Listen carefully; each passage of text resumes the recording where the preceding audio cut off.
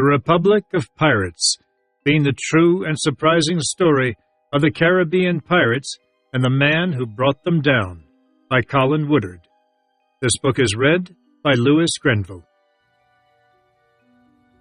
Disc 1. Prologue. The Golden Age of Piracy. To their admirers, pirates are romantic villains, fearsome men willing to forge a life beyond the reach of law and government, liberated from their jobs and the constraints of society to pursue wealth, merriment, and adventure. 3 centuries have passed since they disappeared from the seas, but the Golden Age pirates remain folk heroes and their fans are legion. They have been the models for some of fiction's greatest characters, Captain Hook and Long John Silver, Captain Blood and Jack Sparrow, conjuring images of sword fights, plank walking, treasure maps, and chests of gold and jewels. Engaging as their legends are, particularly as enhanced by Robert Louis Stevenson and Walt Disney, the true story of the Pirates of the Caribbean is even more captivating. A long-lost tale of tyranny and resistance, a maritime revolt that shook the very foundations of the newly formed British Empire, bringing transatlantic commerce to a standstill and fueling the democratic sentiments that would later drive the American Revolution. At its center was a pirate republic, a zone of freedom in the midst of an authoritarian age. The Golden Age of Piracy lasted only 10 years, from 1715 to 1725, and was conducted by a clique of 20 to 30 pirate commodores and a few thousand crewmen. Virtually all of the commodores knew one another, having served side by side aboard merchant or pirate vessels, or crossed paths in their shared base, the failed British colony of the Bahamas. While most pirates were English or Irish, there were large numbers of Scots, French, and Africans, as well as a smattering of other nationalities, Dutch, Danes, Swedes, and Native Americans. Despite differences in nation, race, religion, and even language, they forged a common culture. When meeting at sea, pirate vessels frequently joined forces and came to one another's aid, even when one crew was largely French and the other dominated by their traditional enemies, the English. They ran their ships democratically, electing and deposing their captains by popular vote, sharing plunder equally, and making important decisions in an open council, all in sharp contrast to the dictatorial regimes in place aboard other ships. At a time when ordinary sailors received no social protections of any kind, the Bahamian pirates provided disability benefits for their crews. Pirates have existed for a long time. There were pirates in ancient Greece and during the Roman Empire, in medieval Europe and during the Qing dynasty in China. Even today, pirates plague the world's sea lanes, seizing freighters, container ships, even passenger liners, looting their contents, and, not infrequently, killing their crews. They are distinct from privateers, individuals who in wartime plunder enemy shipping under license from their government. Some mistake Sir Francis Drake and Sir Henry Morgan for pirates, but they were in fact privateers, and undertook their depredations with the full support of their sovereigns, Queen Elizabeth and King Charles II. Far from being considered outlaws, both were knighted for their services, and Morgan was appointed Lieutenant Governor of Jamaica. William Dampier was a privateer, as were most of the English buccaneers of the late 1600s. Buccaneer is an imprecise term referring to the pirates and privateers who operated out of the West Indies in the 17th century, particularly in the 1670s and 1680s. The word originally referred to bands of lawless men, most of them French, who roamed the island of Hispaniola, hunting wild cattle and drying the meat on a boucan, an Indian-style meat smoker. In addition to cattle, they occasionally hunted small vessels. The English later adopted the term buccaneer to refer to maritime raiders in the Caribbean in general, though this was not how the word was used at the time. Even the infamous Captain William Kidd was a well-born privateer who became a pirate accidentally by running afoul of the directors of the East India Company, England's largest corporation. The Golden Age pirates were distinct from both the buccaneers of Morgan's generation and the pirates who preceded them. In contrast with the buccaneers, they were notorious outlaws, regarded as thieves and criminals by every nation, including their own. Unlike their pirate predecessors, they were engaged in more than simple crime and undertook nothing less than a social and political revolt. They were sailors, indentured servants, and runaway slaves, rebelling against their oppressors, captains, shipowners, and the autocrats of the great slave plantations of America and the West Indies. Dissatisfaction was so great aboard merchant vessels that typically when the pirates captured one, a portion of its crew enthusiastically joined their ranks. Even the Royal Navy was vulnerable. When the HMS Phoenix confronted the pirates at their Bahamian lair in 1718, a number of the frigate's sailors defected, sneaking off in the night to serve under the Black Flag. Indeed, the pirates' expansion was fueled in large part by the defections of sailors, in direct proportion to the brutal treatment in both the Navy and Merchant Marine. Not all pirates were disgruntled sailors. Runaway slaves migrated to the pirate republic in significant numbers as word spread of the pirates attacking slave ships and initiating many aboard to participate as equal members of their crews. At the height of the Golden Age, it was not unusual for escaped slaves to account for a quarter or more of a pirate vessel's crew, and several mulattoes rose to become full-fledged pirate captains. This zone of freedom threatened the slave plantation colonies surrounding the Bahamas. In 1718, the acting governor of Bermuda reported that the Negro men have grown so impudent and insulting of late that we have reason to suspect they're rising against us and fear they're joining with the pirates. Some pirates had political motivations as well. The Golden Age erupted shortly after the death of Queen Anne, whose half-brother and would-be successor, James Stuart, was denied the throne because he was Catholic. The new King of England and Scotland, Protestant George I, was a distant cousin of the deceased queen, a German prince who didn't care much for England and couldn't speak its language.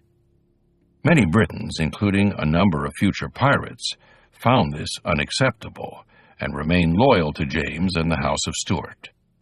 Several of the early Golden Age pirates were set up by the governor of Jamaica, Archibald Hamilton, a Stuart sympathizer who apparently intended to use them as a rebel navy to support a subsequent uprising against King George. As Kenneth J. Kinker of the Expedition Witta Museum in Provincetown, Massachusetts puts it, these were more than just a few thugs knocking over liquor stores. The pirate gangs of the Bahamas were enormously successful. At their zenith, they succeeded in severing Britain, France, and Spain from their New World empires, cutting off trade routes, stifling the supply of slaves to the sugar plantations of America and the West Indies, and disrupting the flow of information between the continents. The Royal Navy went from being unable to catch the pirates to being afraid to encounter them at all. Although the 22-gun frigate HMS Seaford was assigned to protect the Leeward Islands, her captain reported he was in danger of being overpowered if he were to cruise against the pirates. By 1717, the pirates had become so powerful they were able to threaten not only ships, but entire colonies. They occupied British outposts in the Leeward Islands, threatened to invade Bermuda, and repeatedly blockaded South Carolina. In the process, some accumulated staggering fortunes, with which they bought the loyalty of merchants, plantation owners, even the colonial governors themselves. The authorities made the pirates out to be cruel and dangerous monsters, rapists and murderers who killed men on a whim and tortured children for pleasure. And indeed, some were. Many of these tales were intentionally exaggerated, however, to sway a skeptical public. To the consternation of the ship and plantation owners of the Americas, many ordinary colonists regarded the pirates as folk heroes. Cotton Mather, Massachusetts' leading Puritan minister, fumed about the level of support for the pirates among the sinful commoners of Boston. In 1718, as South Carolina authorities prepared to bring a pirate gang to trial, their sympathizers broke the pirates' leader out of prison and nearly took control of the capital, Charleston. People are easily led to favor these pests of mankind when they have hopes of sharing in their ill-gotten wealth. Virginia Governor Alexander Spotswood complained in the same year, adding that there were many favorers of the pirates in his colony. I first thought of writing about these particular pirates while sitting under a palm tree with my future wife on an island off the coast of Belize, a Central American nation founded by English pirates and buccaneers, whose late 17th century words and phrases are still part of everyday speech. 300 years ago, this, like my native Maine, was a no-man's land, a wilderness coastline studded with islands, its scant indigenous population still ungoverned by Europeans. I imagined a bowsprit coming into view around the end of the island, then the patched sails and tar-seamed hull of a small ship, her sides pierced with gun ports, and a death's head flag flying from her mainmast. The vessel appeared real enough, all the way down to the scent of canvas and the abrasive nap of her thick hemp ropes. The crew was less clear, a jumble of pop culture references, bandanas and earrings, an eye patch for this one, a peg leg for that, a parrot on the captain's shoulder, knives and rum bottles all around, decorating men with mildly sinister smiles, barking out cliches frequently punctuated by the signature "Arr." Realizing that for all of their popularity through movies and merchandising, I still had no real sense of who the pirates really were. Where did they come from? What drove them to do what they did? How did they dispose of their plunder? And had any of them gotten away with it? Good answers were not readily available. Most pirate books, movies, and television shows continue to trade on the pirate myths, failing to distinguish between documented and demonstrably fabricated events, most of which are traceable to a general history of the robberies and murders of the most notorious pirates, a 1724 book whose author wrote under the alias Captain Charles Johnson. Those that do tend to focus not on the true pirates, but on the buccaneers and privateers of an earlier era, more respectable men, most of whose activities were legally sanctioned. The lives of these individuals, Henry Morgan, William Kidd, or William Dampier, are documented by far more voluminous paper trails. A few excellent overviews remain, but they focus on piracy as an institution, not on the lives of specific pirates. The biographical approach I would find in writing this book poses an entirely different suite of questions, revealing connections, motivations, and events that would otherwise be missed. What follows is based on material found in the archives of Britain and the Americas. No dialogue has been made up, and descriptions of everything from cities and events to clothing, vessels, and the weather are based on primary documents.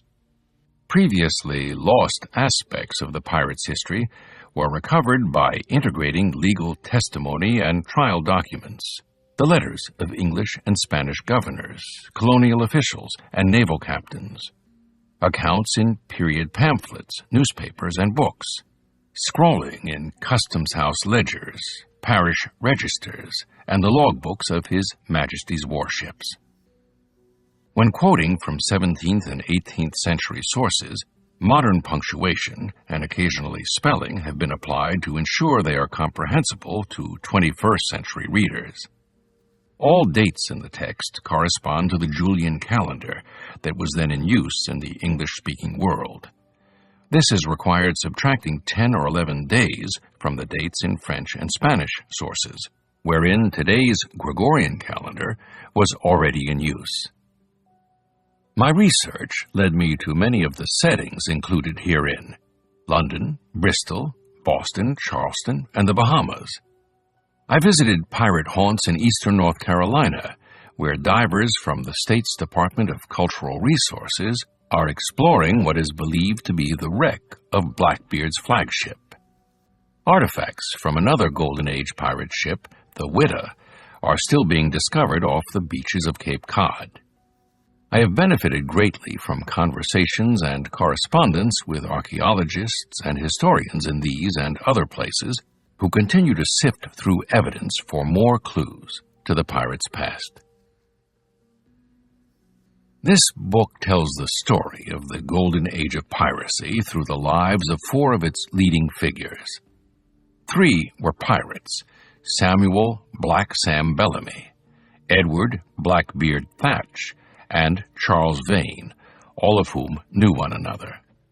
Bellamy and Blackbeard were friends, having served together under their mentor, Benjamin Hornigold, who founded the pirate republic at Nassau on New Providence Island. Both were also well acquainted with Vane, the prodigy of Hornigold's rival, Henry Jennings, a blustery privateersman declared an outlaw by King George. Vane shared many of his master's characteristics: a penchant for unnecessary cruelty and violence, and a sadistic streak that eventually undermined his own authority. Bellamy and Blackbeard, following Hornigold's lead, were more circumspect in their use of force, generally using terror only to compel their victims to surrender, thereby avoiding the need for violence. In the voluminous descriptions of Bellamy's and Blackbeard's attacks on shipping, nearly 300 vessels in all, there is not one recorded instance of them killing a captive. More often than not, their victims would later report having been treated fairly by these pirates, who typically returned ships and cargo that did not serve their purposes. In the process, these pirates built powerful followings, sailing or recreating with virtually all of the leading pirates of the era: the flamboyantly dressed John Calico Jack Rackham, the eccentric Stede Bonnet, the infamous Olivier Labuse, the wig-wearing Palsgrave Williams, and the female pirate Anne Bonny. At the height of their careers, each commanded a small fleet of pirate vessels, a company consisting of hundreds of men, and in Bellamy's and Blackbeard's cases, a flagship capable of challenging any man of war in the Americas. So successful were their campaigns that soon governors, slave merchants, plantation owners, and shipping magnates, the entire power structure of British America, was clamoring for something to be done. This brings us to our 4th and final subject, Woodes Rogers, the man the Crown sent to confront the pirates and pacify the Bahamas. More than anyone else, Rogers put an end to the Golden Age of Piracy. He was not a pirate, of course, but had served as a privateer during England's most recent war with France and Spain, and knew how the pirates thought and operated. A war hero and celebrated author, Rogers had led a successful assault on a Spanish city, been disfigured during a pitched battle with a massive treasure galleon in the Pacific, and was one of only a handful of men who had circumnavigated the world. Despite his swashbuckling past, Rogers held no sympathy for pirates. He represented everything the pirates were rebelling against. Unlike many of his peers, Rogers was courageous, selfless, and surprisingly patriotic, selflessly devoted to king and country. While many other governors, naval officers, and government ministers routinely lined their pockets at the Crown's expense, Rogers emptied his pockets in support of projects he believed would further the public good and the established order of the young British Empire. Despite his heroic service, Rogers would suffer at the hands of his superiors and colleagues. Bellamy, Blackbeard, and Vane didn't start their pirate society from scratch. They had a role model in Henry Avery, a pirate king who was said to have led his fellow crewmen from oppression between the decks to a life of unimaginable luxury in a pirate kingdom of their own. Avery's feats were accomplished while Bellamy, Blackbeard, and Vane were still children, and had become legendary by the time they were young men. His adventures inspired plays and novels, historians and newspaper writers, and ultimately the Golden Age pirates themselves. The romantic myth of piracy didn't follow the Golden Age, it helped create it. The pirate's tale, therefore, starts with Henry Avery and the arrival of a mysterious ship in Nassau 4 centuries ago. Chapter 1. The Legend, 1696. The sloop arrived in the afternoon of April Fool's Day, 1696, swinging around the low, sandy expanse of Hog Island and into Nassau's wide, dazzlingly blue harbor. At first, the villagers on the beach and the sailors in the harbor took little notice. Small and nondescript, this sloop was a familiar sight, a trading vessel from the nearby island of Eleuthera, 50 miles to the east. She came to Nassau, the capital of the Bahamas, on a regular basis to trade salt and produce for cloth and sugar, and to get news brought in from England, Jamaica, and the Carolinas. The bystanders expected to see her crew drop anchor, load their goods into their longboat, and row toward the beach, as the capital had no wharves or piers. Later, their cargoes disposed of, the crew would go drinking in one of Nassau's public houses, trading updates of the ongoing war, the movements of the infernal French, and cursing the absence of the Royal Navy.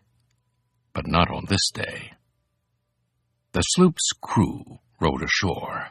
Its captain, a local man familiar to all, jumped onto the beach, followed by several strangers. The latter wore unusual clothing. Silks from India, perhaps, a kerchief in bright African patterns, headgear from Arabia, as rank and dirty as the cheap woolens worn by any common seaman. Those who came near enough to overhear their speech, or peer into their tanned faces, could tell they were English and Irish mariners, not unlike those from other large ships that came from the far side of the Atlantic. The party made its way through the tiny village, a few dozen houses clustered along the shore in the shadow of a modest stone fortress. They crossed the newly cleared town square, passing the island's humble wooden church, eventually arriving at the recently built home of Governor Nicholas Trott.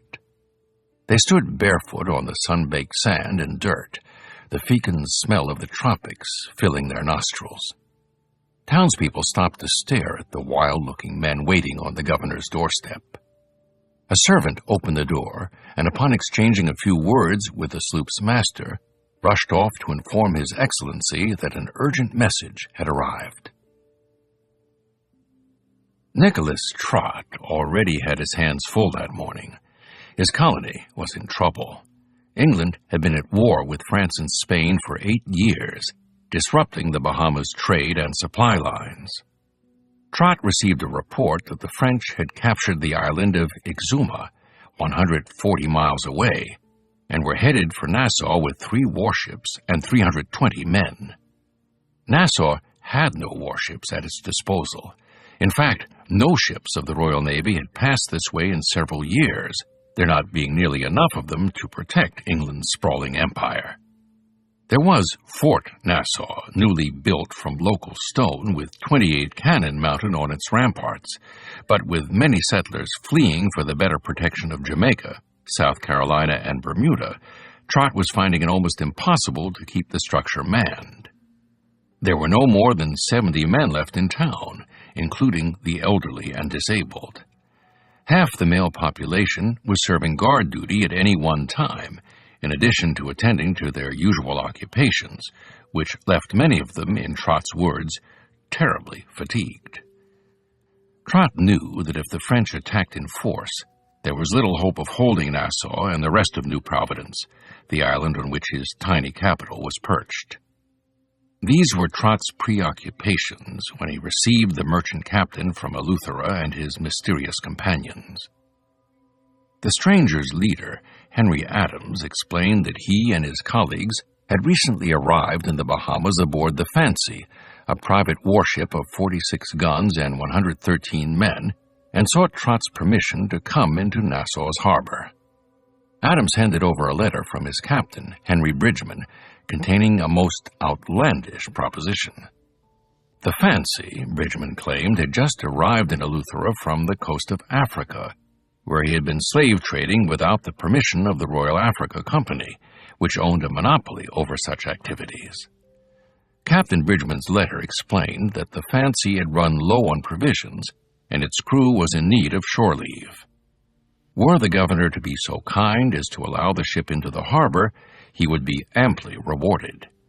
Every member of the crew would give Trott a personal gift of 20 Spanish pieces of 8 and 2 pieces of gold, with Bridgman as commander kicking in a double share. The strangers were offering him a bribe worth some £860, at a time when a governor's annual salary was but £300. To top it off, the crew would also give him the Fancy herself, once they had unloaded and disposed of the as-yet unspecified cargo. He could pocket nearly 3 years of wages and become the owner of a sizable warship simply by letting the strangers ashore and not asking any pointed questions. Trott pocketed the letter and called an emergency meeting of the colony's governing council. The minutes of that meeting have since been lost, but from the testimony of others in Nassau at the time, it's clear that Governor Trott neglected to mention the bribes to the councilmen. Instead, he appealed to their shared interest in the colony's security. The Fancy, he pointed out, was as large as a fifth-rate frigate of the Royal Navy, and her presence might deter a French attack. The addition of her crew would nearly double the number of able-bodied men on New Providence, ensuring that Fort Nassau's guns would be manned in the event of an invasion. And besides, where would they be if Bridgman chose to refit his vessel at the French port of Martinique, or worse, decided to attack Nassau itself? Violating the Royal Africa Company's monopoly was a fairly minor crime, an insufficient reason to deny him entry. The members of the council concurred. The governor gave Henry Adams a very civil letter, welcoming the Fancy to Nassau, where she and her crew were welcome to come and go as they pleased. Not long thereafter, a great ship rounded Hog Island, her decks crowded with sailors, her sides pierced with gun ports, and hull sunk low in the water under the weight of her cargo. Adams and his party were the first to come ashore, their longboat filled with bags and chests. The promised loot was there, a fortune in silver pieces of 8 and golden coins minted in Arabia and beyond. Longboats ferried the crew ashore throughout the day. The rest of the crew resembled the landing party, ordinary-looking mariners dressed in oriental finery, each bearing large parcels of gold, silver, and jewels.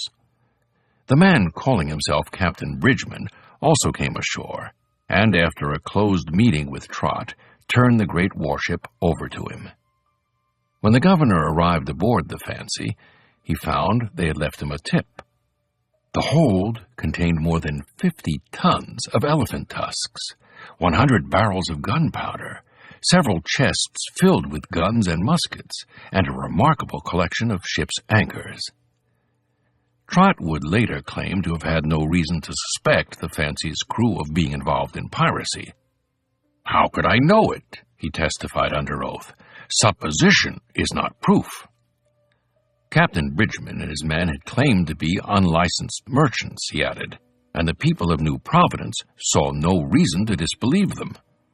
But Trott was no fool. He had been a merchant captain himself, and well knew that treasures of the sort the Fancy carried were not the product of some unsanctioned bargaining with the people of Africa's slave coast.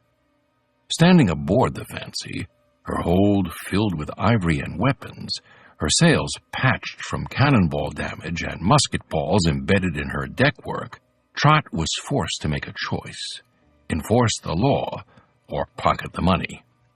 He didn't ponder very long. On the governor's orders, boats began ferrying the Fancy's remaining cargo ashore. Soon the beach was littered with chests of ivory tusks and firearms, piles of sails, anchors and tackle, barrels of gunpowder and provisions, heavy cannon and their ammunition. Trott put his personal boatswain and several African slaves aboard the ship. The ivory tusks, the pieces of 8 and bags of gold coins, were delivered to his private quarters. Captain Bridgman and his men were free to drink and carouse in Nassau's 2 pubs, and could leave whenever they wished. So it was that England's most wanted man bought off the law and sold his pirate ship to one of His Majesty's own governors. Captain Bridgman was in reality Henry Avery, the most successful pirate of his generation, a man whose exploits were already becoming the stuff of legend. At that moment, dozens of ships, hundreds of officials, thousands of sailors, informers, and soldiers around the world were searching for Avery, his crew, and a king's ransom in stolen treasure.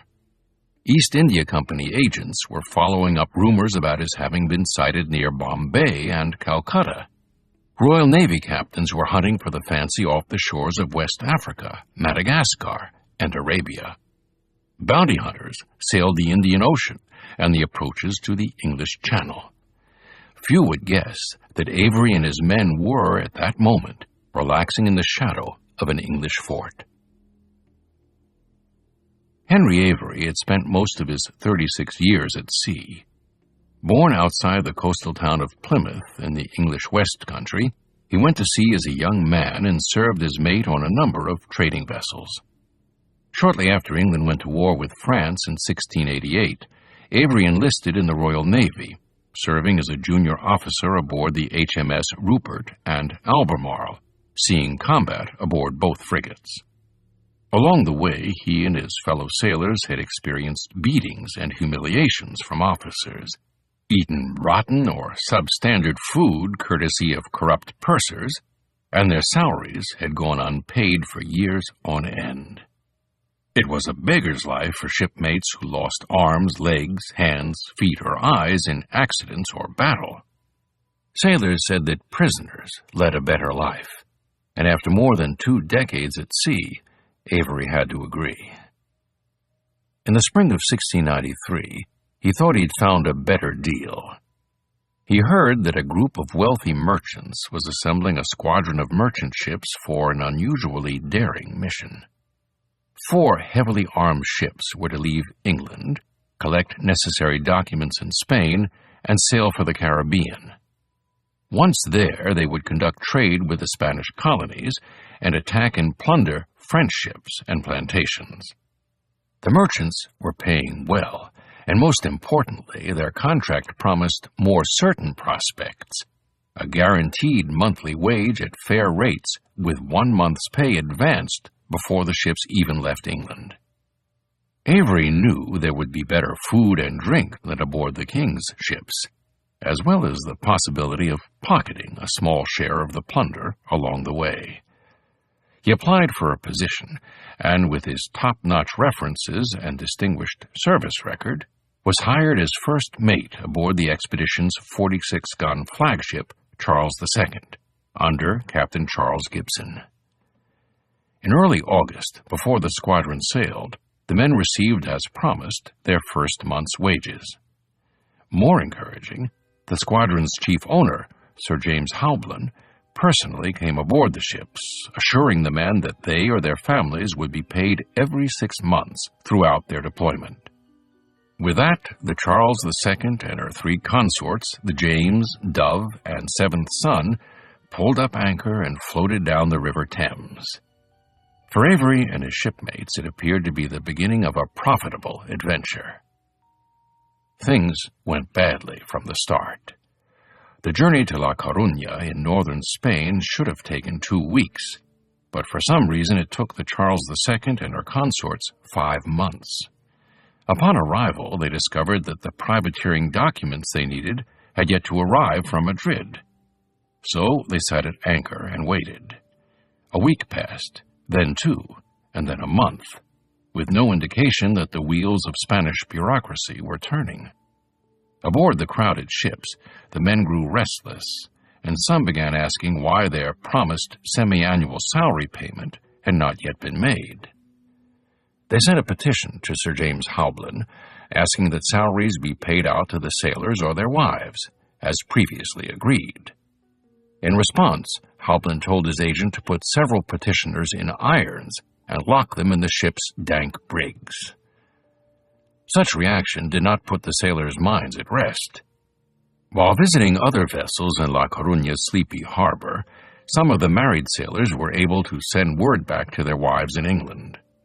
A letter informed the women of their husbands' plight and urged them to meet Howblin in person to demand the wages they no doubt needed to survive. The women then confronted Howblin, a wealthy merchant and founding deputy governor of the Bank of England, whose brother was chief governor of the bank and would soon become Lord Mayor of London. His response chilled them to the bone. The ships and their men were now under the King of Spain's control, and as far as he was concerned, the king could pay them or hang them if he pleased. When word of Howblin's response got back to La Coruña, the sailors began to panic. Several pleaded with the captain of a visiting English warship to take them back, but were refused. Captain Gibson's personal steward, William May, offered to forsake £30 in back wages were he allowed to leave the Charles II. Gibson told him to return to duty or he would be thrown in jail. The ship's company concluded they had been sold into the service of the King of Spain for all the days of their lives. Henry Avery came up with a solution. On May 6, 1694, 4 months after arriving in La Coruña, he and some of his fellow sailors rode into town. Wandering the narrow, winding streets, they gathered up men from the other English ships in the harbor. He had a plan to gain their freedom. At 9 o'clock the following evening, several of these recruits set out from the Charles II in a small boat. When they came alongside the James, one of the sailors hailed a figure on deck using a prearranged password. "Is your drunken boatswain on board?" This failed to elicit the expected response, so they spoke more plainly, something along the lines of, "We're part of the secret plan to seize control of the Charles, so all you mutineers hop on board and we'll row you over there."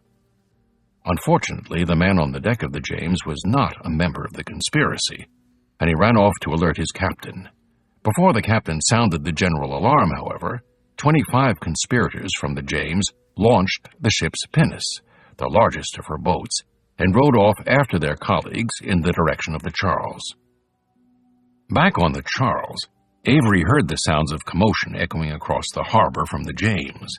He knew they could wait no longer. He and 24 of his men rushed out on deck, seized the watchman, and took control of the quarterdeck, where the helm and many of a ship's other controls were located. As their co-conspirators from the other ship arrived in boats, the captain of the James opened fire, sending 2 cannonballs splashing into the harbor next to the Charles. The cannon fire alerted the Spaniards manning La Coruña's medieval fortress, who were now readying its guns. Avery barked out orders. Men rushed forward to cut the ship's thick anchor lines or clambered up the ratlines to unfurl the sails. The helmsman brought the ship off the wind, while others hauled the sails into place. Slowly, the Charles pulled out of the harbor, under the guns of the fort and out into the open Atlantic. A few miles out of port, Avery went below decks to speak with Captain Gibson, who was ill and bedridden, and the second mate, Jonathan Gravitt, both of whom were now under guard in their respective cabins. By their accounts, Avery treated them with courtesy and even offered Gibson command of the Charles if he joined their conspiracy. He refused. Avery nonetheless promised to let both men go ashore come morning in one of the boats, along with any other men who wished to leave. Avery gave Gravitt 3 parting gifts: a coat, a waistcoat, and his own commission as first mate. Gravitt later recalled that Gibson's steward, William May, took me by the hand and wished me well home, and bid me remember him to his wife. In the morning, Gibson, Gravitt, and 15 other men got into one of the Charles II's launches and rowed off toward the mainland. "I am a man of fortune, and must seek my fortune," Avery told Gibson before they parted. Later that day, Avery held a general meeting of the ship's company, 85 men in all, each of them there voluntarily except for the ship's doctor, whose services they were unwilling to part with. Avery proposed a new and better way of providing for themselves and their families. They would raid ships and settlements as originally planned, only not in the Caribbean, and not for the profit of Howland.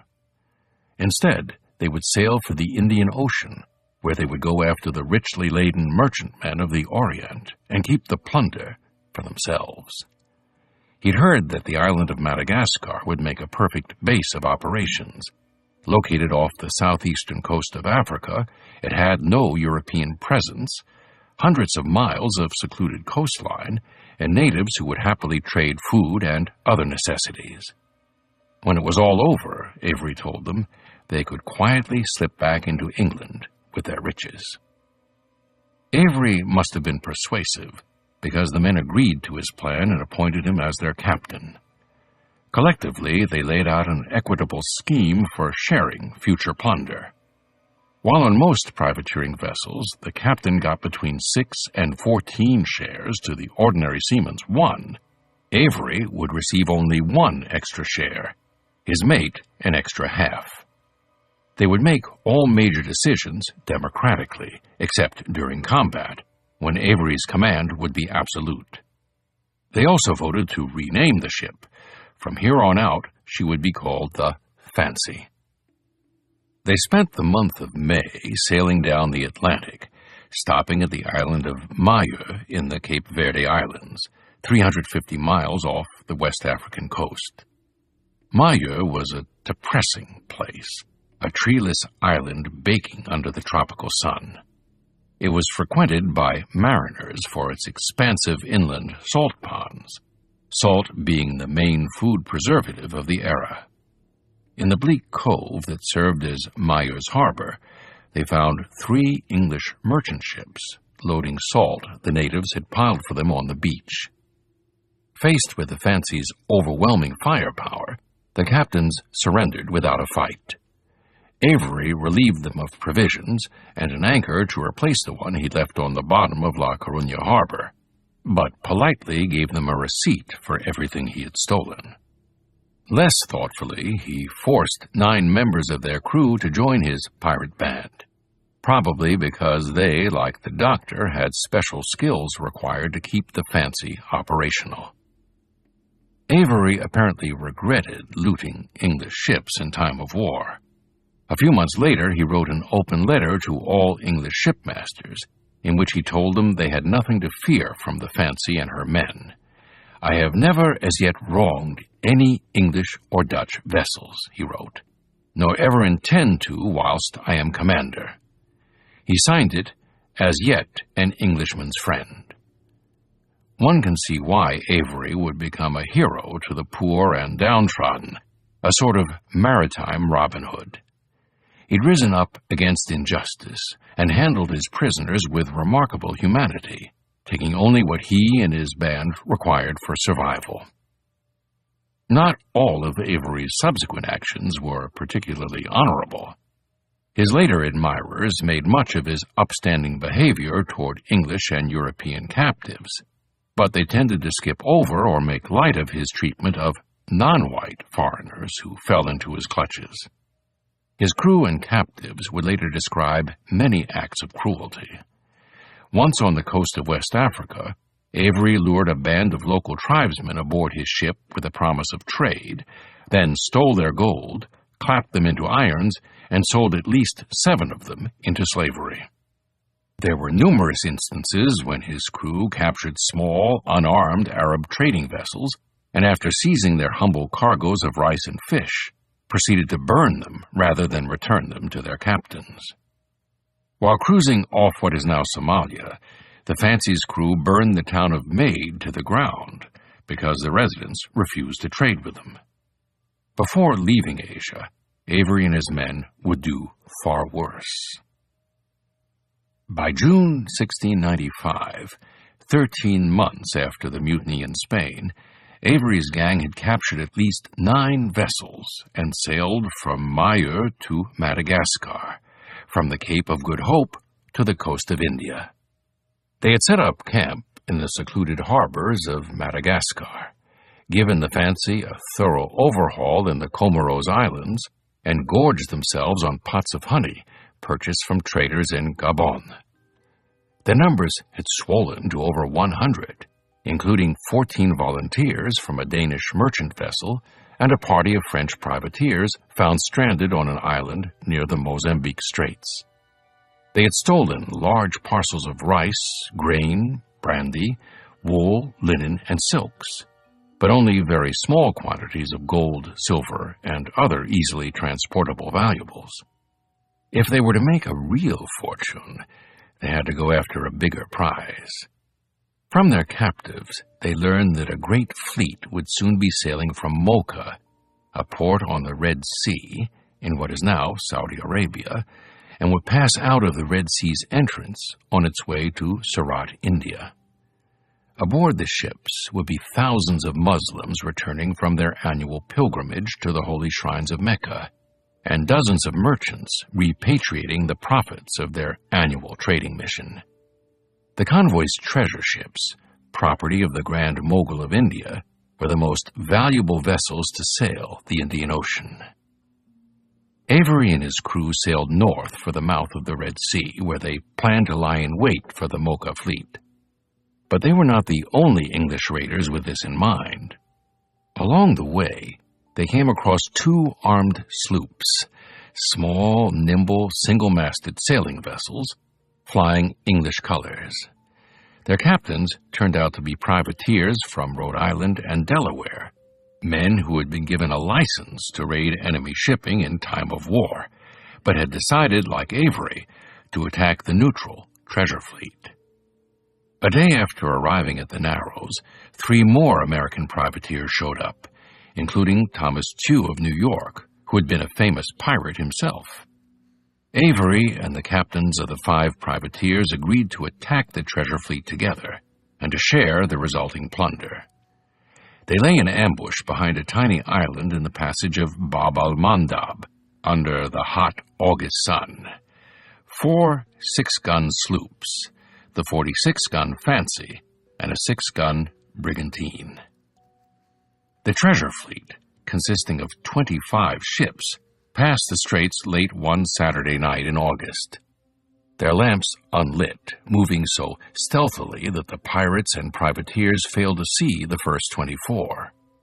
However, they did capture the very last vessel, a slow-moving ketch, and upon interrogating the crew, realized they would have to chase the rest of the fleet across the Gulf of Aden and the Arabian Sea. For 3 days, Avery's squadron pursued their quarry. The smaller vessels had trouble keeping pace with the Fancy. They burned the slowest of them so as not to be slowed down. A second sloop fell so far behind that it was never seen again. Finally, near the Indian coast, the pirates spotted a sail on the horizon. This turned out to be the Fat Mahmadi, a ship larger than the Fancy but also slower and armed with only 6 guns. The crew of the Fat Mahmadi fired one pathetic 3-gun salvo as the pirate ships gathered around them. The Fancy responded with a deafening 23-gun broadside and a volley of musket fire. The Indian captain surrendered. The Fancy came alongside, and Avery's crew poured onto their 350-ton prize. In the holds, they found the proceeds of the Fat Mahmadi's trade in Mocha, 50,000 pounds to 60,000 pounds in gold and silver belonging to the ship's owner, the merchant Abdul Ghaffur.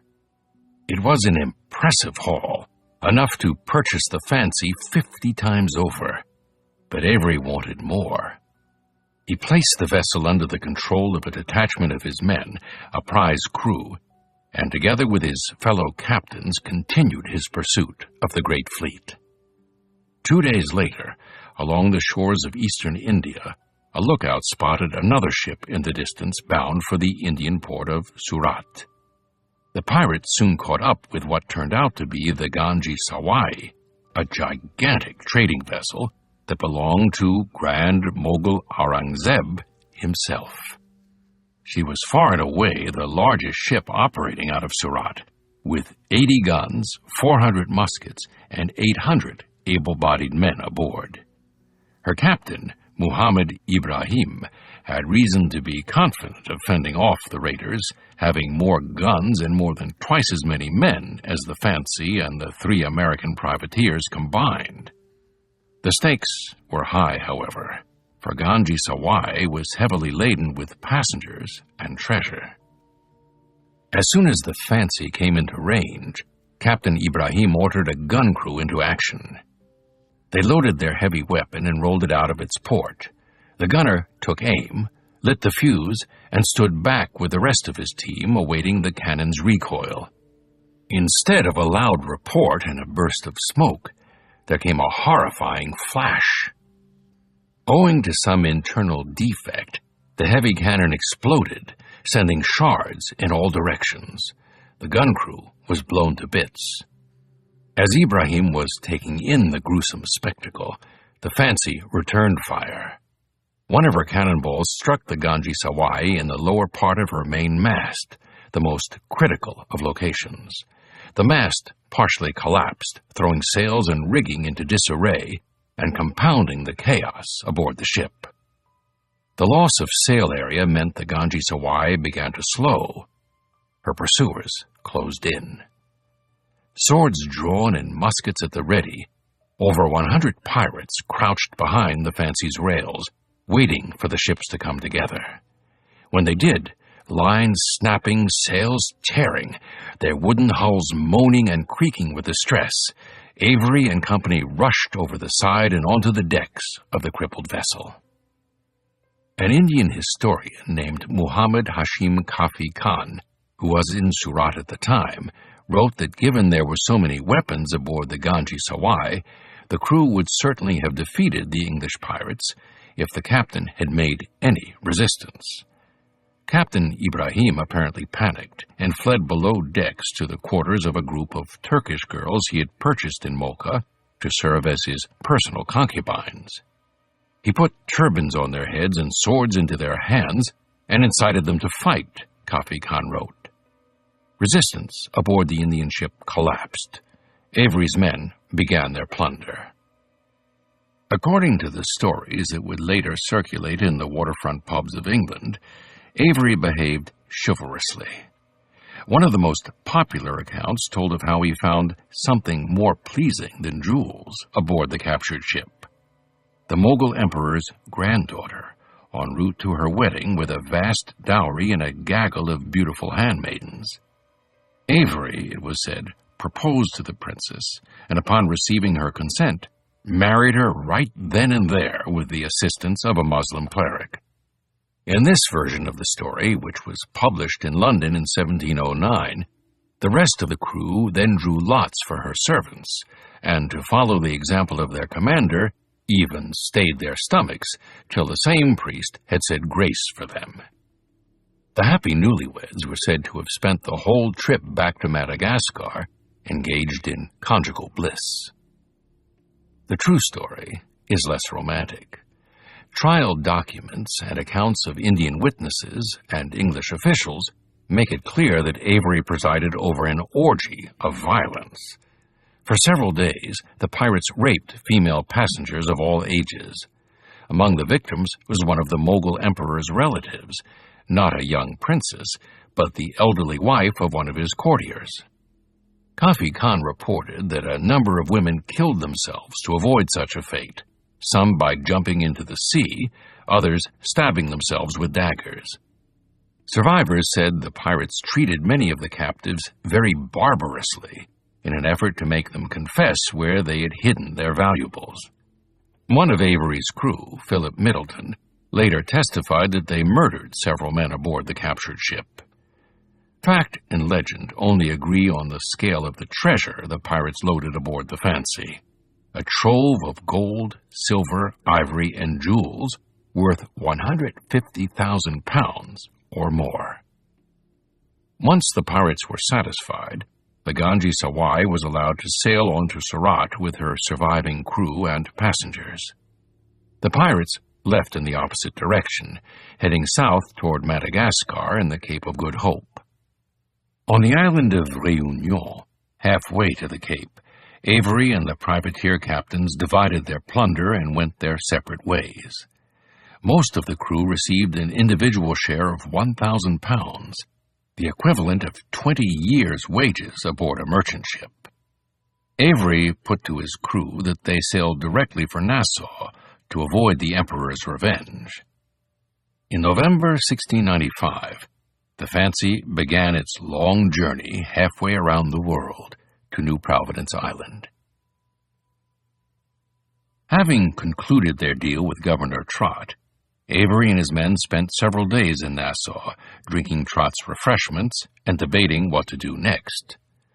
A few men, 7 or 8 at least, resolved to stay right where they were and soon married local women.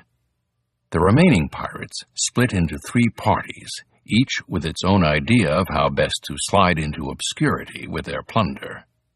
23 men, led by Thomas Hollingsworth, purchased a 30-ton sloop called the Isaac from the islanders and sailed for England in the second week of April, 1696, apparently wishing to quietly slip back to their homes.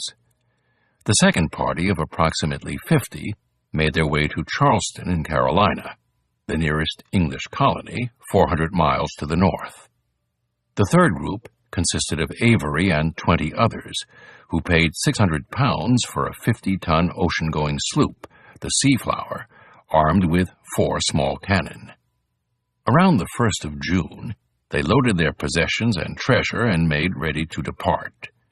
Henry Adams, the man who had carried Avery's messages to Governor Trott, married a Nassau girl and brought her with him aboard the sloop. Avery ordered the sails raised, and the Seaflower began making its way north with the Gulf Stream, bound for the north of Ireland.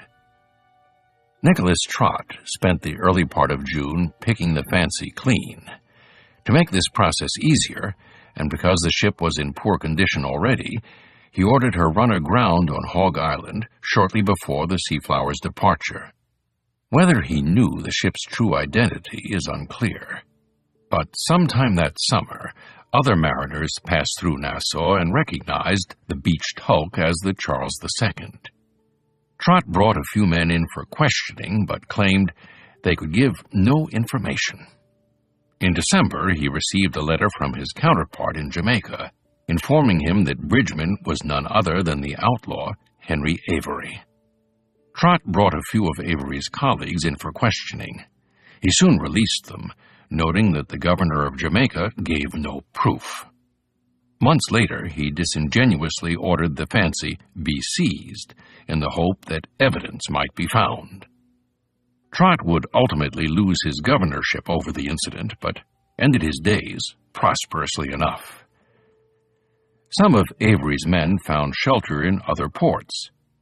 Several of those who had gone to Charleston continued on to Philadelphia, where they bought the allegiance of another governor, William Markham of Pennsylvania, for £100 per man. Markham, who apparently knew who they were, not only neglected to arrest them, he entertained them at his home and allowed one of them to marry his daughter.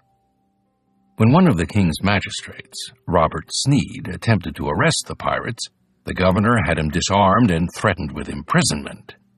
Sneed, unperturbed, apprehended 2 of the pirates, but they escaped from Markham's prison within hours. The incident, Sneed wrote back to authorities in London, had allowed all the people to see how Arabian gold works with some consciences. The Isaac, the first of the sloops carrying the England-bound pirates, landed on remote Achill Island off the west coast of Ireland during the first week in June. About a dozen pirates came ashore at the foot of Achill Head, piling bags of gold and silver coins onto the wide beach. They later made their way to Dublin, and there vanished without a trace.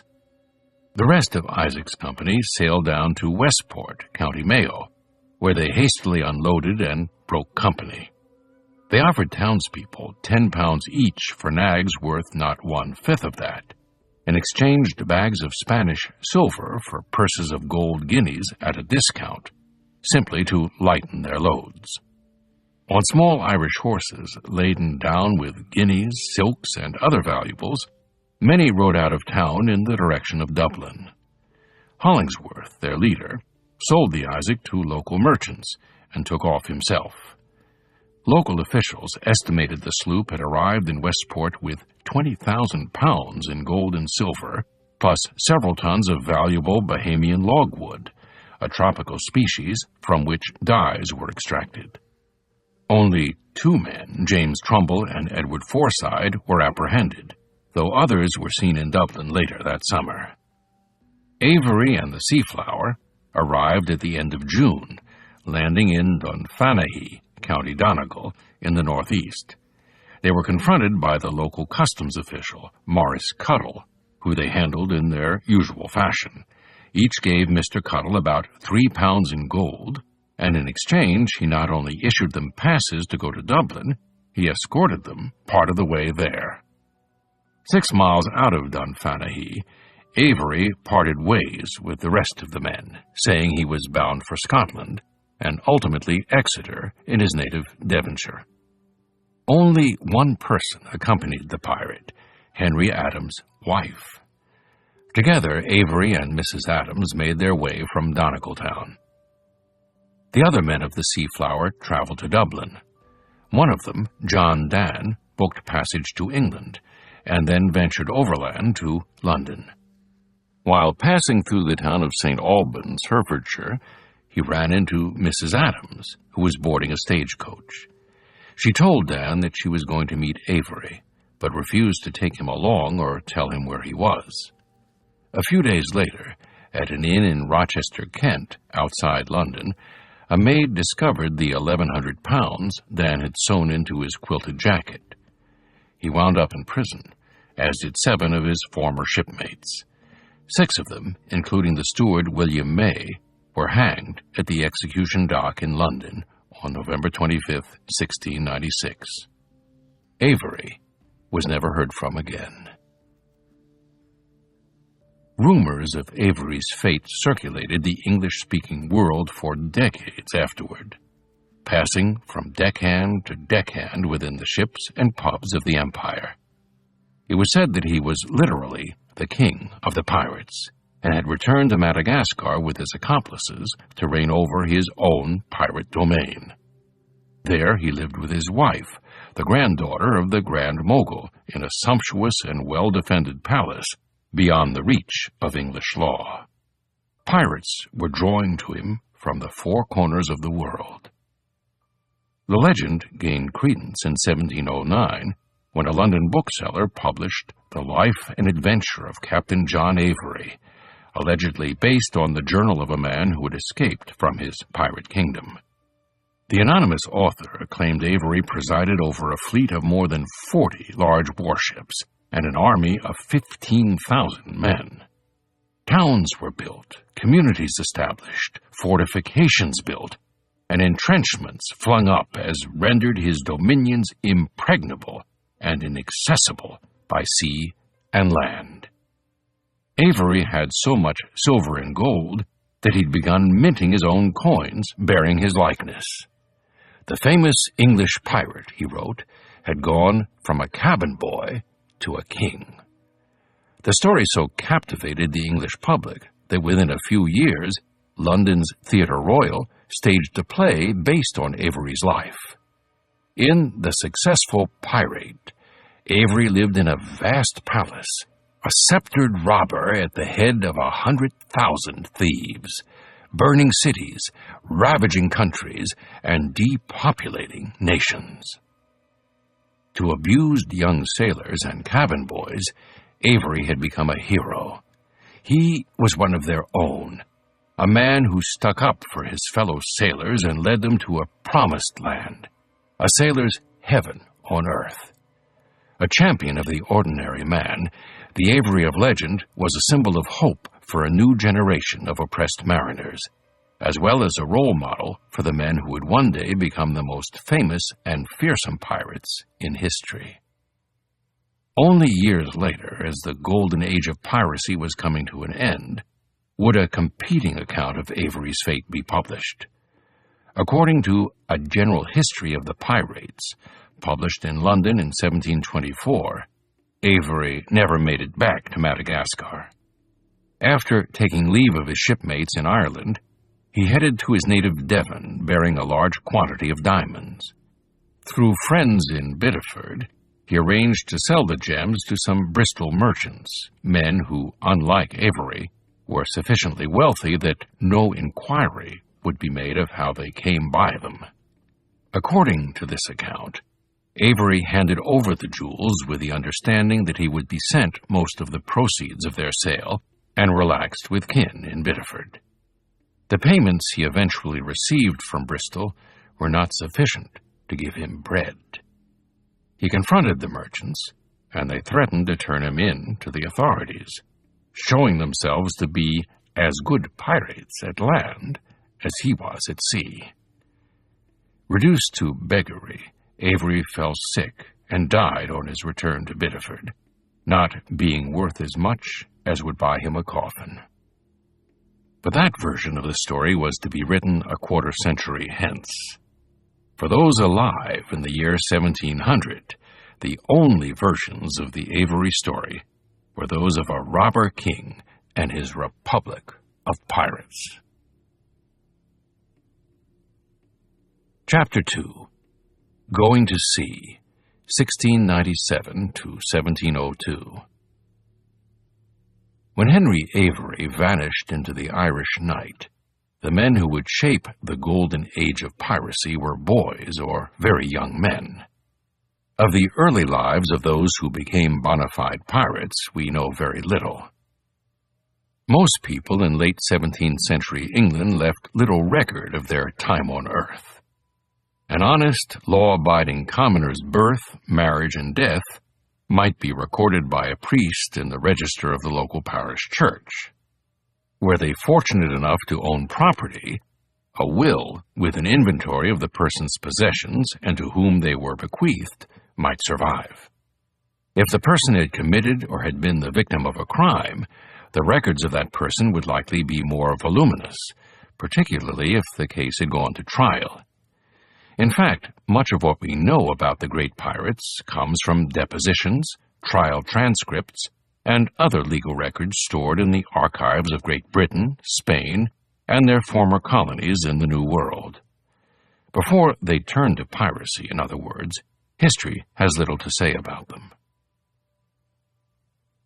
Samuel Bellamy, the man who would call himself the Robin Hood of the seas, was likely the child of Stephen and Elizabeth Payne Bellamy, born March 18, 1689, in the hamlet of Hiddesley, Devon.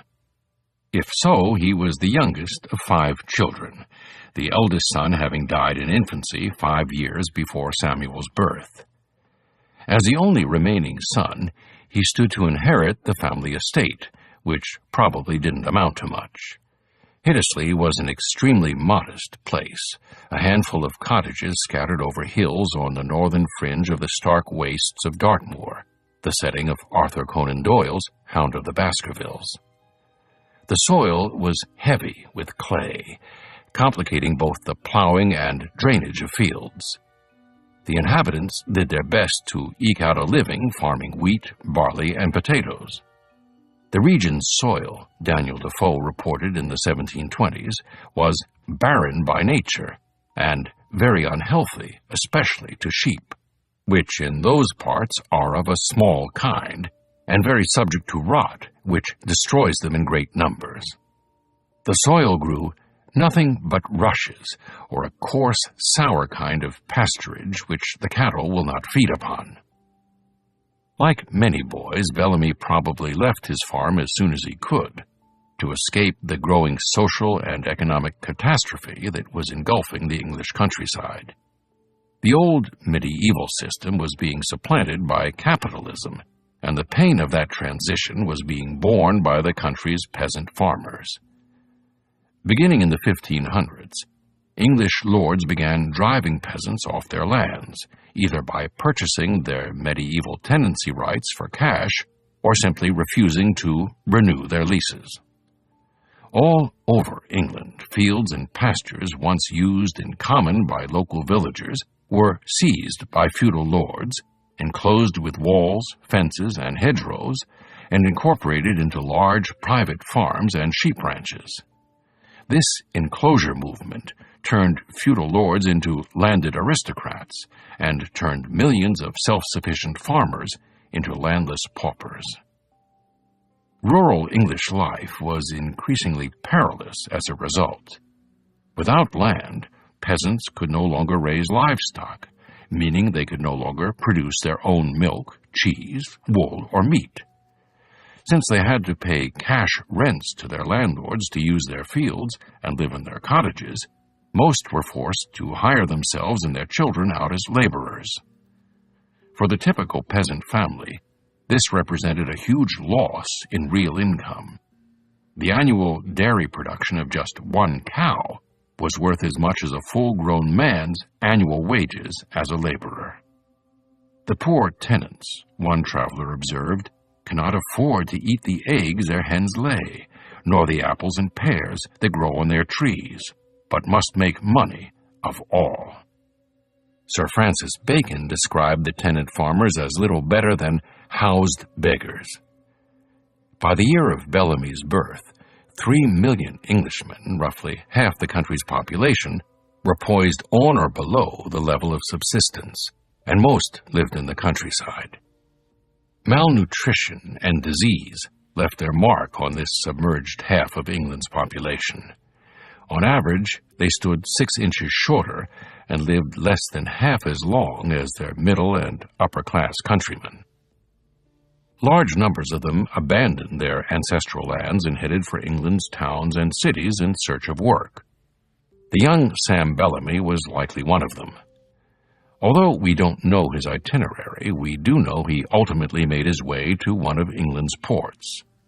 Perhaps he was inspired by the exploits of Henry Avery, whose stories had spread out across Devon from Avery's hometown of Newton Ferrers, just 30 miles from Hiddesley.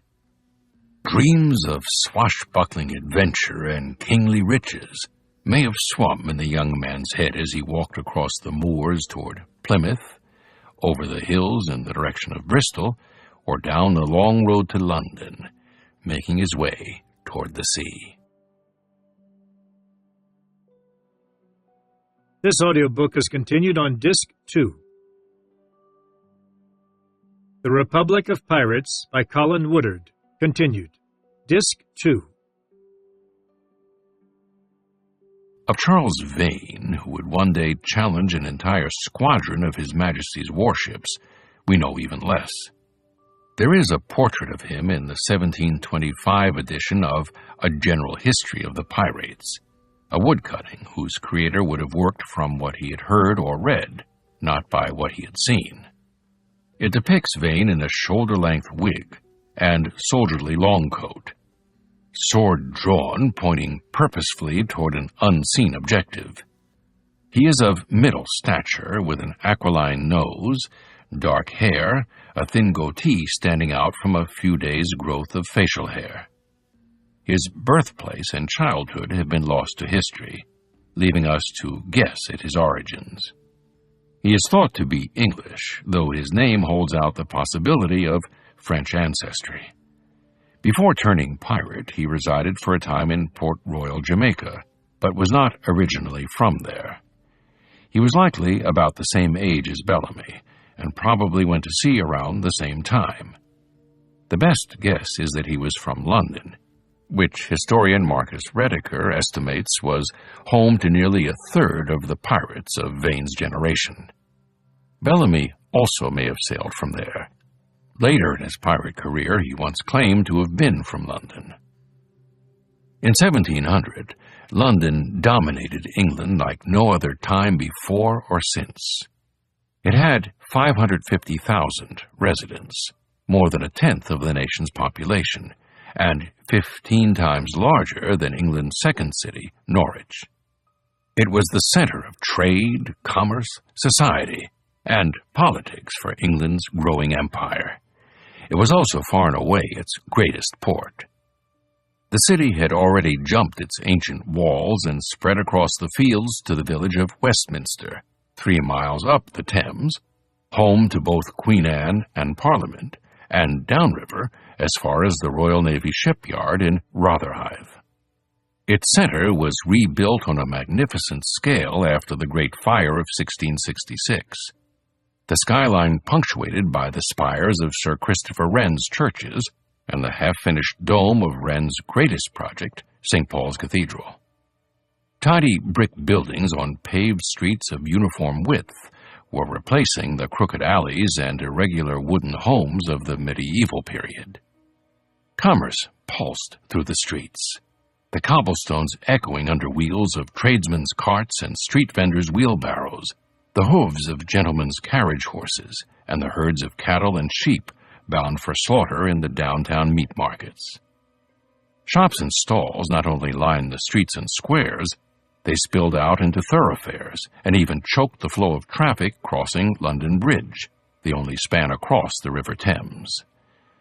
Many of London's fine churches were so crowded up with shops and dwelling houses, one writer lamented, that one would think religion in danger of being smothered up by the growth of trade.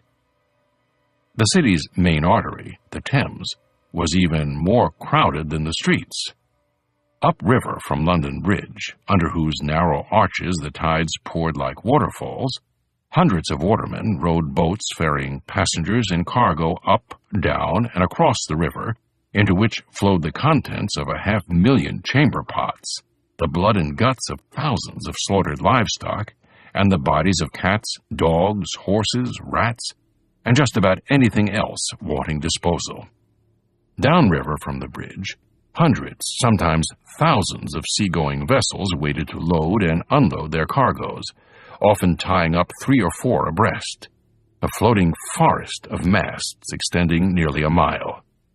Coastal trading sloops brought heaps of coal from Newcastle.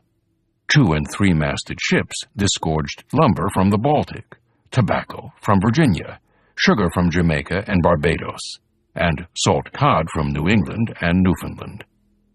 Further downriver, on the outskirts of the metropolis at the naval yards of Deptford and Rotherhithe, the warships of the Royal Navy gathered for orders, repairs, or reinforcements. Had they come to London, Charles Vane and Samuel Bellamy would have wound up in the neighborhood of Wapping, sandwiched on the riverfront between the naval yards and London Bridge. Wapping was a crowded warren of crumbling homes and dreary alehouses, interspersed with wharves, lumber yards, and warehouses. Built on ground squeezed between marshes and the river, the neighborhood had long been known as Wapping on the Ouse, and was home to those who couldn't afford to live anyplace else. Life in Wapping and the other poorer districts of London was dirty and dangerous. People often lived 15 or 20 to a room in cold, dimly lit, and unstable houses. There was no organized trash collection. Chamber pots were dumped out of windows, splattering everyone and everything on the streets below. Manure from horses and other livestock piled up on the thoroughfares, as did the corpses of the animals themselves.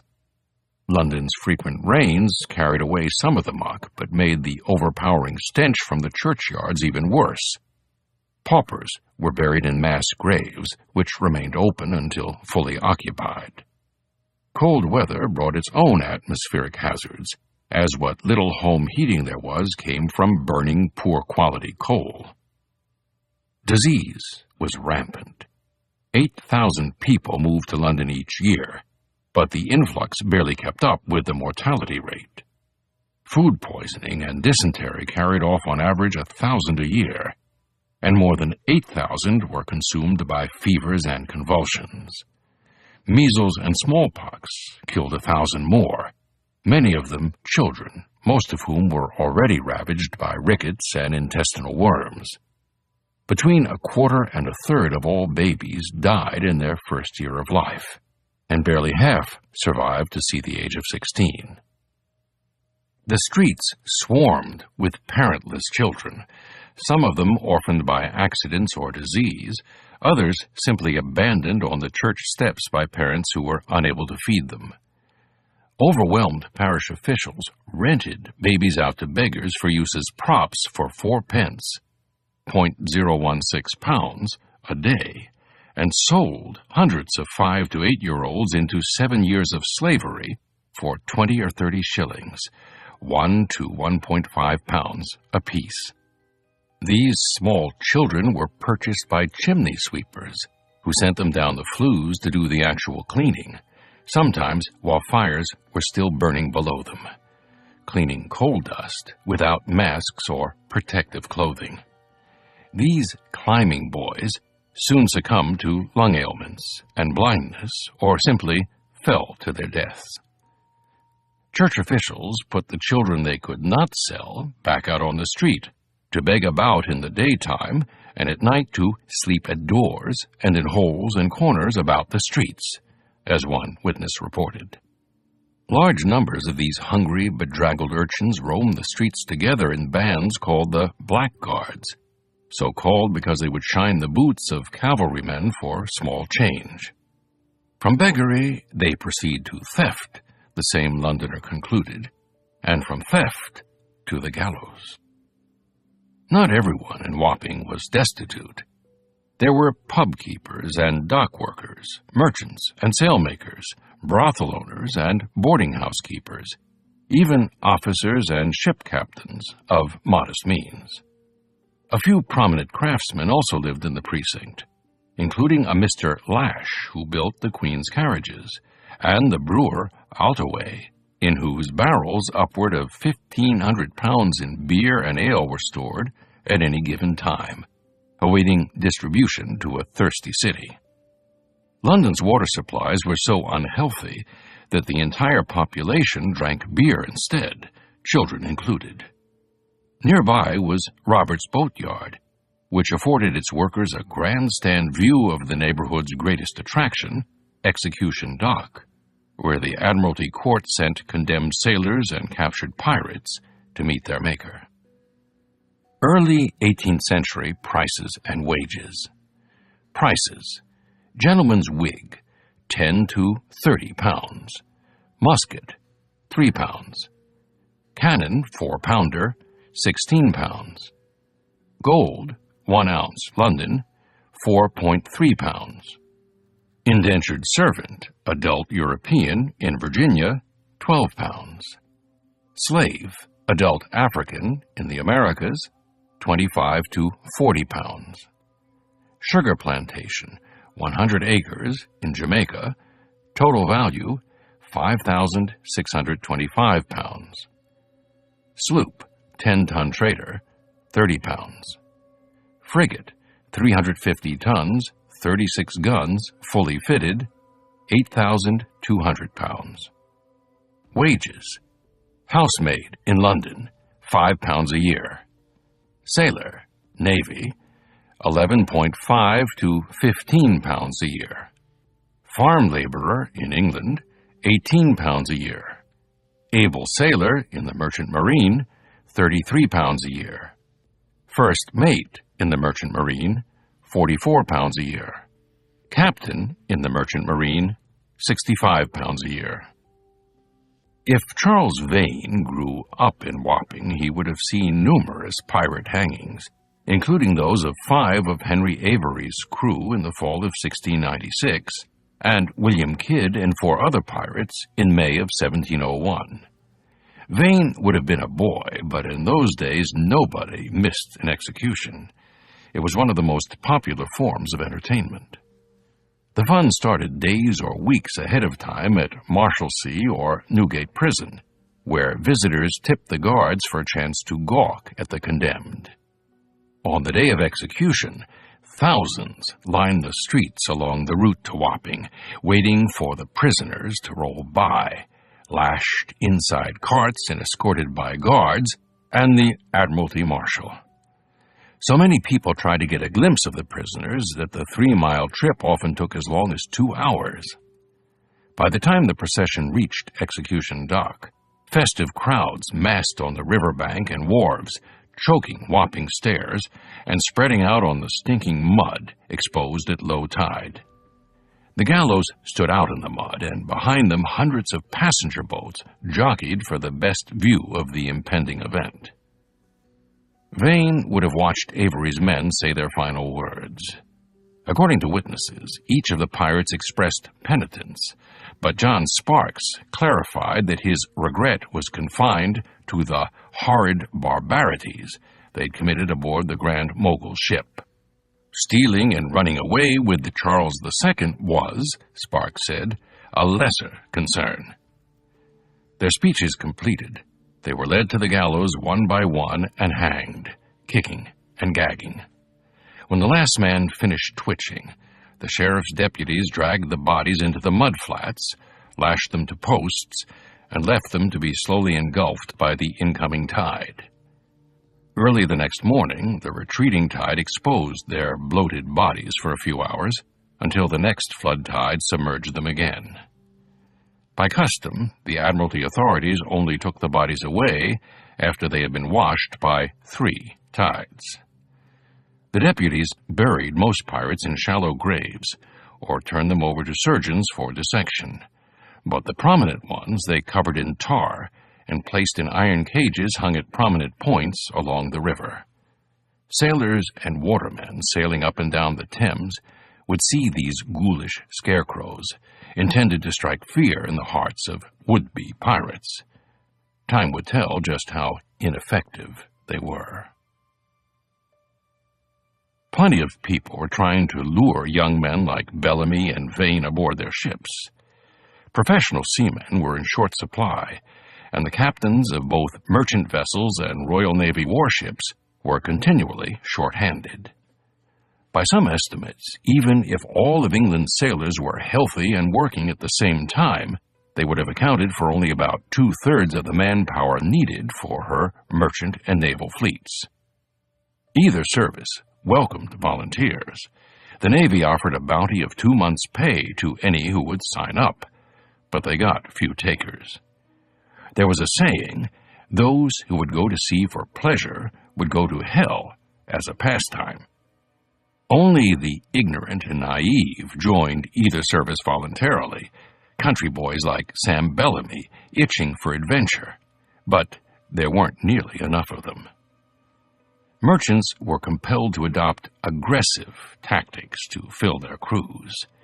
Some hired spirits, or men who, in the words of sailor Edward Barlow, went about inns and taverns looking to entice any who they think are country people or strangers, or any who they think are out of place and cannot get work, and are walking idly about the streets. The spirits promised these idlers high wages and advances of money if they signed on the dotted line. Those who did found themselves on an outbound ship as an underpaid sailor's apprentice, the spirit pocketing several months of their pay as commission. Other captains hired men called crimps, who sought out drunk or indebted seamen and tried to persuade them to sign on in exchange for drinks or the payment of their debts. If and when that failed, particularly unscrupulous crimps simply handcuffed and kidnapped drunken sailors, locking them up overnight before selling them to merchant captains. Whatever the circumstances, The new sailor was legally bound to serve the vessel until it completed a journey that would last for months, sometimes years. The Royal Navy had a reputation for offering poorer pay and harsher discipline than merchant service, and resorted to a more sweeping and violent approach, the press gang. Led by a naval officer, press gangs stalked the streets, rounding up any seamen they came across with the aid of clubs. Mariners were easy to pick out because of their distinct way of speaking, dressing, and walking. Edward Ward, a writer and sometime tavern keeper, encountered a pack of sailors in London around this time and likened them to a litter of squab rhinoceroses dressed in human apparel. In their tarred jackets, the sailors catcalled women and bashed every horse-hitching post they passed with their cudgels, causing any stray dog they came across to run away with his tail between his legs to avoid the danger of the approaching evil. Tough as they were, the sailors fled in terror when a press gang was near. Seamen would hide in their rooms above alehouses for days at a time. One sailor fled from London to Dover, only to find gangs operating there as well. I was still terrified of the press, for I could not walk the streets without danger, nor sleep in safety, the sailor later recalled, describing his as a prisoner's life. Other men pretended to marry pub or coffee-house owners so they could claim to be homeowners who were exempt from naval service. Others avoided it by getting themselves appointed as constables or neighborhood officials, or simply signed on board a merchant vessel. Large numbers of sailors fled England altogether. The press gangs were persistent, not least because their leaders received 20 shillings, £1, for every man they captured. They would break into homes and boarding houses in the middle of the night in search of sailors, and regularly raided merchant ships entering London and other ports. Men who had been at sea for months or years were dragged off their merchant vessels and onto warships before they could set foot on land, catch a glimpse of their families, or collect their pay. Some merchant ships were left so short-handed they were barely able to make it to port. Occasionally, sailors returning from particularly long voyages mutinied to avoid being pressed. Once in control, they either abandoned their vessel in one of its boats or took up arms and attempted to fight off the gangs when they tried to board. On colliers, the small vessels that hugged the coast, carrying coal to London and other cities, the most able-bodied sailors would hide as soon as the press gang's ketch pulled alongside. Frustrated gang leaders responded by seizing the ship's boys and whipping them until they revealed the location of the hidden men. When sailors were particularly scarce, the gangs would break into homes of potters, weavers, tailors, and other poor tradesmen, seizing the men and their apprentices, who were, according to a 1705 tract by playwright and pamphleteer John Dennis, driven from their families like dogs or the worst of criminals, often without even letting them dress. Many died of exposure for lack of clothing, and those that remained were of little use for lack of skills. Beggars, vagabonds, and street children were relentlessly pursued by the press. Many of these landlubbers would never see England again. By these varied methods, thousands of boys and men left England for the sea every year. Somewhere among this mass of the naive, the unlucky, and the desperate were two boys who would help to bring the commerce of the British Empire to a grinding halt. By 1700, Edward Thatch, the man who would become Blackbeard, was already an experienced seaman. He was born about 1680 in or around Bristol, England's second-largest port and the center of its transatlantic trade. He was apparently from a reasonably comfortable family, possibly even a reputable one. He had received an education, and so, unlike most of his fellow mariners, could read and write. No Thatches, or Tatches, Teaches, or Thatches appear in the Bristol tax records for 1696. the only complete one of that city to survive this period, and this has led historians to speculate that Edward Thatch was an assumed name. He may have taken pains to obscure his true identity in order to avoid bringing dishonor upon his relations. That said, it is possible he was related to the Thatches of nearby Gloucester, one of whom, Thomas Thatch, moved to Bristol in 1712 and leased a house a mere block from the city docks. Thatch was tall and thin, and, as you might expect, heavily bearded. These characteristics, reported by people who had met him, are reflected in 3 posthumous portraits prepared by engraver B. Cole for the various editions of A General History of the Pirates. Thatch is shown in the same confident pose in all 3, one hand on his hip, the other holding aloft a cutlass, while his men battle their way aboard a large merchant ship in the harbor behind him. In another 18th century engraving by Thomas Nichols and James Bazier, Thatch has a wild-eyed expression and fuses burning from the ends of his dreadlocked beard. Thatch was intelligent, capable, and charismatic, characteristics that helped him rise quickly through the ranks of the merchant or naval vessels he served on. In the process, he picked up the skills necessary to operate large, armed sailing ships: sail handling, gunnery, combat tactics, and, most importantly, navigation.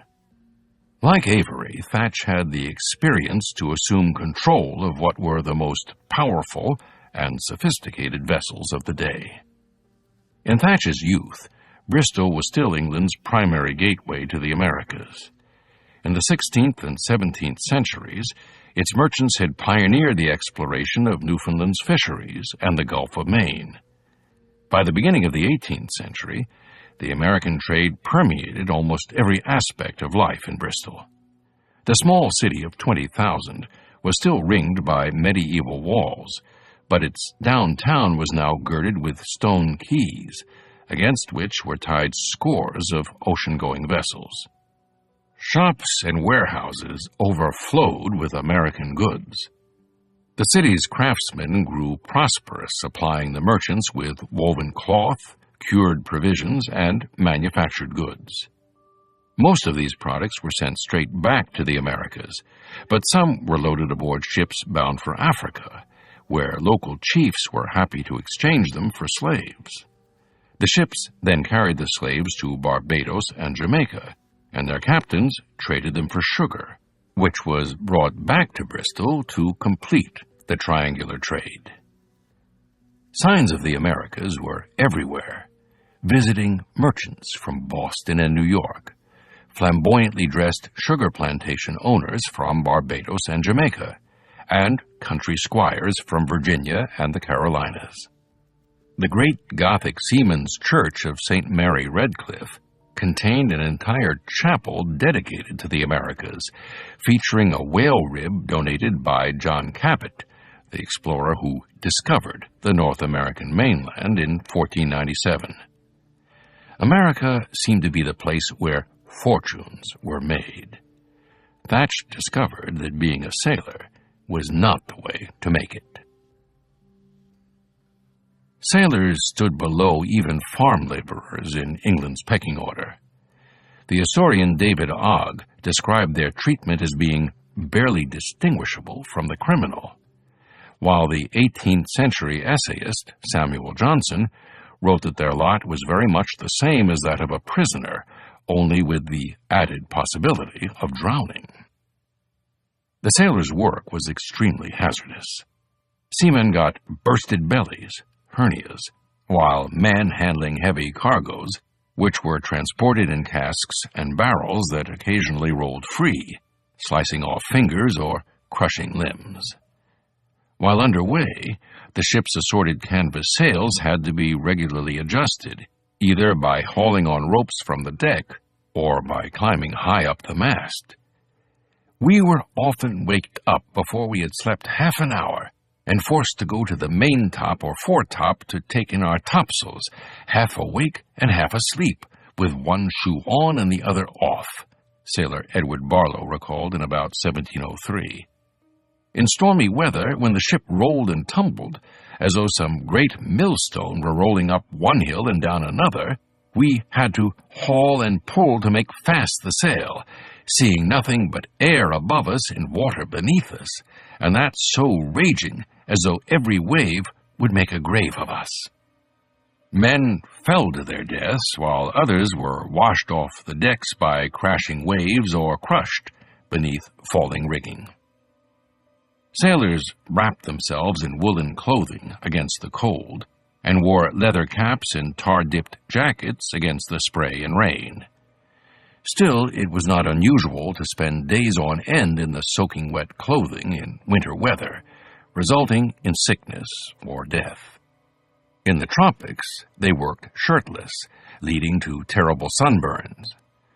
Dr. Hans Sloane, traveling to Jamaica in 1687, reported that the entire company of the HMS Assistance had turned a bright red and were breaking out all over into little wales, pimples, and pustules. There wasn't much solace below decks. Merchant seamen were crammed into a communal cabin in the bow, where the movement of the vessel was most violent. They slept in densely packed rows of hammocks in this dark and poorly ventilated space, which reeked of bilge water and unwashed flesh. Lice, rats, and cockroaches swarmed the vessel, spreading diseases like typhus, typhoid, and the plague. Gottlieb Mittelberger, who crossed the Atlantic in 1750, reported that the cabins were a place of stench, fumes, horror, vomiting, many kinds of seasickness, fever, dysentery, headache, heat, consumption, boils, scurvy, cancer, mouth rot, and the like, all of which come from old and sharply salted food and meat, also from very bad and foul water, so that many die miserably. The food they were fed was literally sickening. The salted beef and pork that were the staples of the seaman's diet came out of barrels, dry and hard at best, putrid and maggoty at worst. Sailors closed their eyes before eating the moldy and stinking ship's biscuits to avoid seeing the maggots and weevils wiggling through them. After a few weeks at sea, the fresh water supply turned green and reeking and fueled deadly outbreaks of dysentery and bloody flux. Sailors drank huge quantities of alcohol instead. Royal Navy rations gave each man a half pint of rum and a gallon of beer every day, meaning the crew was drunk most of the time.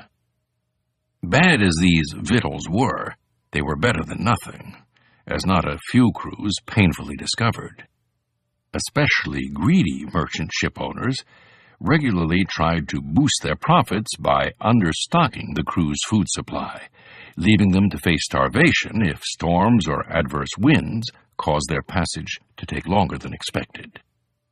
Vessels carrying poor immigrants or African slaves to the Americas were particularly vulnerable. On passenger vessels, people starved to death in large numbers. One ship, the Catherine, left Londonderry for Boston in 1729 with 123 crew and passengers, but limped ashore 6 months later in Western Ireland with only 14 left alive. Later that year, the Lothrop showed up in Philadelphia with only 90 survivors. 30 children and 70 adults had starved to death en route, including all but 3 of the crew. When food ran low on slave ships, the captain would throw human cargo overboard. The captain ruled with absolute authority, and many of them exercised it with shocking brutality. The Admiralty's trial records are filled with accounts of sailors being flogged or clubbed for minor mistakes, losing an oar, forgetting at shore, or unsteady helmsmanship. More than a few lost teeth, eyes, arms, and fingers during beatings. Others lost their lives. When sailor Richard Baker became bedridden from dysentery on a passage from St. Christopher to London, his captain forced him to man the helm for 4 hours, then had him whipped and lashed to the mizzenmast. He died 4 days later. Anthony Comerford, accused of stealing a live bird on the Merchantman Ridge, was tied to the rigging and whipped to death. Then there were the truly sadistic captains. On a journey from Charleston to Bristol, Captain John Jean took a dislike to his cabin boy, whom he had whipped several times in a very cruel manner, and increased the pain by pouring pickle brine into the wounds. Jean strung the child up to the mast for 9 days and nights with his arms and legs fully extended. He then dragged him to the gangway and trod up and down over his body and ordered the rest of the crew to do the same. The other sailors refused, so he kicked the boy repeatedly and stamped upon his breast so violently that his excrement came involuntarily from him. Jean finally scooped up the excrement and forced it several times down his throat. The youngster took 18 days to die, despite being whipped every day. Just before expiring, he asked for water. Jean rushed to his cabin and returned with a glass of his own urine and forced the boy to drink it.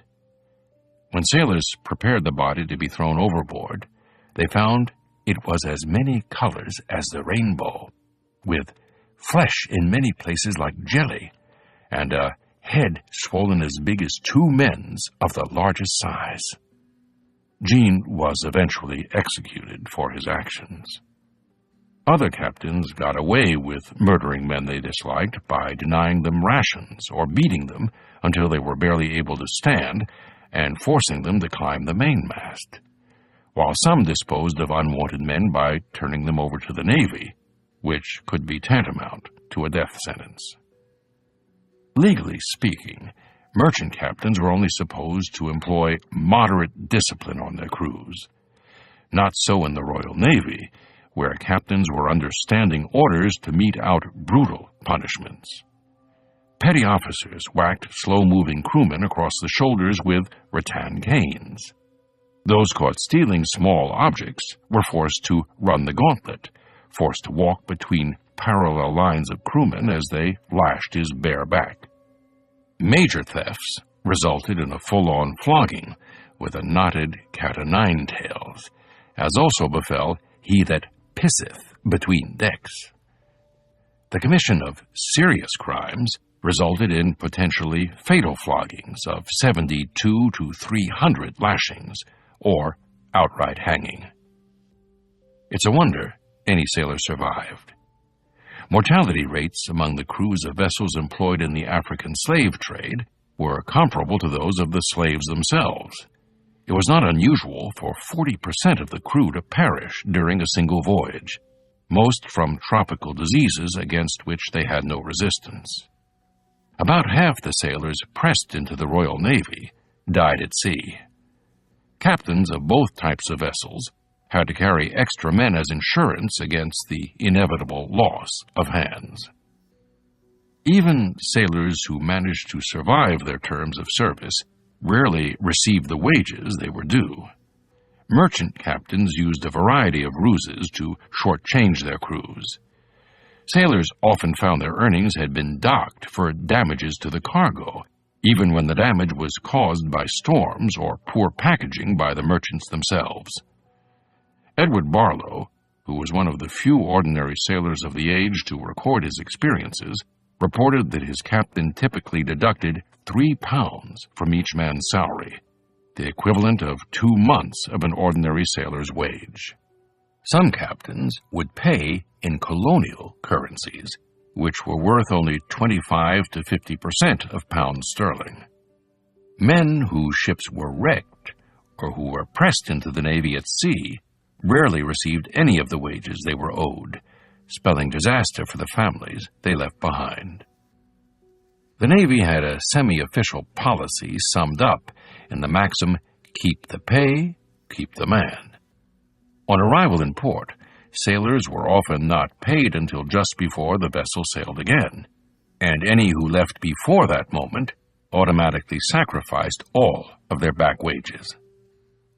Payment was often made in the form of tickets, official IOUs issued by the government that would be honored at some unspecified time in the future.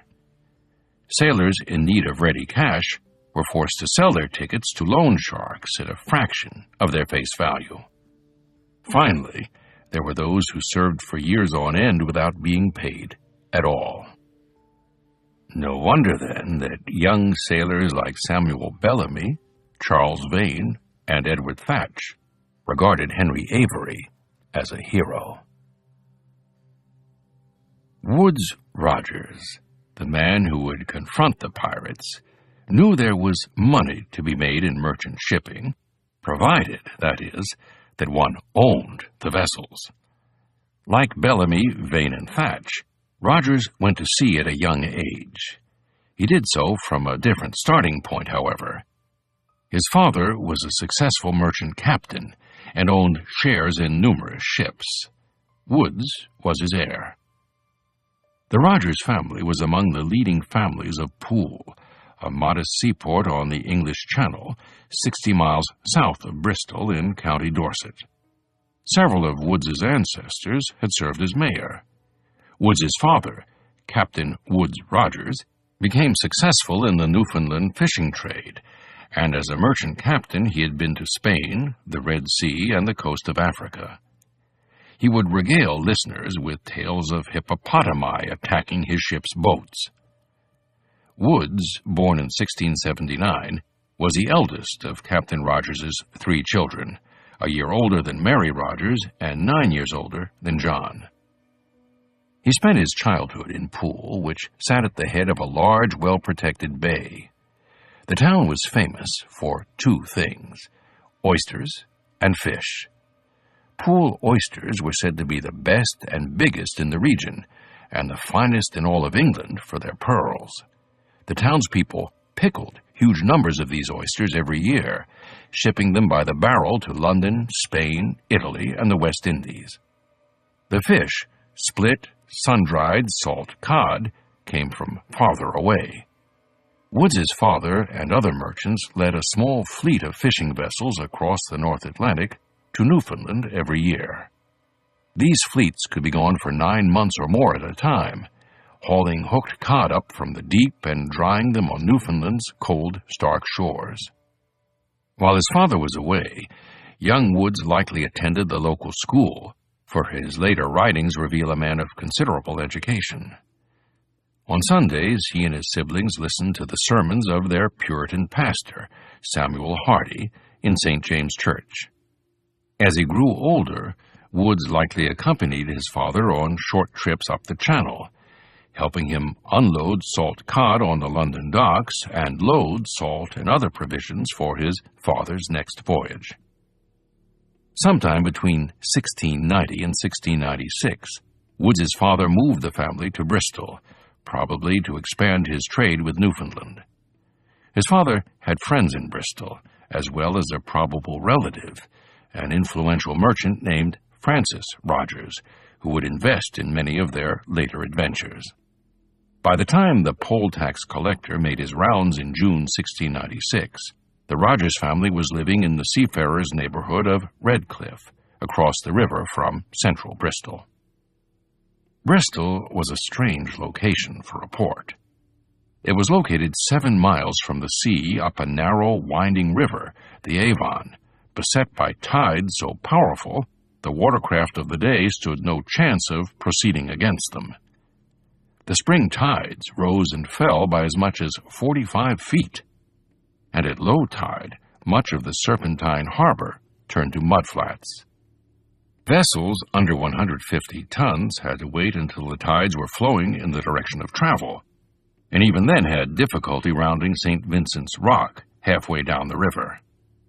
Larger ships were almost certain to wind up grounded on a mudbank if they tried to sail the gauntlet, and had to be towed to and from Bristol's docks by large rowboats.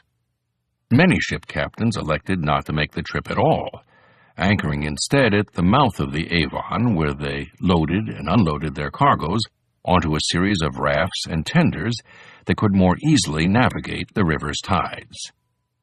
Bristol stood on a bend in the Avon that was congested with vessels. Visiting Bristol in 1739, Alexander Pope said they extended along the riverfront as far as the eye could see, their masts as thick as they can stand by one another, which is the oddest and most surprising sight imaginable. The city itself was still medieval in character. Inside its walls, timber-framed, Tudor-style houses perched on streets so narrow, people could shake hands across them from their upstairs windows. Principal roads were no more than 20 feet across, and were the only ones paved. Other roads were surfaced in mud and garbage, in which pigs rooted about. Even the center of the city was separated by only a few hundred yards from the farms and fields that surrounded it. The focus of commerce was an artificial anchorage, the river Frome, where the ocean-going ships disgorged their cargoes onto the quay in full view of counting-houses. Only a few blocks walk south of the quay were the gates leading into a marsh. From there, among grazing cows, one could look across the river and see the bluffs of Redcliffe, where the Rogers family made its home. Growing up in Redcliffe, Woodes Rogers may well have rubbed shoulders with Edward Thatch, or even been acquainted with him. They were almost the same age, engaged in the same profession, and probably lived within a few blocks of each other. Rogers, the pirate hunter, and Blackbeard the pirate may have prayed together as teenagers beneath John Cabot's great whalebone in the cool interior of Redcliffe's cathedral-sized parish church. Henry Avery's exploits were well known within the Rogers household by way of one of Captain Rogers's closest friends, the mariner William Dampier, a former buccaneer who had circumnavigated the world. Dampier had renewed their friendship in the mid-1690s while preparing 2 books for publication. The first, A New Voyage Round the World, an account of his circumnavigation, would make him a national celebrity following its publication in the spring of 1697. The second, Voyages and Descriptions, 1699, contained extracts of several letters from Captain Rogers, whom Dampier referred to as my ingenious friend. The elder Rogers had shared his knowledge of the Red Sea and African coast. Dampier, in turn, had intimate first-hand knowledge of Henry Avery and his fellow pirates, whose adventures were just then captivating the English public. Dampier had spent months holed up with Avery and his men in the harbor of La Coruña in 1694. While Avery was serving as first mate of the Charles II, Dampier was second mate on one of her consorts, the Dove. Dampier may have provided Avery with sailing directions to Madagascar, the Red Sea, and the Indian Ocean, as he was one of the only people in La Coruña with first-hand knowledge of those waters. Dampier had shared Avery's frustrations with how the fleet's owners were treating them, but refused to join the mutiny itself. Back in England, he joined the crewmen's lawsuit against James Howblin and the other owners, and later testified in court on behalf of one of Avery's 6 captured crewmen, Joseph Dawson, the only one to avoid the gallows. Years later, while serving as commander of the 40-gun frigate HMS Roebuck, he encountered several of Avery's fugitive crewmen during a port call in Brazil.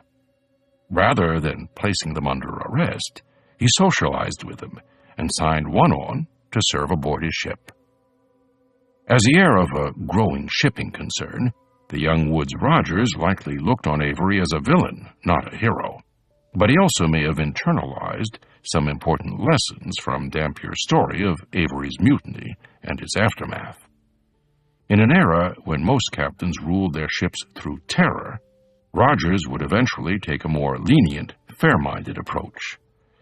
Winning the crew's respect proved a much more reliable method of control than keeping them in a state of fear. In November of 1697, Rogers started an apprenticeship to the mariner John Yeamans, who lived just a few doors away. At 18, he was a bit old to be starting a 7-year tutelage, particularly given his family's seafaring background.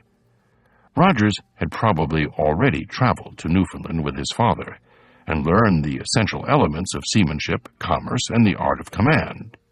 Brian Little, the best of Rogers's 20th century biographers, suspected that young Rogers entered Yeaman's tutelage for political purposes.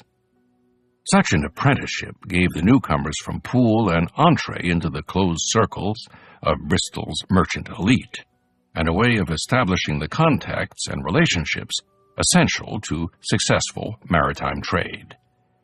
It was also a means by which Rogers could become a freeman or voting citizen, although, as it turned out, the Rogers family was able to secure this coveted privilege for their son by other means.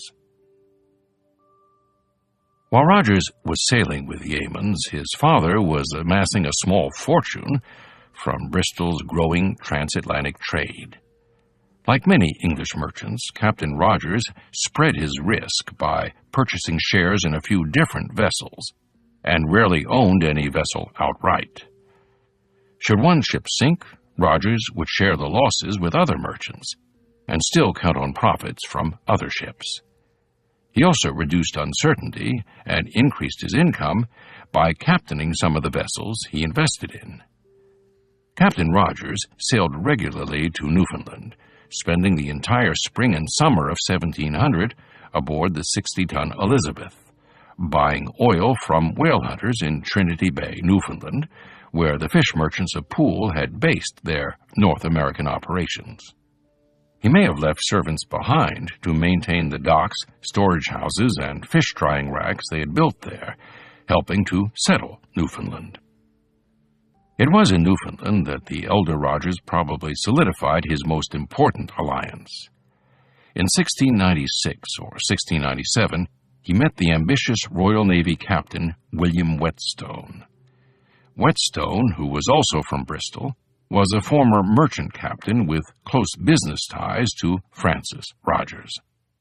In the mid-1690s, Captain Rogers and other fish merchants in Poole and Bristol had become increasingly concerned about an aggressive expansion of French fishing outposts in Newfoundland and French attacks on their own fishing stations. The merchants cried for help. The Admiralty responded by ordering Whetstone to sail the fourth-rate man-of-war, HMS Dreadnought, to Newfoundland with the fishing fleet, and once there, to protect their facilities at Trinity Bay. During the long weeks at sea, Captain Rogers and Whetstone had plenty of time to cement their friendship. By 1702, Captain Rogers was wealthy enough to buy property in Bristol's most fashionable new subdivision. The town fathers had decided to tear down the walls separating the town center from the marshes at the river's bend. Where the marshes had been, they built Queen's Square, Bristol's first pre-planned neighborhood. It was to be a thoroughly modern place. Instead of cramped and dirty alleys, its residences would face a great square, the second largest in England, with lime trees and formal gardens, and accessed by wide paved boulevards.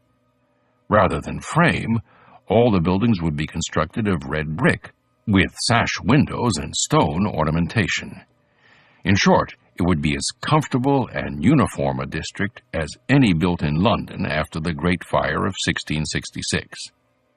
Shortly before Christmas, 1702, Captain Rogers purchased the double-sized lot at number 3132 Queen Square, where workers began work on an elegant new mansion. The Whetstones, who lived on fashionable St. Michael's Hill, purchased the lot at number 29, 2 doors down, along the square's southern promenade. William Whetstone did not have the opportunity to oversee the construction of his home, as the Navy had called him back to sea. Whetstone, now a Commodore, spent most of 1701 trying to sail a squadron of warships to Jamaica, but his vessels were repeatedly battered by storms and never got further than Ireland. In February 1702, he set out again, and while he was crossing the Atlantic, England went to war against France and Spain. He would not return home for nearly 2 years. War had been brewing for some time due to the political and genetic complications of royal inbreeding.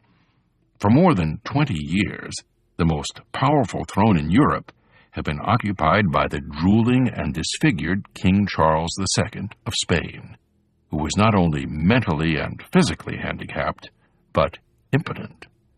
Spanish authorities did their best to rehabilitate their king, but no matter how many exorcisms they subjected Charles to, he remained barely able to walk or speak.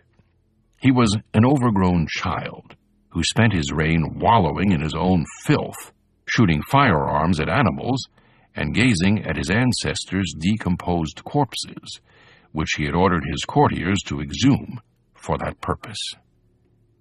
When he died in November 1700, the Spanish Habsburg line died with him. His out-of-town relatives immediately started squabbling over who would inherit the estate, which, in addition to Spain, included Italy, the Philippines, and most of the Western Hemisphere. Unfortunately for the people of Europe, these same out-of-town relatives were the French king, Louis XIV, and the Holy Roman Emperor, Leopold I. Pretty soon, armies were clashing, and for various geopolitical and genealogical reasons of their own, most of Europe's rulers were drawn in. In the spring of 1702, England went to war, siding with the Dutch, Austrians, and Prussians against France and Spain. By doing so, they were setting the stage for the greatest outbreak of piracy the Atlantic would ever know. The War of the Spanish Succession made life more hazardous for Captain Rogers, whose merchant ships were easy prey for French raiders. He and other merchants may have also lost ships in the horrific storm of 1703, the worst in English history, which destroyed 13 warships and over 700 merchantmen. Despite their losses, his business must have remained profitable in the war's early years because construction continued on the Queen Square mansion. It was completed in 1704, the same year young Woods finished his apprenticeship. 3 stories tall, with an attic for servants, the back windows looked out over the River Avon. Sometime during this period, Woods took notice of the girl next door, 18-year-old Sarah Whetstone, the Commodore's eldest daughter and heir. In January of 1705, the Rogers family and the Whetstones traveled to London and witnessed 3 important ceremonies. On the 18th, William Whetstone was appointed Rear Admiral of the Blue by the Queen's husband, Prince George, the Lord High Admiral of the Navy. The newly appointed admiral hosted the next event 6 days later, the wedding of Sarah and Woods Rogers, held at the Church of St. Mary Magdalene in central London. Not long thereafter, Admiral Whetstone was reappointed Commander-in-Chief of the West Indies and began preparing to sail again for Jamaica. The newlyweds probably stayed in London through February to see Admiral Whetstone off and to witness a 3rd ceremony, his knighthood by Queen Anne. At the end of February, Sir William sailed for Jamaica, whose citizens expected an enemy attack at any moment. The Rogers and Whetstone families headed back to Bristol, where their merchant empire awaited. Captain Rogers was in a good place. His son married to the daughter of a knight and an admiral, who was also a dear friend. Little did he know he would never see Sir William again. A year later, Captain Rogers was dead. In the winter of 1705 to 1706, he died at sea and was committed to the ocean where he had spent so much of his life. His fortune, his company, and his home would pass to his widow and 25-year-old son, by then a freeman of Bristol by dint of a noble marriage. The young gentleman merchant of Bristol was tall and strongly built, with dark brown hair and a prominent nose and strong chin. Before war's end, intelligent and ambitious Woodes Rogers would be a household name from London to Edinburgh, from Boston to Barbados. But in France and Spain, they would know him by just one word: pirate. Chapter 3. War, 1702 to 1712. The onset of the War of Spanish Succession, 1702 to 1712, made Sam Bellamy's life more uncertain than it already was. He was 13 years old when the conflict began, a ship's boy on either a merchant vessel or Royal Navy warship. By the time it ended, he was a skilled mariner, able to guide a vessel 1,000 miles, handle grappling hooks, firearms, and cannon. In the early years of the conflict, the English and French navies clashed in two massive fleet engagements. These battles involved only the Royal Navy's largest vessels, the ships of the line, enormous, lumbering wooden fortresses bristling with 3 stories of heavy cannon. These ships, the first, second, and third rates, were too slow and cumbersome to use in more subtle operations, such as convoying merchantmen, attacking enemy shipping, or patrolling the unmarked reefs and shoals of the Caribbean. They were built for one purpose: to join a line of battle in a massive set-piece engagement. Had the teenage Bellamy been unlucky enough to be grabbed by a press gang, he may well have ended up aboard one of these ships of the line, for they soaked up much of the available manpower. Each of the Navy's 7 first-rate ships had a crew of 800 men, who were crammed into the 200-foot-long hull with 100 heavy cannon and months of supplies and food stores, including live cows, sheep, pigs, goats, and poultry. Bellamy would have awoken in his hammock to the rolling of drums, the cries calling all hands to stations as the massive ship maneuvered into the line of battle, 200 yards ahead of one ship, 200 yards behind another. The enemy ships lined up in similar fashion, and after hours or even days of maneuvers, the two lines passed each other, discharging broadsides. The ships would sometimes pass within a few feet, blasting 32-pound cannonballs into each other's hulls. These balls punched straight through people, eviscerating or decapitating, and spraying the cramped gun decks with body parts and wooden splinters. Cannon trained on exposed decks were generally loaded with grape shot, or with a pair of cannonballs chained together, either of which could reduce a crowd of men into a splay of mangled flesh. From the rigging, sharpshooters picked off enemy officers, or, if the ships came together, dropped primitive grenades on their opponent's deck. Above and below, every surface was soon covered with blood and body parts, which oozed out of the scuppers and drains when the ship heeled in the wind. "I fancied myself in the infernal regions," a veteran of such a battle recalled, "where every man appeared a devil." These early engagements took the lives of thousands of men, but they were hardly conclusive. 7 English and 4 French ships of the line fought a 6-day battle off Columbia in August 1702, for example, with neither side losing a single ship. 2 years later, 53 English and Dutch ships of the line squared off with some 50 French vessels off Malaga, Spain, in the largest naval engagement of the war, the day-long bout of fleet-scale carnage, ending in a draw. By happenstance, the Royal Navy wiped out its French and Spanish rivals early in the war. In October 1702, an English battle fleet trapped 12 French ships of the line and most of the Spanish Navy in a fjord-like inlet on Spain's northern coast, destroying or capturing all of them. 5 years later, an Anglo-Dutch force captured the French port of Toulon, and so many men of war that the French were unable to engage in further fleet actions. Thereafter, on many English ships of the line, crewmen had substantially reduced odds of dying in battle, though disease, accident, and abuse still carried off nearly half the men who enlisted. Early 18th century merchant vessels, from largest to smallest, were the Spanish treasure galleon, 2,000 tons, 170 feet, 100 guns. The galley-rigged ship, 250 tons, 98 feet, 22 guns. The frigate-rigged ship, 250 tons, 95 feet, 22 guns.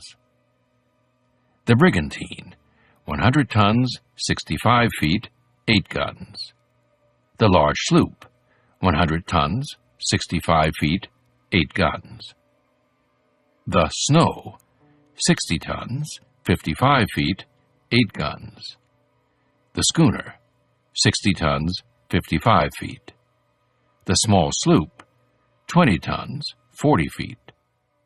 The periagua, sailing canoe, 30 feet. Royal Navy warships, from largest to smallest, were the first-rate ship of the line, 1,800 tons, 172 feet, 100 guns. The third-rate ship of the line, 1,220 tons, 150 feet, 70 guns. The fifth-rate frigate, 500 tons, 118 feet, 40 guns. The sixth-rate frigate, 250 tons, 94 feet, 24 guns. The sloop of war, 100 tons, 65 feet, 10 guns. Were Bellamy serving in the merchant marine rather than the navy, these early English victories would have made his life a good deal more hazardous. After these defeats, the French and Spanish decided to focus their war at sea not on the English navy, but on its merchant vessels, hoping to cut off the island kingdom from its sources of wealth and supplies. The French navy assembled a few squadrons of swift warships for the purpose. However, King Louis XIV decided it would be cheaper to outsource most of the work to the private sector, offering generous subsidies to encourage subjects to build their own privateers. After the Battle of Malaga, the French sent out huge numbers of heavily manned privateers which typically carried anywhere from 10 to 40 guns. Over 100 privateers operated out of the French channel port of Dunkirk alone. Together with their counterparts in dozens of other French ports from Calais to Martinique, French privateers took 500 English and Dutch vessels every year. Dozens more fell victim to Spanish privateers, operating out of Cuba and other parts of the Spanish West Indies. English merchant vessels couldn't leave Dover and other English ports for fear of being captured. France and Spain were soon to get a taste of their own medicine, and Thatch and Rogers would be among those administering it. At some point before or during the War of Spanish Succession, Edward Thatch made his way to the Americas in search of better fortunes, and on some unidentified vessel, he sailed into the capacious harbor of Port Royal, Jamaica. Jamaica had been an English colony for half a century. Nonetheless, it was about as un-English a place as one could find. The sun was overpowering. Instead of fog and chill, the sea carried in hot, heavy air, smothering its wool-wearing English residents. Thatch found nothing resembling the gently rolling hills of the Avon Valley.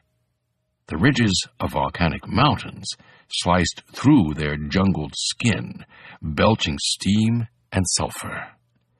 En route from Europe, the sea had lost its pigment, becoming so clear one could see her sandy, coral-studded footings and colorful inhabitants, even at a depth of 100 feet or more. There were fish that could fly, and birds that could speak. Legions of gigantic turtles crawled from the sea by the thousands, laying piles of eggs each as big as a grown pheasant. In the fall, storms lashed the island, some so powerful they would flatten towns and leave the beaches littered with broken ships. Sometimes the island itself awoke in an earthquake, shaking off towns, plantations, and people like so many bedbugs. Moreover, Jamaica and her fellow islands welcomed their new residents with invisible contagions, malaria and yellow fever, dysentery and plague. To enter the colony's main harbor, Thatch's vessel sailed around a long sandy spit protecting the anchorage's southern approaches. At its tip stood Port Royal, once the largest and wealthiest English settlement in the Americas, whose merchants achieved the height of splendor through a brisk trade in sugar and slaves. When Thatch arrived, much of Port Royal was underwater, the result of a devastating earthquake in 1692 that swallowed part of the town and flattened most of the rest, killing at least 2,000 of its 7,000 residents.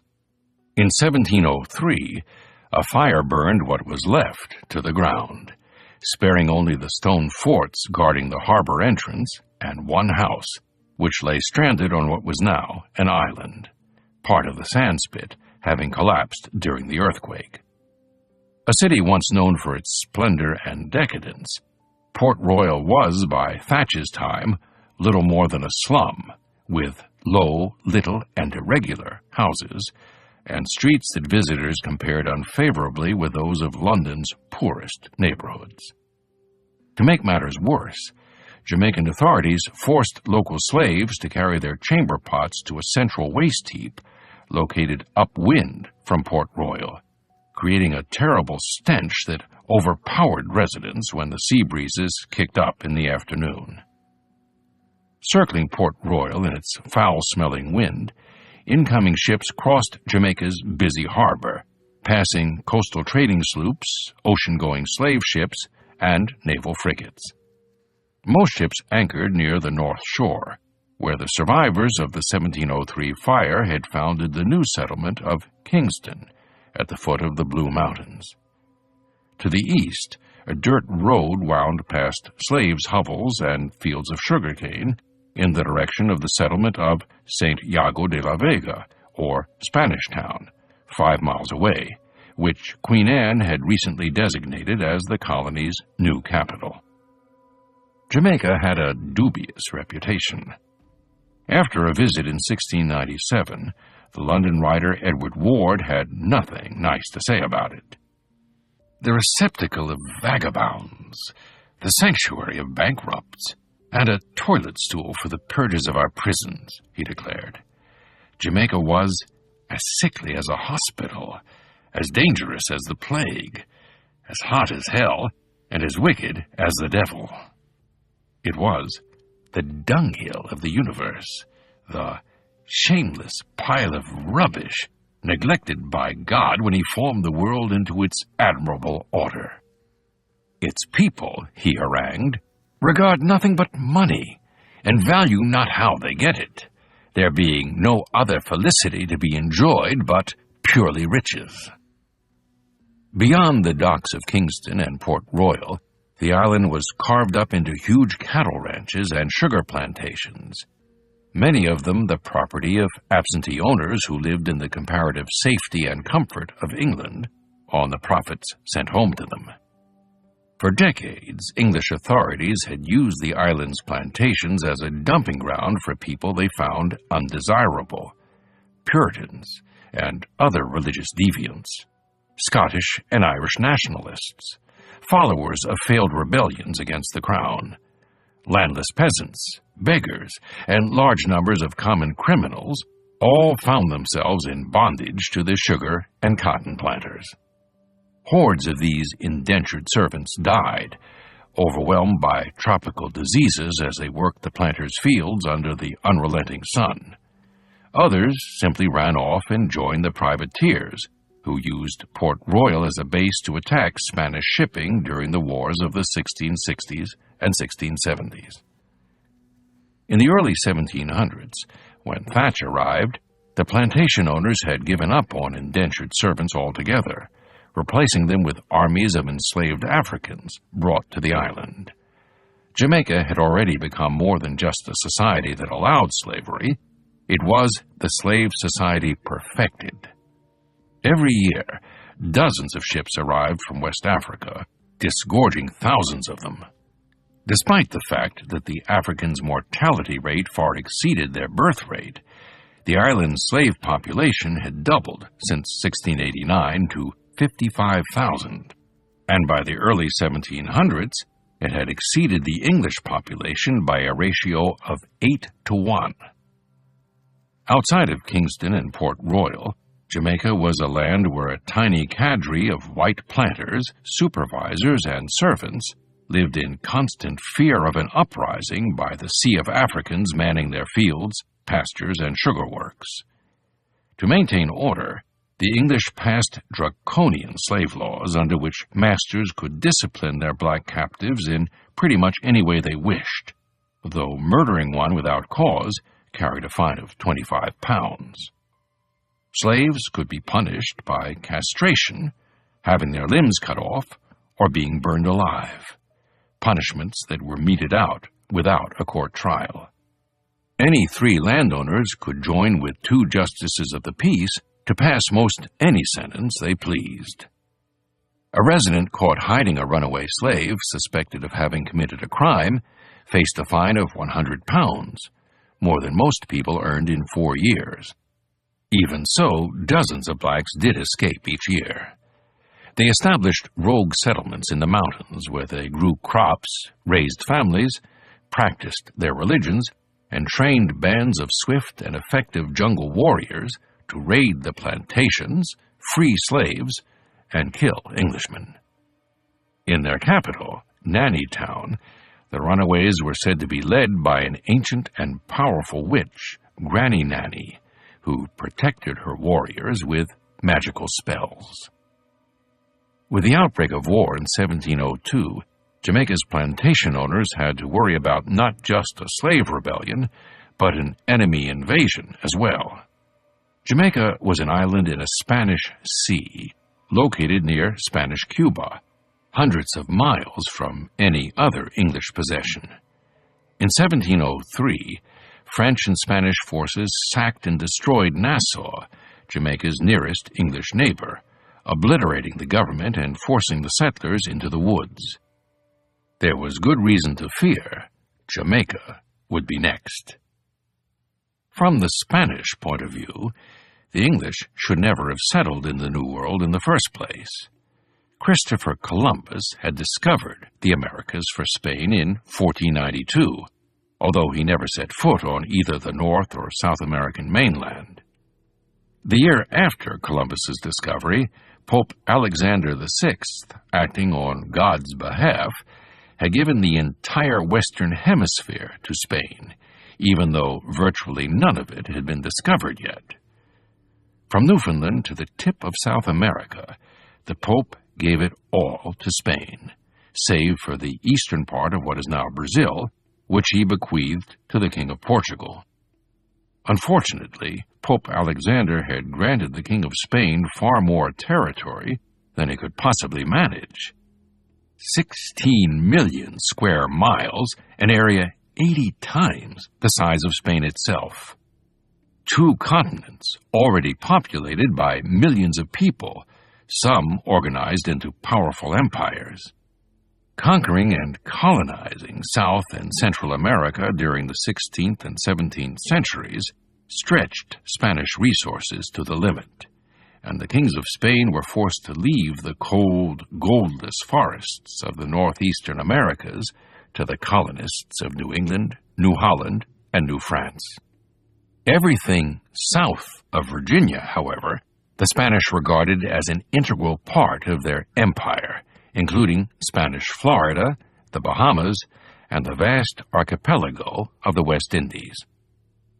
By the early 1600s, it was clear that even this parcel was too big a place for the Spanish to colonize and defend, and other European powers wormed into the Caribbean basin.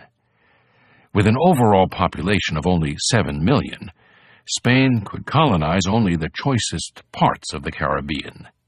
The mainland coasts of South America, the so-called Spanish Main, and the big islands of Cuba, Puerto Rico, Jamaica, and Hispaniola. They did their best to patrol the scraps, thousands of smaller, less valuable islands stretching from the Bahama banks off Florida to Trinidad on the South American coast. But their rivals still managed to occupy a few, building forts to defend their infant colonies. The French grabbed tiny Martinique, St. Lucia, and Guadeloupe. The Dutch took Curaçao and Bonaire, just off the Spanish Main. The English concentrated on the tiny islands at the far eastern end of the West Indies, settling St. Christopher in 1624, Nevis in 1628, Barbados in 1627, Antigua and Montserrat in the early 1630s, and some of the islets of the Bahamas in the 1640s. In 1655, an English expeditionary force attacked and conquered Jamaica, which had a landmass larger than all of these other islands combined, 4,400 square miles, a bit smaller than Connecticut or Northern Ireland. Straddling the Windward Passage, one of the main trade routes between Europe and the Spanish Main, English Jamaica was a threat to Spain's commerce, and the Spanish wanted to recover the place ever since. This audiobook is continued on Disc 3. The Republic of Pirates by Colin Woodard, continued. Disc 3. During the War of Spanish Succession, Jamaica's planters had reason to worry about a Spanish or French invasion. With most of its warships tied up protecting the English Channel or convoying merchantmen, England's Royal Navy could spare few resources to defend its scattered Caribbean colonies. For most of the war, the Leeward Islands colony, St. Christopher, Nevis, Antigua, and Montserrat, was protected by a single fifth-rate frigate, and for long periods had no naval protection at all. Barbados, located dangerously close to the French colonies of Martinique and Guadeloupe, had only a fourth and fifth rate in the best of times. The Bahamian settlements had no protection at all, and were repeatedly burned by French and Spanish invaders. Even Jamaica, the Navy's regional headquarters, generally had only a half-dozen warships on station, and rarely were these larger than a fourth rate. Nor could the frigates stationed at the various colonies help one another effectively. Simply getting from one place to another could be next to impossible. The square-rigged warships of the day could not sail into the wind any closer than 68 degrees, and with the wind and waves pushing the ships away from their destination, might make little or no progress at all. Since the trade winds blew from the east, it was very easy for ships to sail from, say, Barbados or the Leeward Islands to Jamaica with the wind at their backs, which was the direction all incoming trips from Europe sailed. Sailing from Jamaica toward Barbados, on the other hand, was extremely difficult, which is why ships bound for Europe sailed up the Atlantic seaboard in the Gulf Stream instead, eventually catching prevailing easterlies back across the North Atlantic. Were Barbados to come under attack, there was little hope of anyone in Jamaica helping them. Smaller, more nimble sloops and schooners could sail closer into the wind and carry messages back and forth between islands, but even that could take weeks, so each colony's naval detachment was usually on its own. The warships were, in any case, rarely in any condition to sail, let alone engage an enemy.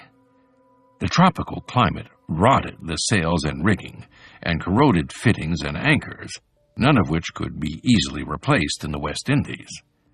If a mainmast were lost in a lightning storm or battle, the ship would have to sail all the way to New England for a replacement, there being no suitable trees left in the islands. Worse yet, the sea itself was home to shipworm, a ravenous wood-eating parasite that would bore through the warship's oaken hulls, causing them to leak. The only effective means of fighting the parasite was to careen the ship every 3 months, emptying the entire vessel and in shallow water turning it first on one side then the other, scraping and cleaning all the parasites and bottom growth that had accumulated there. Smaller vessels could do this on a gradually sloping beach, but the larger ones, like Navy frigates, required some sort of base against which to rest the ship, a specially constructed wharf, or the hulk of an old ship, for instance, which were generally unavailable in the islands. As a result, when the Jamaican squadron attempted to sail out of Port Royal in 1704 to beat off a rumored French attack, the 20-gun 6th-rate HMS Seahorse was so leaky she had to immediately return to harbor. The 5th-rate Experiment was judged unseaworthy, and 2 Jamaican support ships were judged too structurally unsound to go into combat. In 1711, the governor of the Leeward Islands reported that the sole station ship there was so foul, her sails and riggings much worn, in short, everything so out of order for want of stores, that should she go to leeward to protect a convoy of outgoing merchantmen, it would be impossible for her to turn to the windward again, and she would be obliged to go either for Jamaica or New England. The crews were often in worse shape than the ships. Men already suffering from a poor diet, harsh discipline, exposure, and disease had difficulty acclimatizing themselves to the heat and humidity of the Caribbean. It didn't help that they wore woolen clothes and subsisted on salted meats, heavy biscuits, and large quantities of beer and rum. Once exposed to the diseases of the tropics, malaria and yellow fever, smallpox and leprosy, the sailors began dropping like flies. Commodore William Carr, the commander at Jamaica in 1706, had lost so many men to disease he was unable to leave Port Royal's harbor to carry out a planned attack on the annual Spanish treasure fleet. In the months that followed, the English fleet ran out of food and was unable to procure sufficient provisions from the Jamaicans, who, like other English colonists, refused to grow or eat tropical produce, relying instead on imported flour and salt meats from England or North America. By the time Carr's official supply arrived in July 1707, most of his men were dead, and he had to take large numbers of men from the newly arrived ships just to make it home. Even when operative, the warships couldn't contend with the nimble French privateers swarming across the Caribbean from Martinique and Guadeloupe. Privateers used swift sloops and 2-masted brigantines that could sail much closer into the wind than a square-rigger. Captain Charles Constable, stationed at Barbados in 1711, warned its governor that the French privateers sailed so very well that it was usually impossible for any man-of-war to catch them. Upon seeing any man-of-war, they only stretch farther to windward and continue cruising for our merchant vessels, and often do take them. The governor, he suggested, needed to get himself an extraordinary sailing sloop that could challenge the privateers. The English needed to fight fire with fire, and the merchants of Jamaica were eager to do just that. Privateering had a long history in Port Royal. In the 1660s and 1670s, Henry Morgan and other buccaneers raided Spanish shipping under commissions from the governor of Jamaica. The privateers captured hundreds of Spanish ships, bringing them into Port Royal to be condemned by the Vice-Admiralty Court as legal prizes of war. The buccaneers surrendered 10% of the prize's value to the Admiralty, which was a small impediment to amassing incredible wealth. Individual buccaneers were said to have spent 2,000 to 3,000 pieces of eight, 500 to 750 pounds, in a single binge. While the buccaneers had faded away in the intervening decades, the Jamaican merchants were well aware of just how profitable privateering could be. They began fitting out privateering vessels as soon as they knew their nation was at war. In the summer of 1702, 9 such vessels sailed from Jamaica for the Spanish Main, with more than 500 men aboard. They returned to Jamaica the following spring, their ships laden with slaves, silver, gold dust, and other precious goods, having burnt and plundered several Spanish settlements in Panama and Trinidad. In 1704, a Jamaican privateer defeated a 24-gun French ship, and in conjunction with Royal Navy frigates, began clearing the shipping lanes of enemy privateers.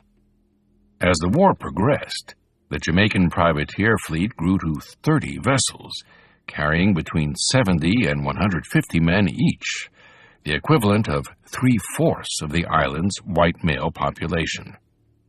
The people of this island were intent on nothing so much as encouraging the privateers, and though they sometimes suffered considerable losses, the many rich prizes that were daily brought in made a sufficient return, a resident recalled a quarter-century later. Edward Thatch served aboard one of these privateering vessels, which cruised the waters around nearby Cuba and Hispaniola, an island now split between the nations of Haiti and the Dominican Republic, attacking poorly defended Spanish merchantmen. Occasionally they cruised in the Leeward Islands, in the Straits of Florida, or off Veracruz and other parts of the Spanish Main. In his years of service aboard the privateers, Thatch never made captain, though he probably rose to a skilled position such as mate, the captain's chief lieutenant, quartermaster, in charge of ship's operations, boatswain, commanding landing parties, or gunner.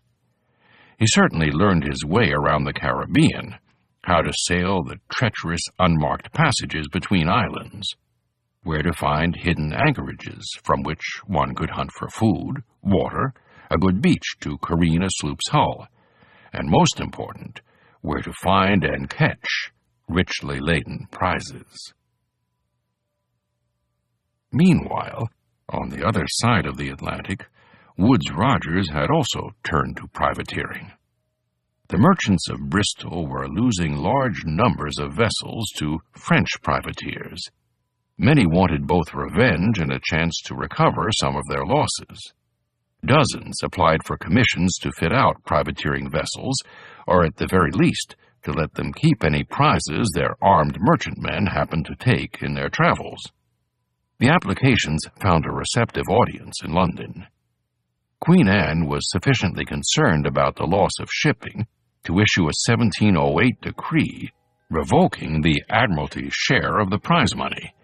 Henceforth, the privateer's owners and crew could divide all the spoils among themselves. Privateering commissions, or letters of marque, were granted to 127 Bristol vessels during the war, including at least 4 partially owned by Rogers. Rogers was an active slave trader throughout his life, and his earliest privateering venture was no exception. He received his first commission for the 130-ton Whetstone galley, which he co-owned with 3 Bristol merchants. While she carried 16 cannon, the vessel Rogers named for his father-in-law was not a private warship per se, but rather an armed slave ship. Bristol customs records show the Whetstone galley leaving that city on February 3, 1708, bound for the slave coast of Africa, with 1,000 pounds worth of trade goods. On arrival in Guinea, Captain Thomas Robbins was to use the goods to buy 270 slaves, and then carry them to Jamaica to be sold. He never made it to Africa. On the way out of England, the Whetstone galley was captured by French privateers. In March 1707, Rogers received letters of marque for the Eugene Prize, an outright privateer that he co-owned with another merchant. This 100-ton vessel carried 8 guns and 20 well-armed men. and apparently cruised close to home. Rogers had provided only one ball for each of the Eugene Prize's cannon. The next privateers he would invest in would cruise farther afield. Rogers spent the early years of the war in Bristol, starting a family and managing his growing business. At the end of 1707, he received a visitor, one of his father's old friends, the navigator William Dampier. Dampier had left Bristol 4.5 years earlier at the start of the war on a most daring and unusual privateering mission to the Pacific Ocean. He had come to Bristol in the hopes of convincing merchants to bankroll another such mission.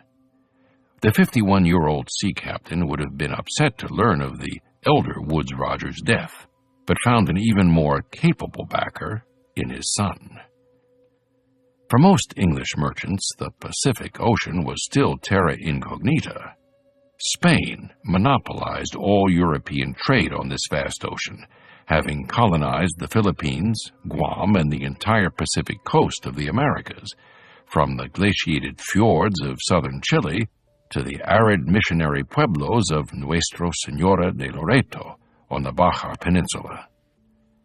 The Spanish considered their Pacific holdings to be safe from attack, particularly from the east, where ships could access it only by braving the horrific conditions in the Drake Passage at the southern tip of South America, home to the world's most frequent and ferocious storms. Englishmen agreed, calling the Pacific the Spanish Lake. Dampier knew this was not entirely true. He had sailed around the world 3 times, twice via the Drake Passage, plundering towns in Panama and Peru, and as captain of the HMS Roebuck, exploring Australia and New Guinea. Great riches, Dampier knew, awaited those who found a way into the Spanish Lake. The Spanish Empire was fueled by the gold and silver mines of Mexico and Peru, where armies of enslaved Indians were worked to death.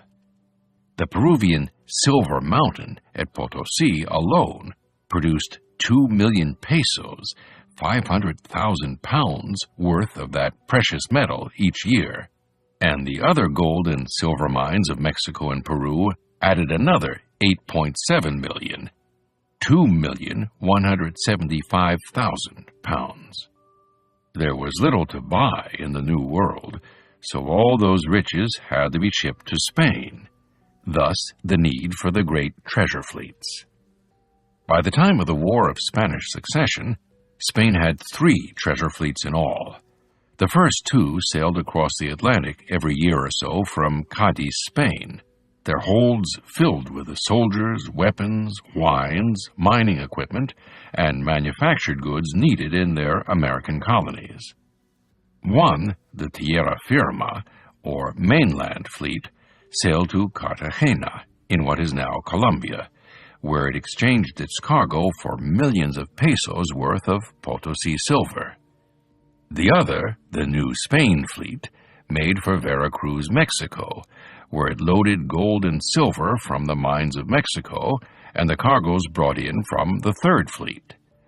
This latter fleet sailed across the Pacific from Acapulco, on Mexico's Pacific coast, to Manila in the Philippines, 9,000 miles away, carrying silver and gold. There, the captains of these Manila galleons, normally only 1 or 2, bought huge quantities of silks, porcelain, and other high-end products from Asian merchants. The galleons then turned around, carrying these luxuries back across the Pacific to Acapulco. These goods were transported across Mexico to Veracruz in armed mule trains and loaded aboard the galleons of the New Spain fleet, which joined the Tierra Firma fleet in Havana, before sailing through the Straits of Florida and back to Cadiz. Filled with the treasures of Mexico, Peru, and the Orient, the Atlantic treasure fleets had always offered tempting targets for English buccaneers, privateers, and Royal Navy warships. The Manila galleons were another story.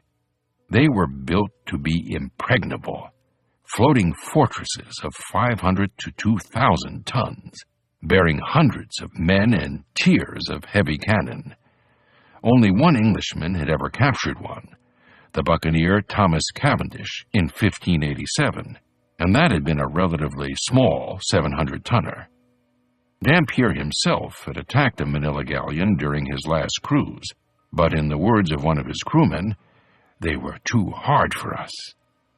His ship's 5-pound cannonballs hardly made a dent in the treasure galleon's tropical hardwood hull, while the Spaniard's 24-pounders smashed into his ship's worm-infested hull.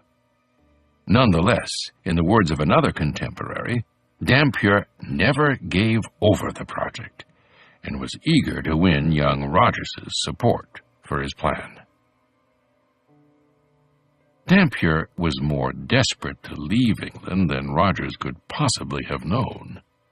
Despite his fame, his career was in shambles. His command of the HMS Roebuck had been a disaster.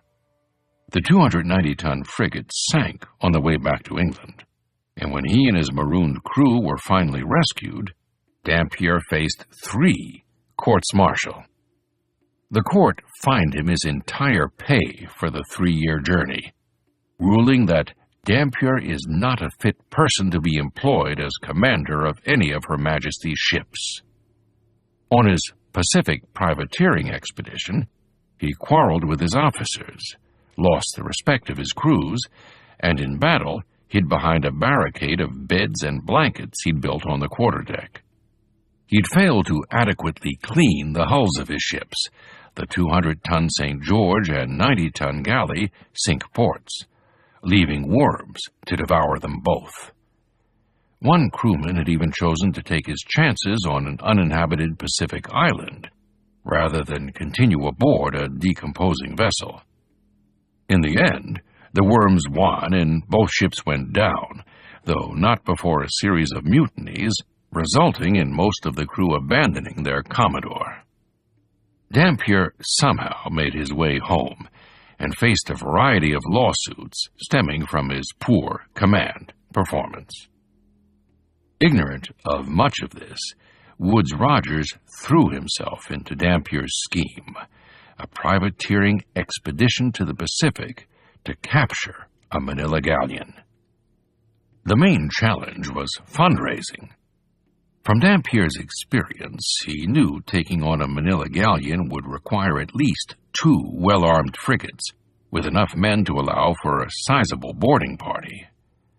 Sending these ships to the Pacific would be expensive, far beyond what Rogers could bankroll. They would need an enormous store of food and supplies to sail that far from home, and a team of reliable and experienced officers who could maintain discipline on a journey lasting 3 or 4 years. Fortunately for Rogers, his well-connected father-in-law, Sir William Whetstone, had just arrived back in Bristol and was willing to present the bold plan to the city's leading merchants. They went for it, hook, line, and sinker. Mayors, former mayors, would-be mayors, sheriffs, town clerks, and the head of Bristol's all-powerful Society of Merchant Venturers all bought shares, as did Rogers's friend and possible relative, Francis Rogers. Together, these local luminaries agreed to purchase and equip 2 new frigates, already under construction in the dockyards of Bristol. The Duke was the larger of the 2, a 350-ton ship with 36 guns. The Duchess, slightly smaller at 260 tons and 26 guns. Rogers invested in the ships and was appointed as both Commodore of the expedition and Captain of the Duke. Another investor, noble-born merchant Stephen Courtney, commanded the Duchess. Dampier was hired as the expedition's indispensable Pacific Ocean pilot.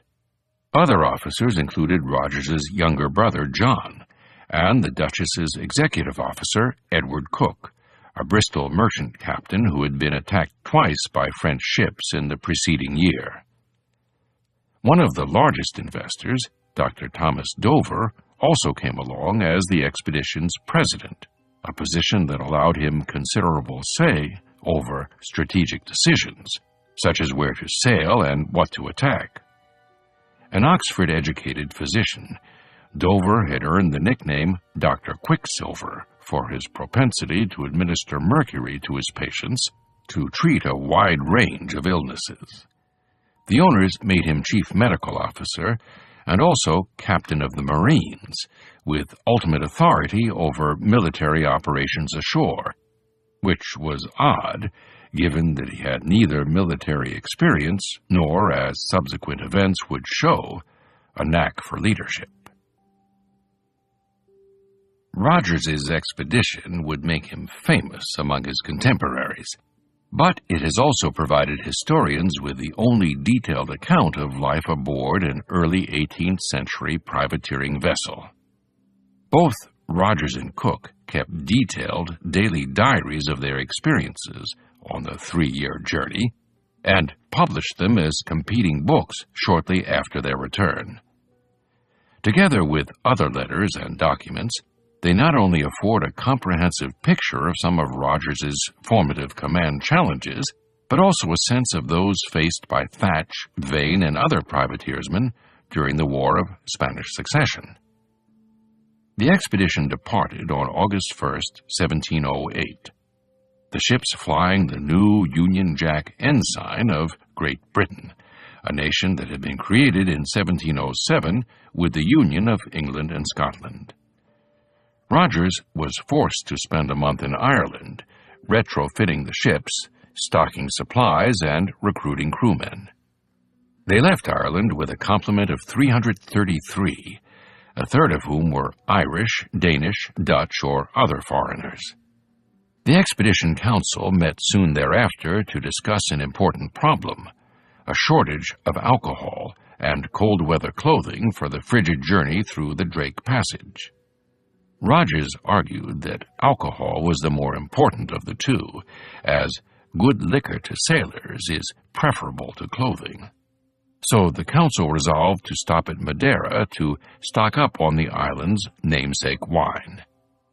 Along the way, a large number of the Duke's crew mutinied after Rogers refused to take a neutral Swedish ship as a prize, a decision that, in their view, deprived them of plunder. The Duke's officers broke out muskets and cutlasses and kept control of the quarterdeck throughout the night, and in the morning managed to seize the ringleaders. Many captains would have executed the mutineers, but Rogers knew terror was not always the best way to win the respect and loyalty of a crew. He had the leading rebels placed in irons and their top instigators soundly whipped and sent back to England on a passing ship. The others he let off with light punishments, fines, or reduced rations, and returned to duty.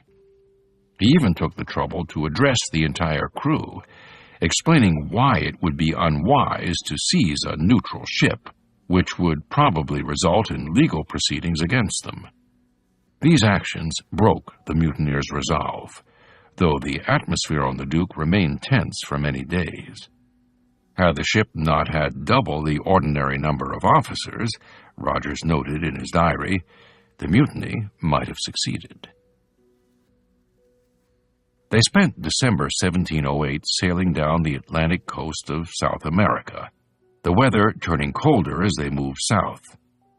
Rogers set 6 tailors to work making the crew cold-weather clothing from blankets, trade cloth, and the officers' hand-me-downs. The winds strengthened as they passed into the latitudes known as the Roaring Forties, and great waves swamped the decks of the smaller Duchess. At times the ships were surrounded by breaching whales or great troops of exuberant dolphins, which, Rogers wrote, often leaped a good height out of the water, turning their white bellies uppermost. There were large numbers of seals, the occasional penguin, and soaring albatross. By January 5, 1709, the ships had entered the Southern Ocean, and the seas grew to 30 feet or more, lifting the ship so quickly that the men could feel the blood swelling their feet, and then dropping them into the trough so fast they felt almost weightless. As the wind speeds increased, the captain sent men up into the rigging to lower the upper sails and reef the lower ones to prevent them from being torn to shreds. Suddenly, there was a terrible mishap aboard the Duchess. As the men lowered the main yard, the crosswise timber suspending the main sail, one side slipped, dropping part of the big sail into the water. At the speed the Duchess was moving, the sail acted like a gigantic anchor, pulling the port side down so far that the frigid, gray ocean began pouring onto the main deck. Captain Courtney ordered the other sails loosened. The Duchess swung into the wind, sails flapping like flags, her bow facing into the towering seas. "We expected the ship would sink every moment," Edward Cook recounted. "Floundered with the weight of the water that was in her." The crew secured the mainsail. Courtney swung her around, stern to the screaming wind. The vessel began drifting rapidly to the south, toward the still undiscovered continent of Antarctica. Rogers, watching these events from the Duke, became increasingly worried as he followed the Duchess further and further toward the bergs and pack ice Dampier had warned lay in these southern waters. At 9 p.m., the spring sun still high above the horizon, the Duchess's exhausted officers went down to the great cabin for dinner.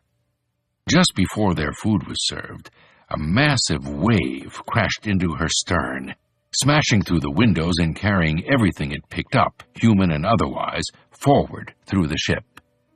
Edward Cook was certain all of them would have drowned in the submerged cabin had its interior wall not been torn down by the force of the wave. An officer's sword was found driven straight through the hammock belonging to Cook's servant, who fortunately was not in it at the time. Amazingly, only 2 men were injured, but the entire middle of the ship was filled with water, soaking every bit of clothing, bedding, and cargo in ice-cold seawater. Somehow, the Duchess stayed afloat through the night, during which time the storm abated.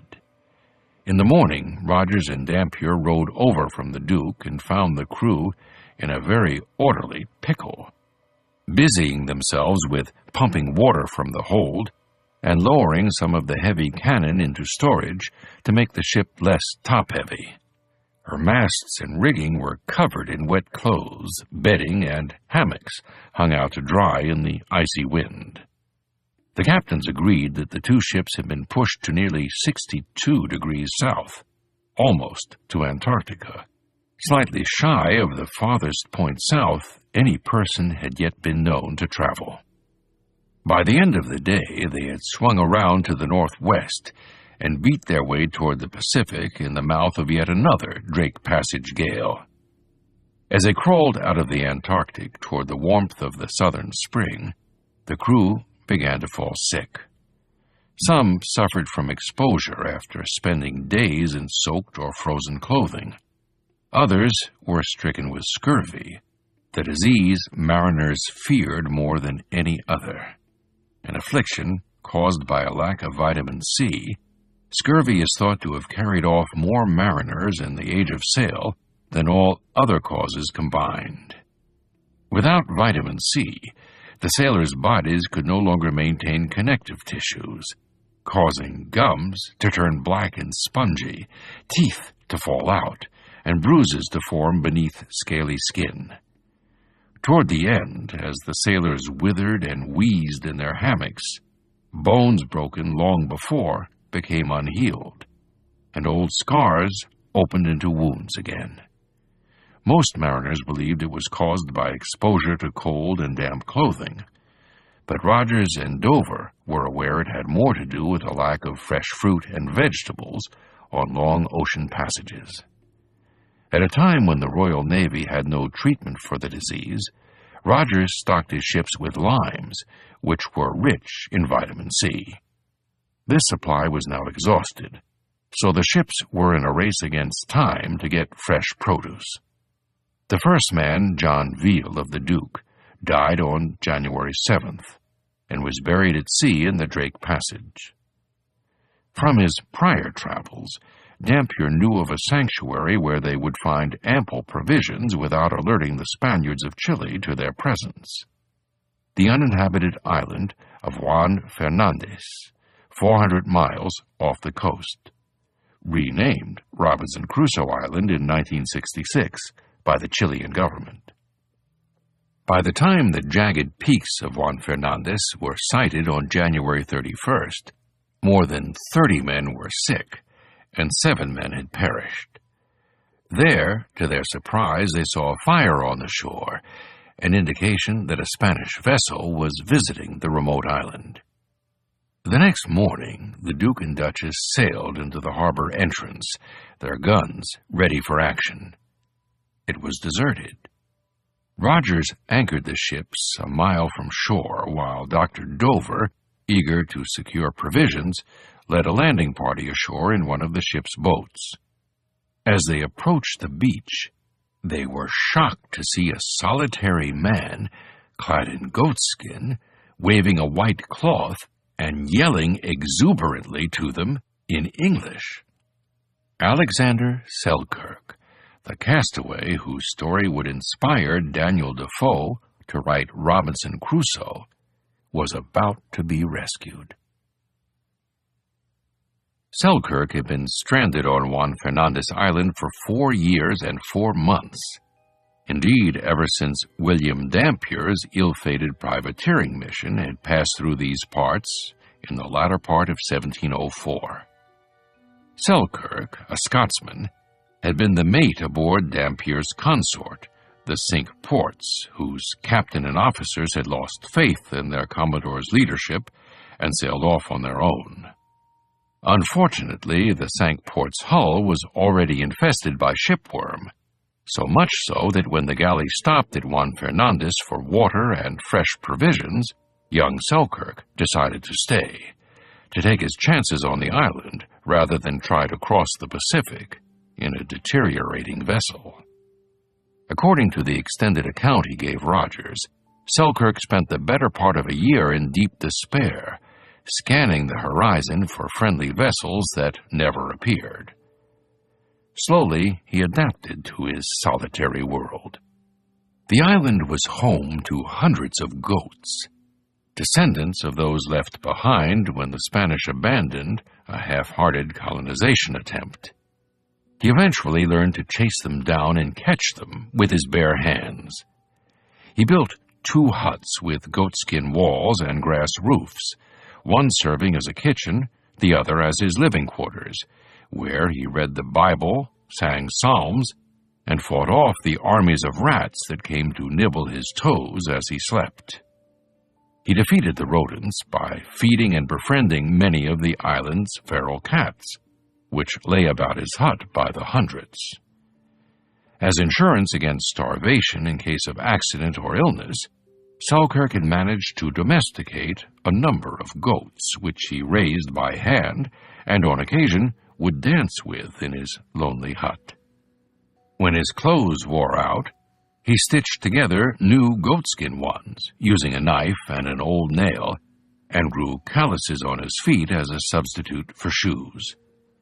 He was rarely sick, and ate a healthful diet of turnips, goats, crayfish, and wild cabbage.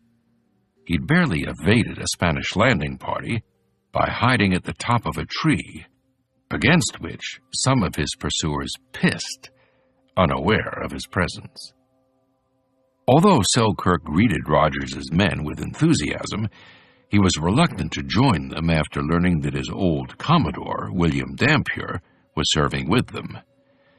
Cook wrote that Selkirk distrusted Dampier so much that he would rather have chosen to remain in his solitude than come away with Dampier, till informed that he did not command the expedition. Dr. Dover and his landing party were only able to rescue the castaway by promising they would return him to the island were he not satisfied with the situation. Selkirk, in turn, helped them catch crayfish, piling them into the ship's boat before they rowed him out to the Duke. On seeing Selkirk for the first time, Rogers said he looked wilder than the original owners of his goatskin coverings. At his first coming on board us, he had so much forgot his language for want of use that we could scarce understand him, for he seemed to speak by halves, Rogers wrote in his journal. We offered him a dram, but he would not touch it, having drank nothing but water since his being there, and 'twas some time before he could relish our victuals. Selkirk was remarkably healthy and alert at first, but Rogers noted that this man, when he came to our ordinary method of diet and life, though he was sober enough, lost much of his strength and agility. The expedition stayed on the island for 12 days. A tent city was set up on shore, and there the sick men were nursed to health with turnip greens and Selkirk's special goat broth. Only 2 of the 50 patients died. Rogers lived in a tent on the beach, overseeing the repair of rigging, barrels, and sails. Selkirk ran down 3 or 4 goats each day, while the officers shot some of the seals and sea lions that lolled about on the shore by the thousands. The men who worked ashore on the rigging eat young seals, which they preferred to our ship's victuals, and said was as good as English lamb, Rogers wrote, though for my own part I should have been glad of such an exchange. Selkirk decided he enjoyed the company of men and joined the expedition as mate. On the 13th of February, he helped load the last firewood, water barrels, and freshly salted fish on board, and bid farewell to his island home. The next month proved frustrating. The privateers prowled the coast of Peru under an intense sun for weeks on end without seeing a single vessel. Rogers became increasingly concerned about the crew's darkening temperament. It didn't help that some men were showing renewed signs of scurvy, or that one of the Duchess's boys whimpered in his hammock, having broken his leg in a fall from the mizzenmast. Rogers's lookouts didn't sight a sail until the afternoon of March 16th. It proved a pathetic prize, a 16-ton coastal trading bark carrying 50 pounds, a 7-man crew, and 8 black and Incan slaves. Rogers's prize crew took over the vessel, to which he gave the hopeful name Beginning. After that, the prizes finally started coming in. Based out of the desolate, guano-covered Lobos Islands, 30 miles off the Peruvian coast, Rogers's ships captured 4 Spanish vessels, one of them a 500-ton ship carrying a cargo familiar to Rogers, slaves. There were 73 of them, mostly women and children, whose names were later added to the expedition's account ledgers, carefully sorted by gender and categories, from the 2 useful men, mariners Jacob and Quashi, to 2 infant girls, Teresia and Molly. Amid the stink of Lobos, Rogers now presided over a sizable flotilla and a growing army of prisoners and slaves, all taken without a shot. With some 200 captives to provide for, the expedition's water supply was vanishing fast, and Rogers realized they would have to make a trip to the mainland. The privateers held an official council and agreed that if they had to betray their presence, they might as well surprise attack a wealthy town at the same time. They chose the shipbuilding port of Guayaquil in today's Ecuador, which Dampier had sacked as a buccaneer in 1684. En route, however, they gave chase to a large French ship, and in the ensuing battle, Woods's brother, John, took a musket ball to the head and died, an event that Rogers took with unspeakable sorrow. The only consolation was that the prize, the French-built Havre de Grace, carried a considerable quantity of pearls, 74 slaves, and a number of wealthy Spanish passengers, improving his crew's morale. The siege of Guayaquil was a comedy of errors.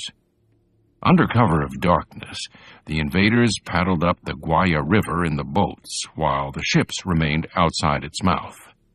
Rogers, Dover, and Courtney each led a detachment of 65 men, but Dover, as captain of the Marines, was the overall commander. It took 2 nights to reach the city. The intervening day spent hiding among mosquito-infested mangroves. On approaching the city, they mistook a festive celebration for the cheers of a defending army. Rogers counseled an immediate attack, but Dover preferred to spend another day hiding in the mangroves. The next evening, Dover insisted on negotiating with the Spanish, thereby losing the element of surprise altogether. The governor of Guayaquil, Don Jeronimo Bosa y Solis y Pacheco, dithered for days over the payment of a ransom, while his staff evacuated some 100,000 pounds in valuables out of the area. Finally, Rogers, disgusted with both the doctor and the governor, usurped command and launched an assault on the city. He captured it with a loss of only 2 men.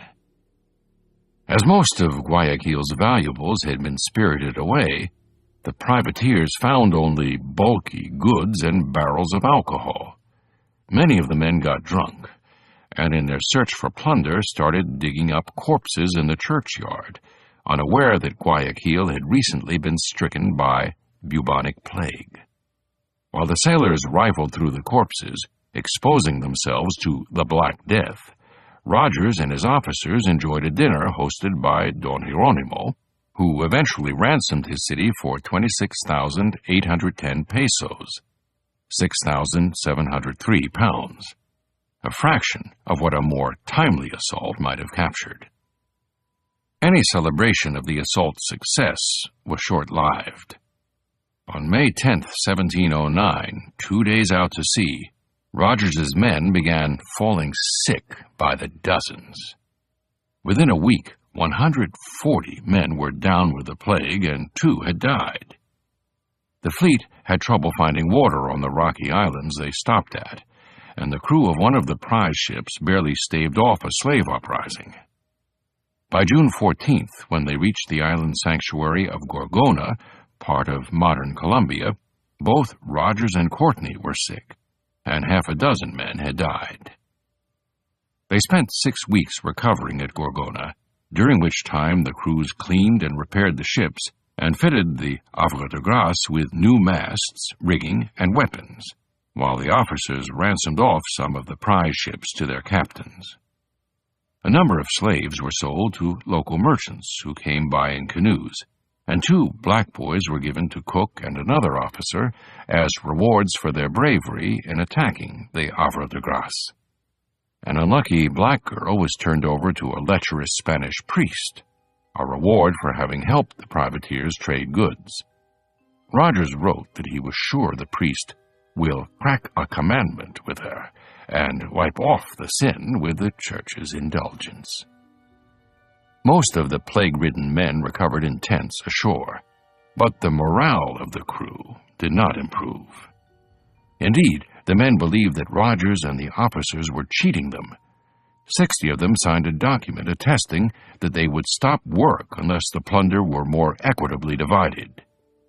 Imbued by Henry Avery, perhaps, they didn't feel that Rogers should get 14 shares to an ordinary seaman's 1.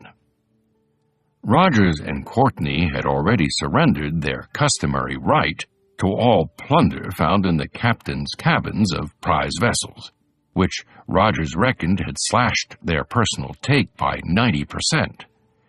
Now they were forced to further increase the crew's portion of the take. To make matters worse, the officers were still quarreling over who should have done what at Guayaquil. Tensions mounted to the point where Rogers felt compelled to have them swear an oath on the Bible that each would come to the aid of the other in case of battle. Under these uneasy truces, the privateers left Gorgona in early August 1709, and by early November were off the coast of Baja California, awaiting the arrival of the Manila galleons. Weeks passed.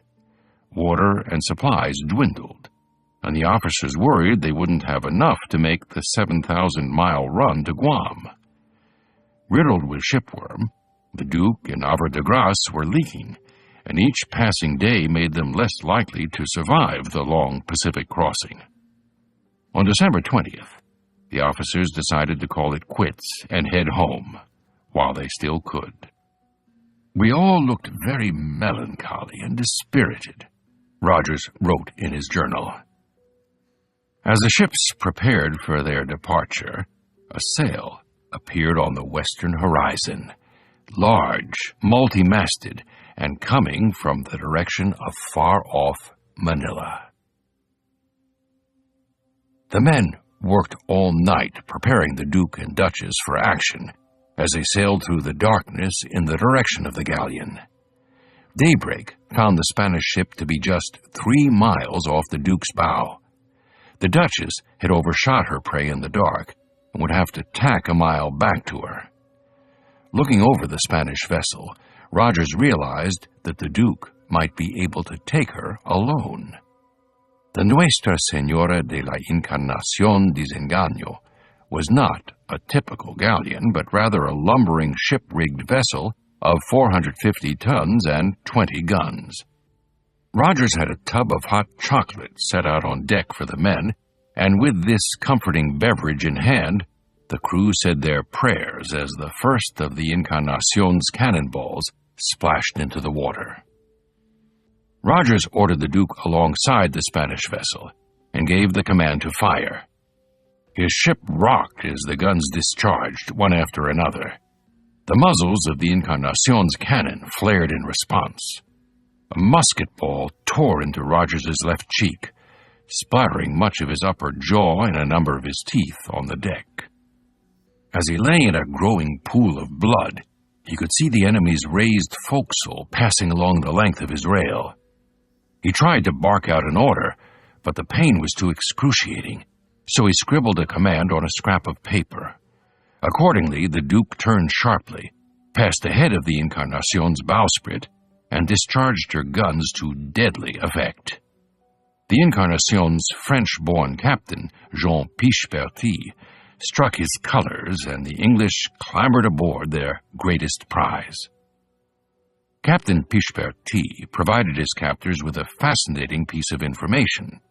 2 treasure ships had left Manila that year, and the Encarnación was by far the smaller of them. The other, the Nuestra Señora de Begoña, was a proper treasure galleon, a mighty vessel of 900 tons with twin gun decks and a vast store of Oriental luxuries. Rogers issued further written orders for the fleet to escort the Encarnación into the secluded Baja harbor they had been using as a base, and for the officers to prepare to intercept the Begoña. He then retreated to his cabin, his face and throat grotesquely swollen, barely able to drink. He was not yet aware that a Spanish musket ball was lodged deeply in the roof of his mouth. His colleagues tried to persuade Rogers to stay aboard the Encarnación while they sailed off to find the Begoña, but he refused to leave the Duke. The crew of the Duke was still repairing the ship from its battle with the Encarnación on Christmas Day when the Begoña appeared on the horizon. By the time Rogers got the Duke out of the harbor that evening, the Duchess and Havre de Grace were already miles out to sea, closing in on the enormous galleon. All night long he watched the flashes of ships' cannons exchanging broadsides. In the morning he could see that the Duchess had been hard hit, her masts damaged and rigging in disorder.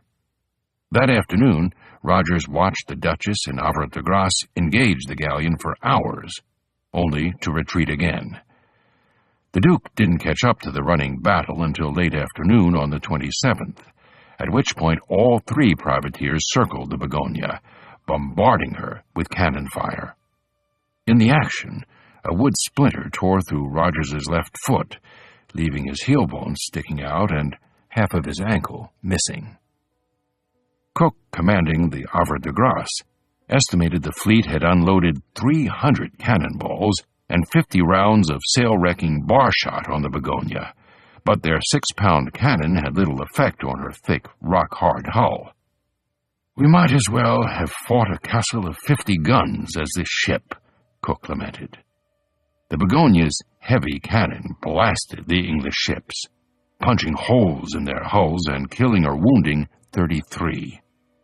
Running low on ammunition, the privateers had to admit they were outmatched and abandoned the Begonia to continue her run to Acapulco. Rogers, unable to speak or walk, prepared the fleet for the long trip home. It took another 22 months to reach England, during which time relations between the officers deteriorated. They fought over who would take command of the Encarnacion, whose holds were packed with silk, spices, jewels, silver, and other finery, later found to be worth over £100,000. Amazingly, Courtney and Cook were willing to allow Dr. Dover to command the ship. Still in unbearable pain, Rogers mustered the other officers to block the appointment, declaring Dover utterly incapable of the office. In the paper war that followed, the officers agreed to a compromise, whereby Selkirk and others would actually operate the Encarnacion, while Dover held the ceremonial title of Chief Captain.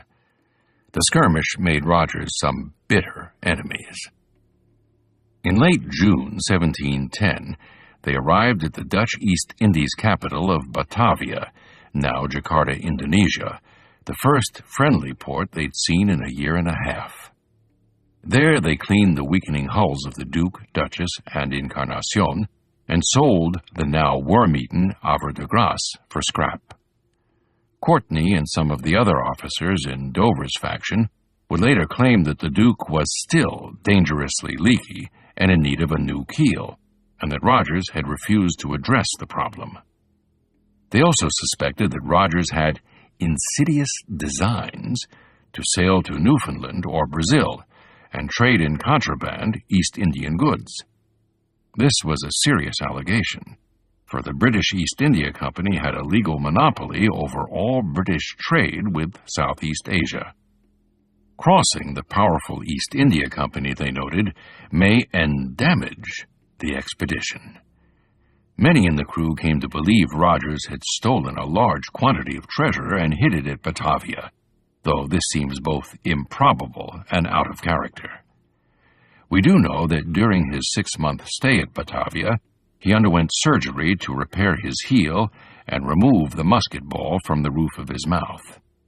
He also closely supervised the purchase of necessities for the trip home to avoid any entanglements with the East India Company, though even these precautions didn't save the Bristol men from the insatiable greed of the company's directors.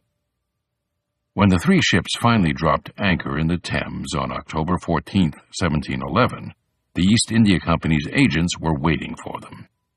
The privateers' purchase of provisions at Batavia, they argued, constituted a violation of the company's monopoly. They seized the great Acapulco ship, already made famous by the London newspapers, and embroiled the privateers' owners in a lengthy legal dispute. In the end, over £6,000 of the £147,975 in proceeds was paid to the company's directors. Once expenses were deducted, each of the owners had doubled his investment. Rogers, his face mutilated, his foot mangled, his brother dead, received about £1,600, much of which was probably consumed by his family's debts back in Bristol. Many of the crew received nothing at all, having been pressed aboard Royal Navy ships as soon as the Duke and Duchess reached London. Rogers returned to his wife and children in Bristol to mend his wounds and prepare his journal for publication. His circumnavigation and successful capture of a Manila ship had made him a national hero, but it had also left him maimed, aggrieved, and little wealthier than the day he'd left home 3 years earlier. Rogers wasn't the only one recovering from trauma in the late summer of 1712. Across the Atlantic in Jamaica, Edward Thatch and Charles Vane had been witnesses to far worse. On August 28, 1712, Jamaica was struck by one of the most powerful hurricanes in its history. Of Charles Vane, we know three things. During the War of Spanish Succession, he came to reside in Port Royal. He was a professional mariner, and he was acquainted with the soon-to-be infamous Captain Henry Jennings. When the winds suddenly shifted from north to south on the fateful August night, Vane may well have been aboard Captain Jennings's 4-gun sloop Diamond, which was anchored among hundreds of other ships in Port Royal's harbor. The harbor this evening was particularly crowded due to an embargo on shipping. A French attack was deemed imminent. Because of this, Edward Thatch was probably there as well, resting ashore at Port Royal. Also in Port Royal was the London slave ship captain Lawrence Prince and the Massachusetts merchant master William Wire, both of whom would one day run afoul of the pirates. Jennings, an established Jamaican merchant captain of good standing and estate, commanded a vessel with empty holds, whatever cargo she'd been carrying having long since been unloaded during the island's weeks-long embargo. The storm struck around 8 at night, a furious hurricane of lightning, wind, and rain without thunder. It blew down trees, flattened homes and warehouses, toppled sugar works, and tore apart entire fields of sugarcane. A number of people ashore lost their lives when their houses, the hospital, and half of Kingston's main church collapsed, but the greatest carnage took place out in the harbor. At least 54 vessels sank, capsized, or were driven ashore, including the sloop of war HMS Jamaica and the slaver Joseph Galley, which lost every member of her crew and all 107 slaves chained in her hold. Captain Wire was on land when the storm sank his slaver, the Anne Galley, drowning 100 slaves and half of his 28 crewmen. Lawrence Prince lost the vessel under his command, the brigantine Adventure, as did Henry Jennings, though neither lost any men. When the sun came up the next morning, it revealed beaches and salt marshes strewn with smashed and dismasted vessels and dozens of corpses. In addition to the slaves, an estimated 400 sailors had lost their lives. As Jennings, Vane, Thatch, and other mariners took stock of the destruction in the following weeks, a ship arrived bearing dramatic news from Europe. Queen Anne had declared a cessation of hostilities with France and Spain. The war was coming to an end, and with it, the stream of wealth and plunder brought to Jamaica by the privateering trade. With much of the Jamaican merchant fleet lying wrecked on the shores, hundreds of seamen were out of work, left to fend for themselves amid the wreckage of Kingston and Port Royal. Ironically, another hurricane would bring them riches on a scale the wartime privateers could have only dreamed of. Chapter 4. Peace, 1713 to 1715. With the end of the War of the Spanish Succession in 1713, tens of thousands of sailors suddenly found themselves out of a job. The Royal Navy, bankrupted by the 12-year-long World War, rapidly demobilized, mothballing ships and dumping nearly 3/4 of its manpower, over 36,000 men, in the first 24 months following the signing of the Peace of Utrecht. Privateering commissions ceased to have any value, their owners compelled to tie their warships up and turn the crews out onto the wharves of England and the Americas. With thousands of sailors begging for work in every port, merchant captains slashed wages by 50%. Those lucky enough to find work had to survive on 22 to 28 shillings, 1.1 to 1.4 pounds a month. Peace did not bring safety to those English sailors who found work in the West Indies. Spanish Coast Guard vessels, the Guardas Costas, continued to seize English vessels passing to and from Jamaica, declaring them smugglers if so much as a single Spanish coin were found aboard.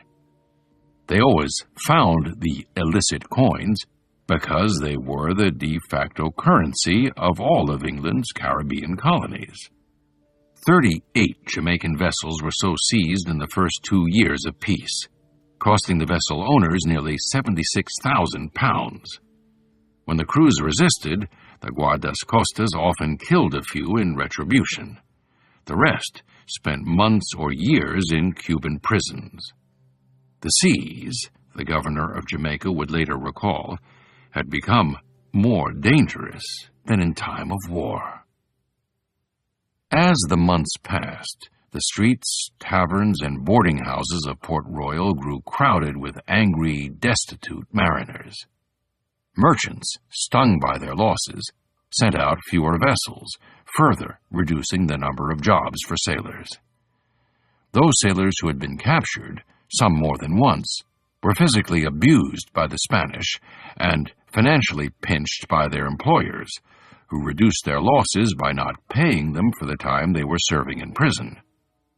Resentment and the want of employ, one resident later recalled, were certainly the motives to a course of life which I am of the opinion that most or many of them would not have taken up had they been redressed or could by any lawful mean have supported themselves. Benjamin Hornigold was one of the very first to turn to this other course of life, and he took Edward Thatch with him. They had both served aboard Jamaican privateers during the war, and now found themselves stuck in Port Royal Harbor. By the summer of 1713, they had had enough of poverty and the Spanish Coast Guard. Hornigold suggested to a number of former shipmates and drinking buddies that they put their skills together to solve both problems. They should go back to attacking Spanish shipping, avenging and enriching themselves at the same time. All they needed was a small vessel, a few good men, and a secure nest from which to launch their raids. Hornigold knew just the place. The Bahamas, every Jamaican knew, was a perfect buccaneering base. The western end of the 700-island archipelago stood alongside the Straits of Florida, the primary shipping channel for every Europe-bound vessel in South America, Mexico, and the Greater Antilles, including Spanish Cuba, English Jamaica, and the new French colony on the island of Hispaniola. Sailing vessels had little choice but to pass this way in order to reach the colonies of the eastern seaboard or to catch the trade winds back to Europe. Pirates could hide among the maze of islands, taking advantage of 100 little-known anchorages where water and fresh fruit could be collected, vessels careened and repaired, and plunder safely divided. Nobody would have dared to follow them into the tight channels between those islands without an experienced Bahamian pilot aboard. With hundreds of low, sandy scraps of land, one could easily become lost and subject their craft to sharp reefs and uncharted shoals. More importantly, since attacking the Spaniards was technically against the law, the Bahamas didn't have a government, and hadn't since the Franco-Spanish invasion of July 1703. Thus, late in that first peacetime summer of 1713, Hornigold and a small band of followers left Port Royal and sailed 450 miles north, passing between Cuba and Hispaniola and into the coral-studded labyrinth of the Bahamas. During the war, the Spanish and French sacked New Providence Island 4 times, burning Nassau to the ground, spiking the fort's guns, carrying off the governor as well as most of the island's African slaves, and forcing the rest of the population into the woods. In the aftermath, most survivors abandoned the island, leaving only a handful of settlers who, according to resident John Graves, lived scatteringly in little huts, ready upon any assault to secure themselves in the woods. When word of the first raid got back to London, the aristocrats who owned the Bahamas appointed a new governor, Edward Birch, and sent him across the Atlantic to re-establish order in the backwater colony.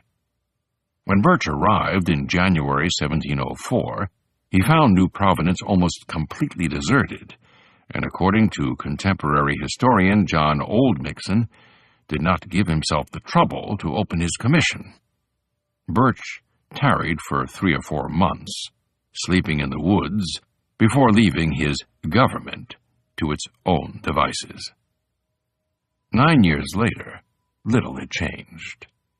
When Hornigold and his companions stepped onto the beach at Nassau, they found not a town, but a collection of partially collapsed buildings, overgrown with scrub and tropical vegetation, gathered around the burned-out shells of a church and fort that Nicholas Trott had constructed a quarter-century earlier.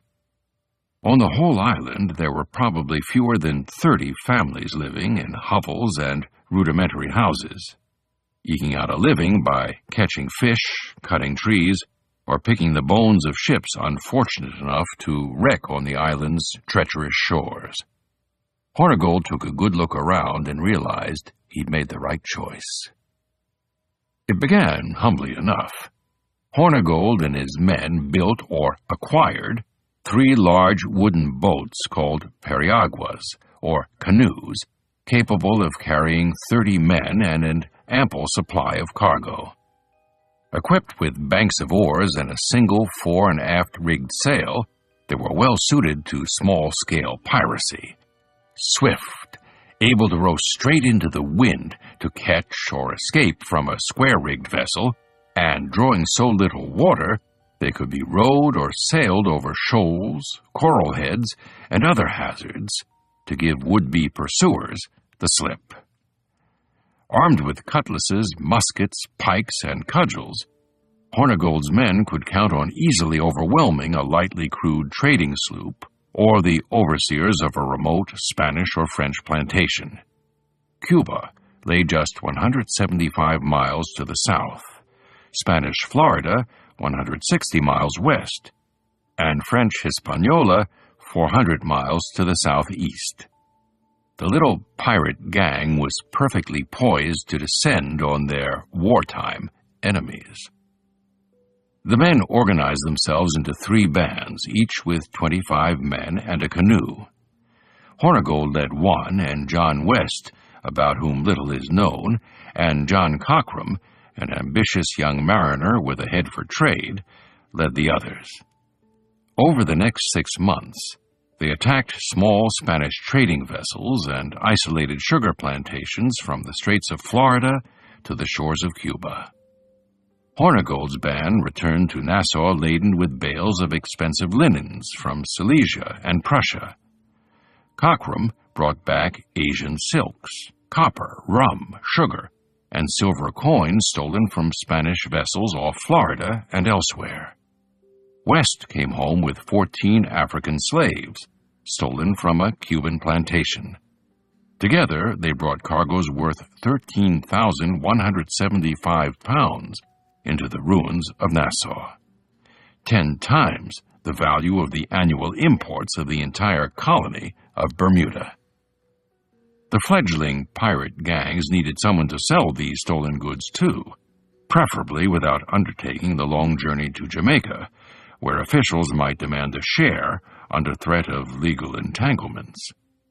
Fortunately, they appear to have found ready buyers among the relatively stable settlers of Harbor Island, 50 miles north of Nassau, which had a population of about 200. Richard Thompson, the island's largest and wealthiest landowner and merchant, had no scruples about fencing the Nassau pirates' goods, and little sympathy for the Spanish, who had done Bahamians so much harm. He and John Cockram seemed to have hit it off particularly well. In fact, by March 1714, Cockram had married one of Thompson's daughters and was living contentedly with her on Eleuthera, Harbor Island's larger, less developed neighbor. Thompson even made his new son-in-law master of one of his trading sloops, sending him on smuggling runs to the Dutch spice island of Curaçao, 1,000 miles away, with loads of braceletto wood, from which a valuable red dye could be extracted. Thompson presumably purchased most of the pirates' cargo. It wouldn't be long before he and Cockram would emerge as the leading black market traders of the golden age of piracy.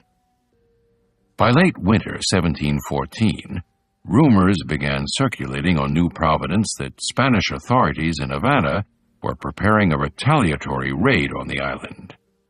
The pirates consulted with one another and decided to divide their plunder, now 60,000 pounds worth, and split up. West and many of the rank-and-file pirates apparently chose to quit while they were ahead and scattered off to Jamaica and beyond. A handful stayed on in the Bahamas, including Hornigold, who joined John Cockram and others in the relative safety of Harbor Island, with its snug, easily defended harbor and battery of cannon. Edward Thatch was very likely among them, laying low and waiting for the Spaniards' anger to subside. The Peace of Utrecht had also put Sam Bellamy out of work. According to 300 years of oral history, he made his way to Eastham, Massachusetts, located on the outermost reaches of Cape Cod, in 1714 or early 1715. There's no documentary evidence to confirm their stories, though the people of the Outer Cape have been telling them in more or less the same form since the days of the great pirates. Nor is there any proof to the contrary. In fact, the evidence we do have fits the Cape legend tantalizingly well. Families who were living in and around Eastham had close ties with the English West Country, where Bellamy is believed to have been from, and some had surnames and pedigrees that suggest they might have been his mother's kinsmen. Most importantly, the primary character in the legend, the figure on which the story turns, was in fact a real person whose life details are consistent with the folk traditions of the Cape. This audiobook is continued on Disc 4. The Republic of Pirates by Colin Woodard, continued. Disc 4. Between 1713 and early 1715, Sam Bellamy very likely arrived in Boston, where most of inbound ships cleared customs before proceeding to other New England ports. With 10,000 people, Boston was the largest city in British North America, and the port through which most of the transatlantic commerce of the eastern seaboard passed. The city rose from the center of the harbor, a mass of brick and clapboard buildings around the foot of Beacon Hill, which was crowned by its namesake beacon mast. Bellamy's ship would have docked at the end of Long Wharf, a newly completed pier jutting out 1,600 feet into the harbor, allowing 30 ocean-going ships to tie up simultaneously in water so deep they could unload their cargoes directly onto the docks in any tide. This was more than could be said of Boston's other gateways. The city was perched on a hilly peninsula 2 miles long and a half-mile wide, connected to the mainland by a neck of land so low and slender that it would be submerged during storms and spring tides. Going from Boston to Roxbury on the Peninsula Road was always treacherous, and numerous people drowned crossing it in fog or darkness. There were no bridges yet, and so aside from the 3 ferries crossing the mouth of the Charles River, Long Wharf was the city's front door. Bellamy stepped through it, passing between the warehouses constructed along its length and onto the foot of King Street. Climbing the freshly paved street, a visitor knew he had arrived in a particularly cultured city. In the half-mile walk up to the brand-new brick townhouse, known today as the Old State House, with its impressive bell tower, Bellamy would have passed no less than 5 printers and 19 booksellers, including Nicholas Boone, who sold copies of the weekly Boston Newsletter, the only newspaper in British America. If he paused to read the newsletter, indeed if he could read it all, he would have gotten the latest news from Europe and the other colonies as reported by newly arrived ship captains and passengers, including perhaps word of the marauding activities of Hornigold's men. The existence of the newsletter made Boston the hub of 18th century America's information infrastructure. It was published by the city postmaster, John Campbell, who was first to greet the weekly post rider from New York. The dangerous week-long journey was the longest leg in the continent's nascent postal system, which stretched from Philadelphia to Portsmouth. Were there news of relevance to the inhabitants of Boston, a pirate attack, for instance, the newsletter was where most of them would first hear of it. If the newspaper didn't catch Bellamy's eye, he could look at the wares in Andrew Faneuil's King Street shop, stocked with Venetian silks, French salts, and other European fineries. More likely, he stopped in the Royal Exchange, a tavern at the top of the hill, well known for its food and drink. There he might have asked around about how best to book onward passage to Cape Cod, on the other side of Massachusetts Bay. As a sailor, Bellamy would have felt at home on the outer Cape. The sea's presence was everywhere in Eastham, its principal settlement, in the breezes that blew over town, in the roar of the surf rumbling from the east, and in the townspeople's household possessions, scavenged from 100 ships wrecked on the Atlantic shore. Not all of the wrecks were purely accidental. On a dark night, a ship could be lured onto the Cape's stark, harborless eastern shore by a man standing on the beach gently swinging his lamp. An inexperienced ship captain, nervous about navigating the dangerous outer Cape, would follow the lamp, thinking it the stern light of another ship, discovering his mistake only when it was too late to save his ship. Of course, there could be no witnesses to such deceptions, and an unusually large number of ships were later found on these beaches with neither survivors nor cargo. Eastham was literally an island in those days. A marshy creek south of town in the area of Nauset Harbor cut the outer Cape off from the rest of Massachusetts. The marsh provided plenty of healthy fodder for cows, and the area quickly became known for the high quality of its dairy products. To the east, between the village and the open Atlantic, were the otherworldly tablelands, bleak, scrubby, windswept dunes that ended with frightening suddenness in sheer cliffs of sand dropping 90 feet or more to the Atlantic beaches. According to Cape legend, Bellamy took to hanging about the tap room of an Eastham tavern. One spring night in 1715, he met a 16-year-old girl named Mary Maria Hallett, charming her with tales of maritime adventure. Sam and Mary had a roll in the hay that very night, and in most versions of the story were sufficiently smitten with each other to begin talking of marriage.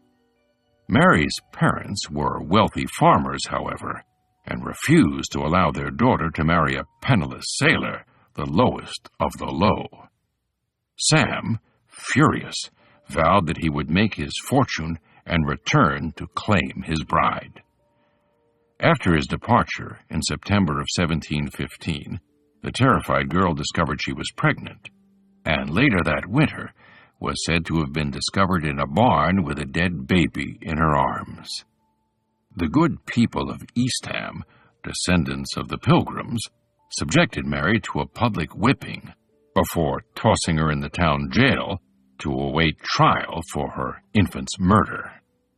By some accounts, she lost her mind during her incarceration and, with the possible assistance of the devil, escaped to live a hermit's life on the stark tablelands above the Atlantic beach. There she roamed, scaring children, searching for Bellamy, and bringing nasty storms down on passing mariners, hobbies that earned her the epithet Sea Witch of Billingsgate, the latter being the old name for the north end of town, now known as Wellfleet. While embellished, the legend may have been based on historical events. In recent years, historians have discovered that there was a young girl named Mary Hallett living in Eastham in 1715. and what we know of her life is surprisingly consistent with the legend. The historical Mary Hallett was about 22 years old in 1715, the daughter of one of the wealthiest settlers in the area, John Hallett of Yarmouth. Like his legendary counterpart, Hallett, a former constable and a veteran of the Indian Wars, appears to have cared deeply about property, having been involved in a bitter and protracted dispute with his brother over the division of their late father's pasture land. In March of 1715, Mary's older brother, John Hallett Jr., married an Eastham girl named Mehitable Brown, whose family is believed to have operated the Great Island Tavern, a Billingsgate establishment catering to mariners. Mary, the sixth of 10 Hallett children, may well have been living with her brother and his wife in 1715, helping out in the kitchen, serving customers in the tap room, and cleaning the upstairs rooms they let to sailors. Furthermore, records show that Mary Hallett never married and died childless in her 60s in April 1751. In her last will and testament, discovered by Kenneth Kincor of the Expedition Witta Museum in Provincetown, she bequeathed all her possessions to her surviving siblings and their children. She had appointed her brother, John Jr., to execute her will, suggesting they were indeed close, even after the events of 1715, if they occurred at all. Whatever the truth about Mary Hallett, we do know that Sam Bellamy made another, more lasting acquaintance while in New England. 39 years old when they met, Palsgrave Williams was a silversmith from an influential Rhode Island family, with a wife and 2 young boys at home.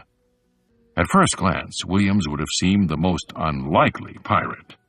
His father, John Williams, was the Attorney General of Rhode Island, an exceptionally wealthy merchant who split his time between a Boston mansion and estates in Newport and Block Island. His mother, Anna Alcock, was a descendant of the Plantagenet kings of England and the daughter of a Harvard-trained physician. Yet Palsgrave would choose the life of an outlaw, joining a society of impoverished mariners fighting for the wealth and freedom that he had enjoyed since birth. It makes no sense until you take his stepfather and childhood neighbors into account. John Williams died in 1687 when his son was 11 years old, leaving the execution of his will and the guardianship of his children in the hands of his friend, a Scottish exile named Robert Guthrie. Guthrie married Palsgrave's mother a year and a half later, permanently settling the family on their estate at Block Island in Rhode Island's Narragansett Bay, a move that profoundly altered the trajectory of young Williams's life. Guthrie's father had been a famous Scottish nationalist and preacher and had been executed by the English in front of his family when Guthrie was still an infant. Guthrie's mother and siblings were banished from the country, joining a large contingent of Scottish prisoners of war transported to New England to slave in the ironworks of Lynn and Braintree, Massachusetts.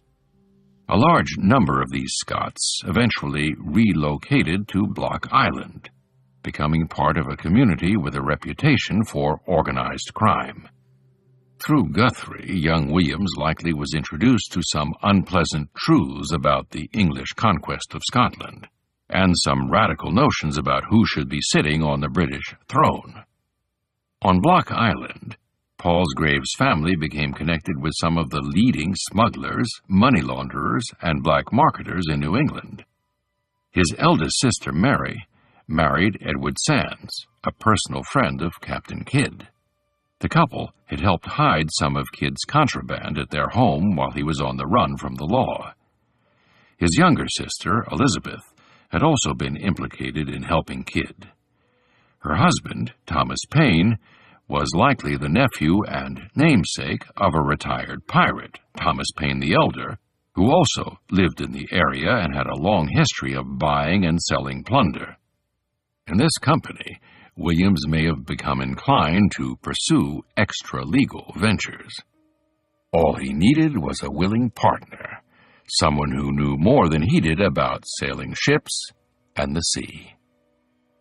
Bellamy and Williams became fast friends and formed a partnership. With his wealth and connections, Williams was the senior partner, able to secure supplies and a seaworthy vessel for use in a maritime undertaking. Bellamy brought mariners' skills and knowledge of the West Indies. If Williams hired Bellamy to be the master of his vessel, he was entitled to shares of the profits of whatever commercial or smuggling scheme he was contemplating. Any plans they were hatching went out the window when news of a greater opportunity arrived. In the Bahamas, the Spanish attack everyone expected had failed to materialize, and the pirates began to regroup. On Eleuthera, Hornigold began recruiting a new gang from the ranks of willing colonists. He was helped along by one of the island's old salts, Jonathan Darvell, who, as a young sailor, had joined a mutiny, seized a slave ship, and sold her living cargo to Dutch merchants on Curaçao. Darvell was now too old to join a pirating venture, but he was happy to invest in one. He contributed his sloop, the Happy Return, as well as his 17-year-old son, Zacchaeus, and his son-in-law, Daniel Stillwell. A handful of strangers came as well, most of them from Jamaica, including Ralph Blackenshire and possibly Edward Thatch. In the summer of 1714, Hornigold sailed the Happy Return out of Harbor Island for the coasts of the Spanish colonies of Florida and Cuba. The little sloop was probably no greater than 15 tons, but it was a considerable improvement over the sailing canoes, safer, faster, and capable of carrying more men and plunder. When they returned, Darvell made out well. By lending his vessel for a short cruise, he received a share of the plunder, barrels of dry goods, tallow, and a slave worth 2,000 pounds, which was enough to buy the Happy Return 4 times over. Within a few weeks, he sent the Happy Return out again. Hornigold sat that voyage out, perhaps disappointed with the size of his share. He probably didn't feel particularly jealous when the Happy Return came back from the north coast of Cuba with only a load of pungent hides and other goods worth just 350 pounds. In the late fall, Hornigold and 2 other men purchased an open boat from an Eleutheran sailor. They sailed to the coast of Cuba, and in early December intercepted a sailing canoe and a small launch belonging to the Cuban noble Señor Barillon. The Cuban vessels were nearly as tiny as their own, but they were laden with coins and valuables worth 46,000 pieces of 8, 11,500 pounds. The capture made Hornigold and his colleagues the most respected pirates in the Bahamas. It also drew the attention of authorities from 3 empires. Thomas Walker was the only official representative still living in the islands. He had been an important figure in the Bahamas since the reign of King William, having served as His Majesty's Justice for the Vice-Admiralty Court. He was probably living on New Providence when the pirate Henry Avery bribed Governor Trott with his treasures. With the collapse of the colony during the War of Spanish Succession, Walker had assumed the role of acting deputy governor, although it's not entirely clear that the Lords Proprietor of the Bahamas had ever approved this arrangement. He had somehow survived the war on New Providence, continuing to live on his homestead 3 miles outside of Nassau with his wife Sarah, who was a free black, and his mulatto children, Thomas Jr., Neil, Charles, and 15-year-old Sarah. Thomas Walker didn't like the arrival of the pirates one bit. The last thing he and his neighbors needed was to bring the wrath of Spain down on them once again. Hornigold and his colleagues had to be stopped, and Walker figured he was the only man to do it. First, he called for reinforcements, dispatching letters to everyone he could think of: the Lords of the Admiralty, the Lords of Trade, the Duke of Beaufort, and the other proprietors of the Bahamas, even the Boston Newsletter, informing them of the increasingly dangerous situation. He assured the Lord's proprietor that he was a prosecutor and disturber of all pirates, robbers, and villains that do expect to shelter themselves or take up their abode in these their lordship's islands. Until a new governor was appointed, he would take it upon himself to curb the exorbitant tempers of some people of these islands and to execute justice upon pirates. Soon every sea captain from Boston to Port Royal was aware of the exploits of Hornigold and Cockram. The acting governor of Bermuda, Henry Pollen, sent letters back to London warning that the two men were turning the Bahamas into a nest for pirates. Pollen even offered to annex the Bahamas to his government, promising to destroy the infamous rascals who do an infinite mischief to trade by making us scandalous to our neighbors. After the pirate depredations of 1713, Walker decided letter writing was not enough. Just after Christmas, he gathered some men together, boarded a vessel, and sailed up to Harbor Island to administer justice himself. Walker's campaign had an auspicious start. At Harbor Island, he surprised the pirates, capturing Daniel Stillwell, teenager Zacchaeus Darville, and one of their accomplices, Matthew Lowe. The other sea robbers fled into the woods and defended themselves by force of arms, but Walker was able to seize the Happy Return, ending her career as a pirate vessel.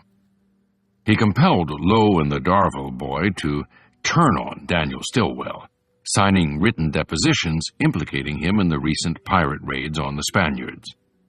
Walker had no authority to try Stillwell, however, his commission as an admiralty judge having expired decades before.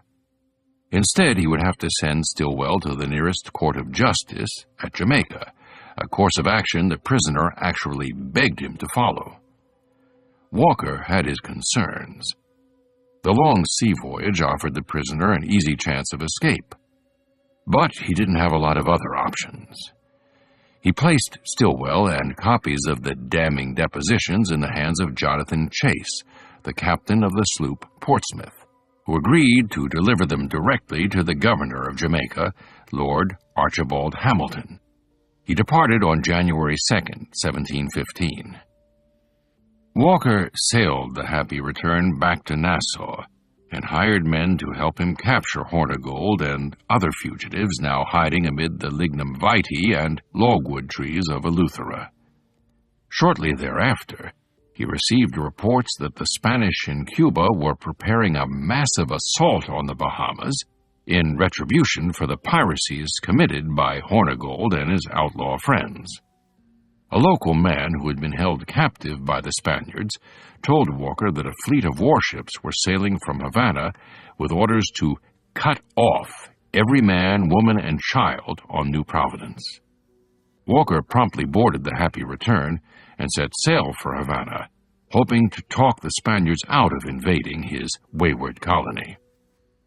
Fortunately, the Spanish governor of Cuba, Laureano de Torres y Ayala, the Marquis Casa Torres, was in a forgiving mood. He received the nervous Bahamian graciously, accepting his stories of having captured 8 of the offending pirates and sending them to justice in Jamaica. "I return you grateful thanks, and likewise to all the inhabitants of Providence, because you have taken care to detect such villains who make it their evil practice to rob those who follow honest means to live," the Marquis proclaimed. Walker and his party remained at Havana for much of February, smoothing relations with their powerful neighbor for the future safety and peace of all the inhabitants of the Bahamas. Walker returned home to Nassau to discover that the pirates were far from pacified. The prisoner, Daniel Stillwell, never made it to Jamaica. Somehow, Benjamin Hornigold and his men had managed to rescue him and were preparing to take care of Walker himself. All the colony's inhabitants knew that if Walker were out of the way, the Bahamas would belong to the pirates, and to the pirates alone. In Jamaica, Governor Archibald Hamilton had little time to wonder why Daniel Stilwell had failed to be delivered to him, to worry about Bahamian pirates, or indeed the petty colony of the Bahamas. He was involved in a far weightier and dangerous project, helping to orchestrate a secret plot to overthrow and replace the King of Britain. His efforts, strangely enough, would dramatically swell the ranks of pirates operating out of the Bahamas. Queen Anne had died, childless, in August of 1714. Under normal circumstances, the crown would have passed to her half-brother, James Stuart, the next in line of dynastic succession, a situation that, to the thinking of many at the time, was ordained by God himself. James was a Catholic, however, and under a law passed in 1701, no Catholic could sit on the throne. Unfortunately, there weren't any other members of the House of Stuart who weren't also Catholics. The best Protestant anyone could come up with was one of Anne's second cousins, George Ludwig, elector of the German state of Hanover. Although he didn't speak English and wasn't interested in learning, George Ludwig was brought over to England and crowned King George I, becoming the founding member of a new ruling family, the House of Hanover, which still occupies the throne today. Many Britons were unhappy with this turn of events, especially in Scotland. The Scots were already upset about losing their independence under the 1707 Treaty of Union, but at least the Stuarts had been the legitimate royal family of Scotland. Now, just 7 years after the merging of the English and Scottish monarchies, the English had placed a German prince on the throne, one extremely hostile to Scottish Presbyterianism. Other Britons were upset by the coming of the Hanoverians, such as Catholics, adherents to the Church of England, and divine right enthusiasts. But it was the noble families of Scotland that spearheaded efforts to put James Stuart on the throne. Lord Hamilton was a member of just such a family. His eldest brother, James, the fourth Duke of Hamilton, had headed opposition to Scotland's union with England and was arrested on numerous occasions for pro-Stuart activities. His older brother, George, the Earl of Orkney, was deeply involved in plans for a military uprising in support of James Stuart, an effort that at least 2 of his nephews were also involved in. Governor Hamilton intended to do his part. Since taking up his post in 1711, he had purged Jamaica's governing council, militia, and civil service of Stuart opponents, replacing them with Catholics, Scotsmen, and other Jacobites, as supporters of James Stuart were called. He placed a fellow Scotsman in charge of Port Royal's fortifications, the chief defenses of the island, and refused to account for either the gunpowder hoarded there or the contents of merchant vessels he seized, allegedly for smuggling. The planters and merchants who sat in the Jamaican Assembly were terrified at the number of papists and Jacobites employed in Hamilton's administration. And as preparations unfolded toward a major Jacobite uprising back in Britain, Hamilton began assembling a fleet of private warships in Port Royal, a force that may have been intended for use as a colonial Jacobite navy. Hamilton denied being anything but a loyal servant of George I. The small fleet he assembled in the summer and early fall of 1715, he later insisted, was for the sole purpose of defending the island's shipping against Spanish privateers, and this is what the commissions he issued his fleet stated. Hamilton would explain that Jamaican merchants had begged his administration to protect them from the Spaniards. We had only 1 man-of-war and 1 sloop-of-war left on the Jamaica station, both foul and unfit to go after those nimble vessels which infested us, Hamilton wrote. With those 2 naval ships about to leave for Britain, he added, there was little choice but to replace them with vessels of his own. Thus, Hamilton contacted a number of his allies on the island, urging them to join him in investing in a flotilla of 10 armed privateers. All they needed were some trustworthy and experienced mariners to operate them. One of those mariners would be Charles Vane. It's reasonable to assume Vane was unemployed, roaming the docks of Port Royal and Kingston in search of work. He eventually found it, being hired by his future mentor, Captain Henry Jennings, to serve on the crew of a privateer. Jennings was offered the command of one of Governor Hamilton's privateers, a 40-ton sloop called the Barsheba. The Barsheba could carry 8 guns and 80 men. The investors who owned her selected Jennings based on his reputation, a veteran merchant captain with wartime experience and a Jamaican estate that reliably earned him £400 annually, above and beyond what he earned at sea. Dependable, experienced, and fearless, Jennings was just the sort of man they wanted to command their warship. By late July, as they prepared to sail, the skies around Jamaica darkened, and the wind began to blow hard from the southeast. A great storm was brewing, one that would change the fortunes of Jennings and Hornigold, Thatch and Vane, Williams and Bellamy. Indeed, after it passed, the Caribbean and the Americas would never be the same.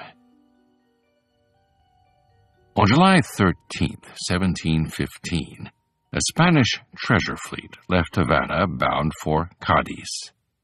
On account of the war, it had been several years since the Spanish had dispatched their treasure fleets to the New World, so the galleons were carrying an unusually valuable haul: coins, silks, porcelain, ingots, and jewels worth an estimated 7 million pieces of eight, £1,750,000.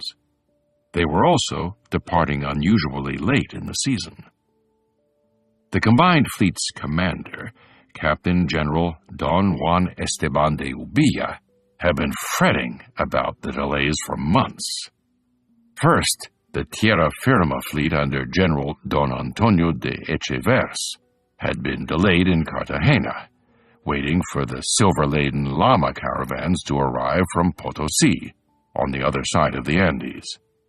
Then, Ubilla's New Spain fleet had been stuck in Veracruz for months on end, waiting for the Manila galleons to arrive in Acapulco.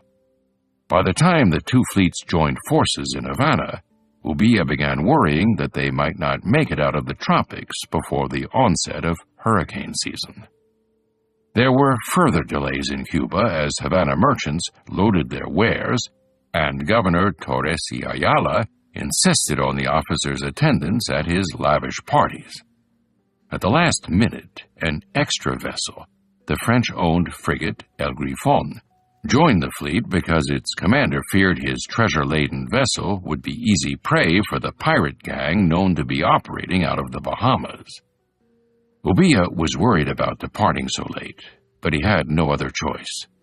The court of King Philip V, the grandson of Louis XIV, whose control of the Spanish throne was endorsed in the Treaty of Utrecht, desperately needed an influx of cash and had been exerting pressure on Ubilla for more than a year.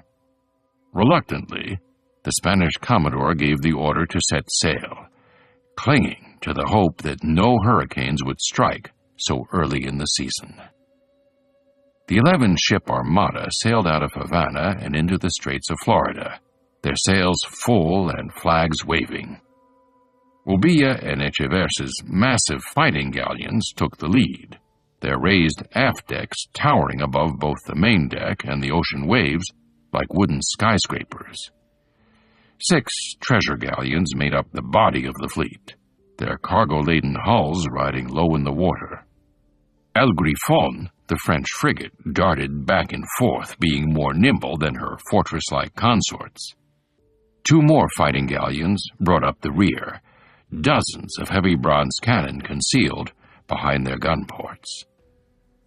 On Friday, July 19th, the easterly winds blowing off the Florida coast began to fail. The air turned unusually hot and humid, and some of the veteran sailors began feeling pains in their joints.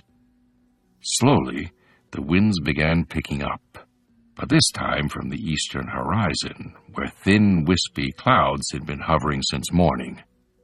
By mid-afternoon, the skies had darkened. Rain squalls passed over the galleons, and the winds began to strengthen from the east-northeast. First to 20 miles an hour, then to 30 and 40.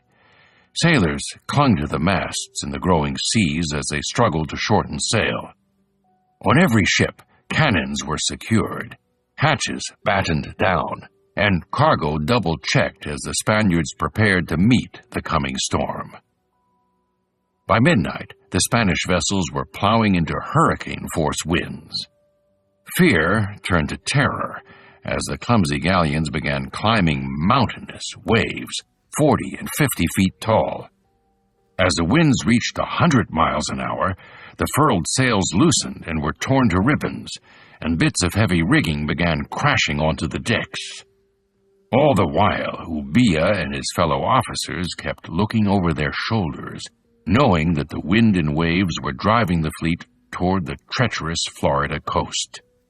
They were also aware that there wasn't a single refuge between Key West and the great Spanish outpost of St. Augustine, and there was little hope of making it that far. In the small hours of the morning, the men spotted roaring surf off their ship's aft port quarters. Struggle as they might, the crew could do nothing to prevent the galleons from being driven onto the reefs and sand by the mountainous seas. One by one, the ships struck. Ubilla's 471-ton flagship, Nuestra Señora de la Regla, had her bottom torn off by a reef and sank in 30 feet of water. One of the rear galleons vanished under a wave, while another, the 450-ton Santo Cristo de San Roman, capsized in the surf a few miles south of the Regla and disintegrated. The commander of one of the treasure galleons, the Urca de Lima, managed to run his ship aground in the shelter of a river mouth, but she was still battered apart by the storm. In the end, all 10 were destroyed, littering the beaches with hundreds of bodies. Only El Grifon, which had sailed ahead of the fleet, was able to escape the hurricane. El Grifon arrived in Brest, France, on September 2nd of the Gregorian calendar, her passengers unaware of the fate that had befallen the fleet. Fewer than half of the 2,000 men aboard the doomed ships made it to the beaches alive, crawling in terror through the stinging rain and darkness to shelter themselves amid the dunes. Dozens more died from their wounds and dehydration over the next few days while they huddled on the beach, looking out for hostile Indians. Both Ubilla and Echevers had drowned, but Admiral Don Francisco Salmon made it to shore and put the survivors to work digging for water and building crude shelters from the wreckage of their ships. Several men made for St. Augustine in one of the surviving ship's boats. A week later, they made it into that harbor, rowing beneath the giant fort, Castillo de San Marcos, to break the news of one of the greatest maritime disasters in the history of the Americas. Along with the remains of 10 ships and 1,000 corpses, 7 million pesos in treasure lay scattered off the beaches of East Florida, most of it in water so shallow that a good diver could reach it all. The news spread across the Americas faster than the plague, from St. Augustine and Havana to Jamaica and the Bahamas. Ship captains carried the word to Charleston, Williamsburg, Newport, and Boston. The Boston Newsletter did the rest. Its late summer editions carried far and wide by ships, sloops, and post riders, alerting readers from Cape Cod to London of the disaster. Soon, from every corner of British America, men were piling onto vessels of all sorts, bound to fish upon ye wrecks. For Williams and Bellamy, it was a dream come true. Sometime in the early fall, they headed for the Florida wreck sites. Perhaps there were tearful goodbyes between Sam and Mary Hallett, between Palsgrave and his wife Anna. When the two men eventually returned to New England, it would be under far different circumstances. When the news of the wreck of the treasure fleet reached Jamaica, all hell broke loose. Every mariner in town seemed to be readying himself to sail to get his bit of Spanish treasure. Sailors were soon deserting the Port Royal-based naval frigate HMS Diamond at a rate of 5 a day, even as she was preparing to sail home to England. If I had stayed a week longer, I do believe I should not have had men enough to have brought me home, the Diamond's commanding officer, John Balchin, reported. The mariners were all mad to go a-wrecking, as they term it, for the generality of the island think they have the right to fish upon the wrecks, though the Spaniards have not quitted them. Rather than suppressing the wreckers, Governor Hamilton tried to get in on the action. He approached Captain Davis of the HMS Jamaica, suggesting the young officer sail his sloop of war up to Florida, loot the wrecks, and share the proceeds with Hamilton. Davis was offended by the request, as was Commodore Balchin, who informed the governor in no uncertain terms that he would not permit his ships to be used in such an ignoble errand. Rebuffed by the Navy, Hamilton quickly moved to purchase shares in the privateers he had commissioned. His official orders to the privateers were to execute all manner of acts of hostility against pirates. Privately, he directed them to go straight to the Spanish wrecks and to bring back whatever treasure they could. Henry Jennings took his mission to heart. He signed on 14 skilled divers, some black, some white, and loaded the Bathsheba with warlike stores. In December, he sailed out of Bluefields, Jamaica, in the company of another privateer, the 35-ton sloop Eagle, commanded by one John Wills. Jennings's Bathsheba had 80 men and 8 guns. The Eagle was even stronger, with 12 guns and 100 men. Together, they could hold their own against the Spanish Guardas Costas, and easily overwhelm the Spaniards' lightly manned trading vessels. They sailed along the mountainous shores of Cuba, stopping in the wild harbors of Honda and Mariel, until sometime after Christmas, they began making their way into the Florida Straits, searching for the signs of the ruined treasure fleet. On Christmas morning, 1715, the privateers stood just off Key Biscayne, a well-known watering hole at the mouth of the Florida Straits. Around 8 o'clock, a small sailing launch approached them from the north, bucking the warm flow of the Gulf Stream. It turned out to be the San Nicolás de Bari y San Josef, an official Spanish mail boat on her way from St. Augustine to Havana.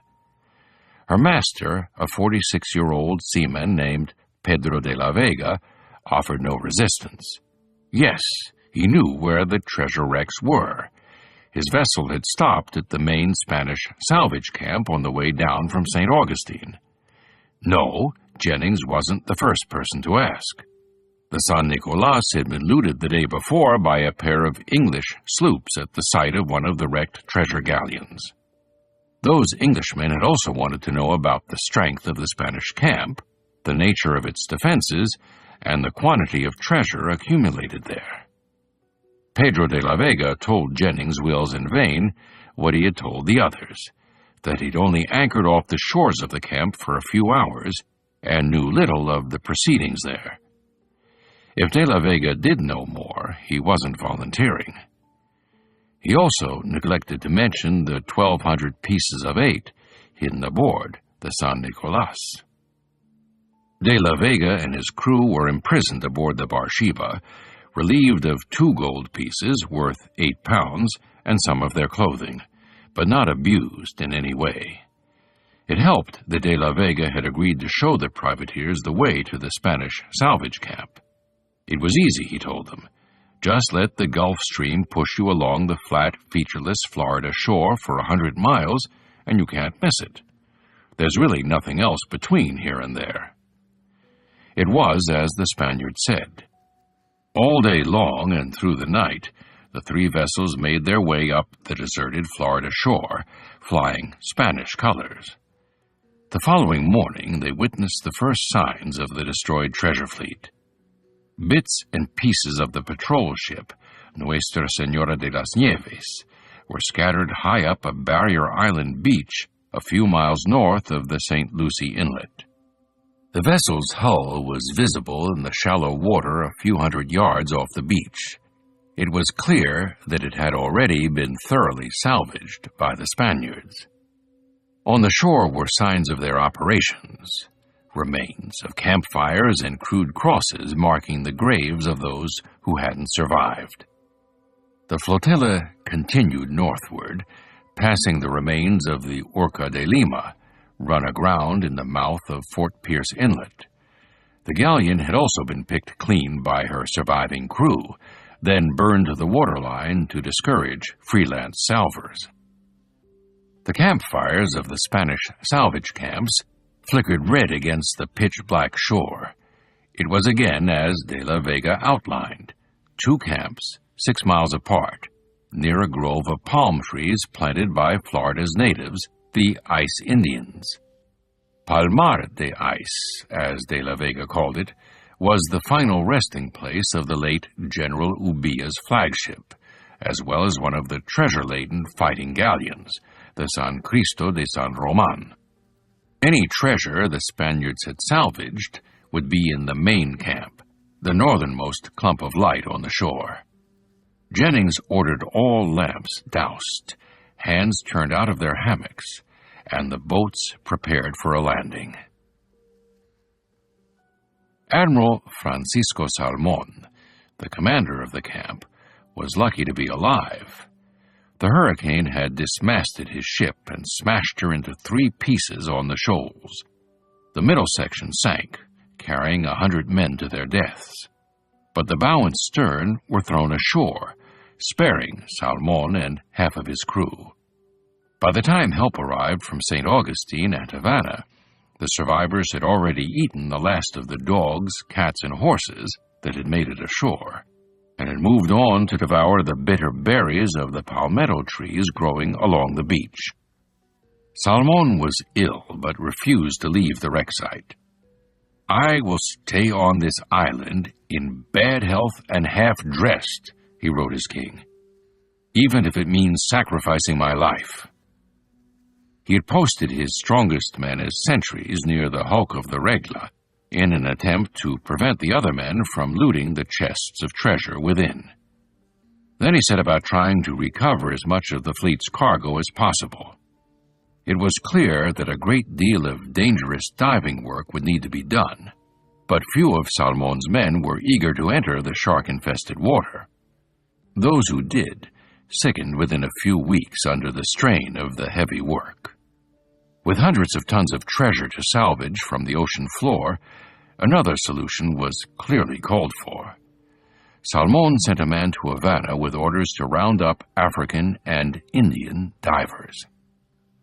Early 18th century diving techniques were primitive and extremely hazardous. Free divers, almost all of them slaves, were sent out over the wreck sites on simple rafts. Each took a large rock and a very deep breath before jumping overboard and sinking to the ocean floor 20 to 50 feet down. There they scampered about for a few minutes, scooping up coins and small objects and marking the locations of chests, boxes, cannon, and other desirable objects. On the surface they were searched, then sent back to the bottom with ropes or chains to attach to the larger objects, so they could be raised with ship-mounted windlasses. In deeper water, the divers couldn't stay down long enough to be useful, so a large bell was lowered down with them. When a diver ran out of breath, he could stick his face under the bell and take another from the pocket of air there. If they didn't take care to exhale completely before heading to the surface, their lungs could rupture, resulting in an agonizing death. Others were forced to stay down so long that they built up dangerous levels of nitrogen in their blood. When they resurfaced, the dissolved gas bubbled in their veins, the bends, leading to permanent paralysis, nerve damage, and death. Mortality rates were extremely high among enslaved divers, and a third of the 300 divers at Palmar de Ice did not survive their servitude. No matter the human cost, Admiral Salmon was pleased with the results. Over 4 million pesos, 1 million pounds in coins and cargo had already been salvaged, most of it from the Regla and Roman, which lay in relatively shallow water near his camp. To expedite operations, he'd set up an auxiliary camp next to the Roman, a mile down the beach from the main camp. The vast majority of the treasure Salmon recovered was already in Havana under heavy guard. Yet some 350,000 pieces of 87,500 pounds, were buried in the sand within his fortified main camp. These chests of silver must have been the first thing that came to mind when his aide shook him awake in the wee hours of December 27th to tell him the camps were under attack. As his ships tossed in the darkness, Jennings selected 150 men, armed them to the teeth, and divided them into 3 equal companies. Each company boarded a large boat, and at 2 a.m. rowed ashore. They landed midway between the 2 Spanish camps. At daybreak, they marched up the beach toward the main camp, a drummer and flag-bearer at the head of each company. Panic spread within the camp. Admiral Salmon's men had built a sand embankment to defend against attacks by the eyes, but they knew it would be little match for the musket-toting English. They were also outnumbered. Salmon had only 60 soldiers and a few cannon at his command. A dozen of his men fled the scene as the rat-tat-tat of Jennings's drummers grew closer. Salmon, reading the writing on the wall, took a white flag and went out alone to meet the English. Jennings and Salmon faced each other. "Is this war?" Salmon asked. "No, we came to fish the wrecks, to claim the mountain of wealth," the Englishman responded. "There is nothing for you here," Salmon insisted. "The wrecks belong to His Catholic Majesty, King Philip V, and we are securing it for him." This line of reasoning got Salmon nowhere, so he offered them 25,000 pieces of 8 to leave peacefully. Jennings refused. Salmon, knowing resistance would be futile, surrendered, giving up the location of the buried treasure. Vane and Jennings' men loaded the silver into a launch, adding 4 bronze swivel guns and various sundries stolen from Salmon's staff. They sabotaged 3 cannons that were too large to carry away, and returned to their sloop with 87,000 pounds in Spanish gold and silver. After releasing the Spanish mailboat, the English sailed off to the southeast. They needed somewhere safe to divide their plunder. Jennings suspected the Bahamas would serve that purpose well. In the Bahamas, things had gotten much busier since the destruction of the treasure fleet. The wrecks were attracting rogues, adventurers, and unemployed seamen from across the English-speaking world. Most used the Bahamas as their base of operations, it being the closest nominally British territory to Palmar de Ice. For these raiders, treasure hunters, and pirates, the absence of government in the Bahamas was an added attraction. In the late summer and fall of 1715, Hornigold and Thatch continued to raid Spanish trading vessels along the coasts of Cuba and Florida. They let it be known that they refused to respect the Treaty of Utrecht and considered the Spanish and French to be enemies still.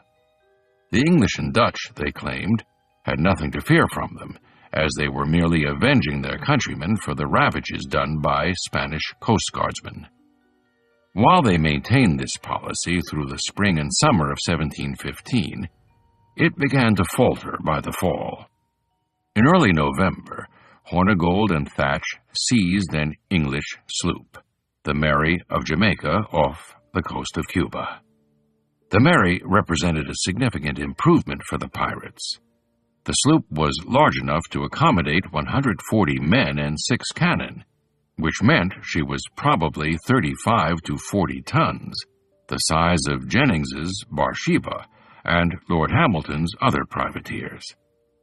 Hornigold and Thatch treated the sailors well, and a few of them may have even volunteered to join them, attracted by higher wages and greater freedom.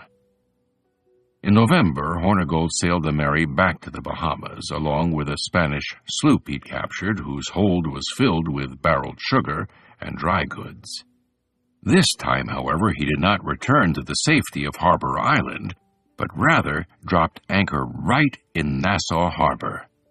He rallied the pirates, wreckers, and other ne'er-do-wells living in the ruined capital to announce that they were all under his personal protection.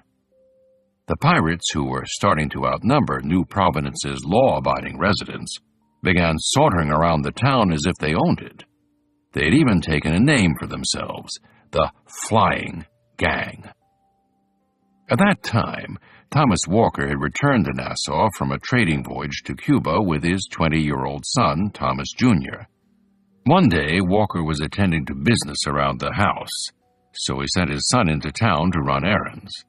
The young man immediately sensed the changed atmosphere. Some of his friends told him of being shaken down for money by the Flying Gang brutes. Others said it was no longer safe to let their wives and daughters walk around unescorted. The pirates, it was said, had gotten an abundance of money out of the Spanish wrecks and were using it to arm themselves and to buy the loyalty of whomever they needed. Then, somewhere in town, Walker came face to face with Benjamin Hornigold. "Where's that old rogue, your father?" he angrily asked Thomas Jr. "My father is at home," the young man replied, according to a deposition he later gave to officials in Charleston. "He is a troublesome old fart," Hornigold exclaimed, "and if I see him I will shoot and kill him." "My father is at home, and if you have anything to say to him, the best way would be to go and speak to his face," the son responded. Hornigold warned that if the Walkers didn't mind their own business, he would burn their house down, kill the old man, and whip the rest of them senseless. With over 100 men and a well-armed sloop at his command, Hornigold was unopposed in his authority. The Walkers' situation became more dire by the week. In December, Hornigold and the captains of at least 2 other pirate sloops cruised the Florida shore to intercept Spanish shipping between Cuba and the wrecks. To the Walkers' horror, Hornigold returned at the end of the month with an even larger Spanish sloop. He renamed it the Benjamin after himself and transferred arms and material to her from the Mary. Witnesses later described the Benjamin as a great sloop, or sloop of war, capable of carrying 200 men and a variety of weapons. With such a warship, Hornigold had no need for the Mary. He sent the English sloop back to Jamaica with the crew members who did not wish to join the Flying Gang. On or about the 1st of January, the Walkers watched, mouths agape, as Jennings's privateers sailed into the harbor, their holds filled with looted Spanish silver. The senior Thomas Walker gazed out at the growing fleet of warships in Nassau Harbor and for the first time understood that a new age had begun. Chapter 5. Pirates Gather, January to June 1716. Since returning from his round-the-world voyage, Woodes Rogers had weathered one disappointment after another. In Bristol, he learned that his father-in-law, William Whetstone, had died. His wife and children had been living with the Whetstones during Rogers's long absence. They were compelled to turn over ownership of their Queen Square mansion to Lady Whetstone, to defray the costs of supporting them all. With little to show for 3 years of dangerous work, Rogers also moved in with his in-laws, nursing his wounded face and leg and grieving the loss of his brother. Within weeks, his convalescence was interrupted by a court summons. A man named Stephen Cray was suing Rogers on behalf of 209 of the Duke and Duchess's former crewmen. Cray's clients were convinced that the treasure galleon Begonia had cargo worth not £140,000, but £3 million, and that Rogers had hidden much of the missing treasure in Batavia. The sailors must have felt slighted and abused. Many had been forced into the Royal Navy before they even set foot on dry land. And it was Cray who paid the legal fees and charges to release them. In January 1712, Rogers journeyed to London to defend himself and to watch over the auction of his expedition's plunder. While in London, Rogers learned that his wife was pregnant with their 4th child. Perhaps buoyed by this knowledge, he threw himself into preparing his journals for publication. He was beaten even in this by Edmund Cook's account of the voyage, which appeared in London bookstores a few months before his own. He ultimately won out, however, when his A Cruising Voyage Around the World came out and quickly outsold its hastily written competitor. Readers were particularly captivated by Rogers's account of the castaway Alexander Selkirk, who had received scant attention in Cook's book. Among them was writer and journalist Daniel Defoe, who sought out Selkirk in Bristol and used him as the model for the hero of his most famous novel, Robinson Crusoe. A Cruising Voyage would go through 2 editions and numerous reprints, providing Woods with a much-needed source of income. In August, there was another cause for happiness when Sarah gave birth to a son. The boy was christened Woods after his father, grandfather, and great-grandfather. The war was also coming to a close, raising the prospect of better times ahead for the financially troubled family. Then their fortunes changed yet again. In December, Lord Chancellor Simon Harcourt announced his ruling in the case of Cray versus Rogers. Rogers had lost, and the terms of the judgment forced him into bankruptcy. A few months later, while Rogers was still spinning from this disaster, his 8-month-old son died and was buried in St. Michael's churchyard. The stress of these losses seems to have finally undone the Rogers marriage. Sarah and Woods began living apart, he in London, she in Bristol, and soon weren't speaking at all. Within a few years, they were pretending each other were dead. True to form, Rogers threw himself into another daring project. With the end of the war, piracy was bound to rear its ugly head, and nowhere more so than that most famous den of pirates, Madagascar. Madagascar, the fabled kingdom of Henry Avery, the haunt of Thomas Tew and the late Captain Kidd, a nest of anarchy and disorder perched astride the primary shipping lanes connecting Europe with India and the Dutch Indies. Rogers had heard the tales from Dampier and others, and he'd undoubtedly heard a lot more from Dutch merchants, officers, and officials in Batavia and Cape Town. He must have sweated a bit back in December 1710, when his worm-eaten, treasure-laden ships passed around the south end of Madagascar on their long journey home, expecting at any moment to see a pack of pirate sloops appear over the horizon. Rogers was a merchant, after all, and nothing was worse for trade than piracy. In the summer of 1713, Rogers began hatching a scheme to suppress the pirates, and ultimately to bring their rogue state under the control of the proper authorities. The first phase of this effort would involve a stealth mission to Madagascar, where he would make contact with the pirates, assess their strength and numbers, and try to negotiate their peaceful surrender. If successful, Rogers may have intended to approach the king, volunteering to oversee the peaceful settlement of the island as its first governor. The benefits of this colony to Britain would be legion. Not only would it displace one of the primary threats to the empire's Asian trade, it would serve as a vital sanctuary and naval and resupply base halfway between England and the East Indies. At this stage, though, Rogers knew he needed to lie low.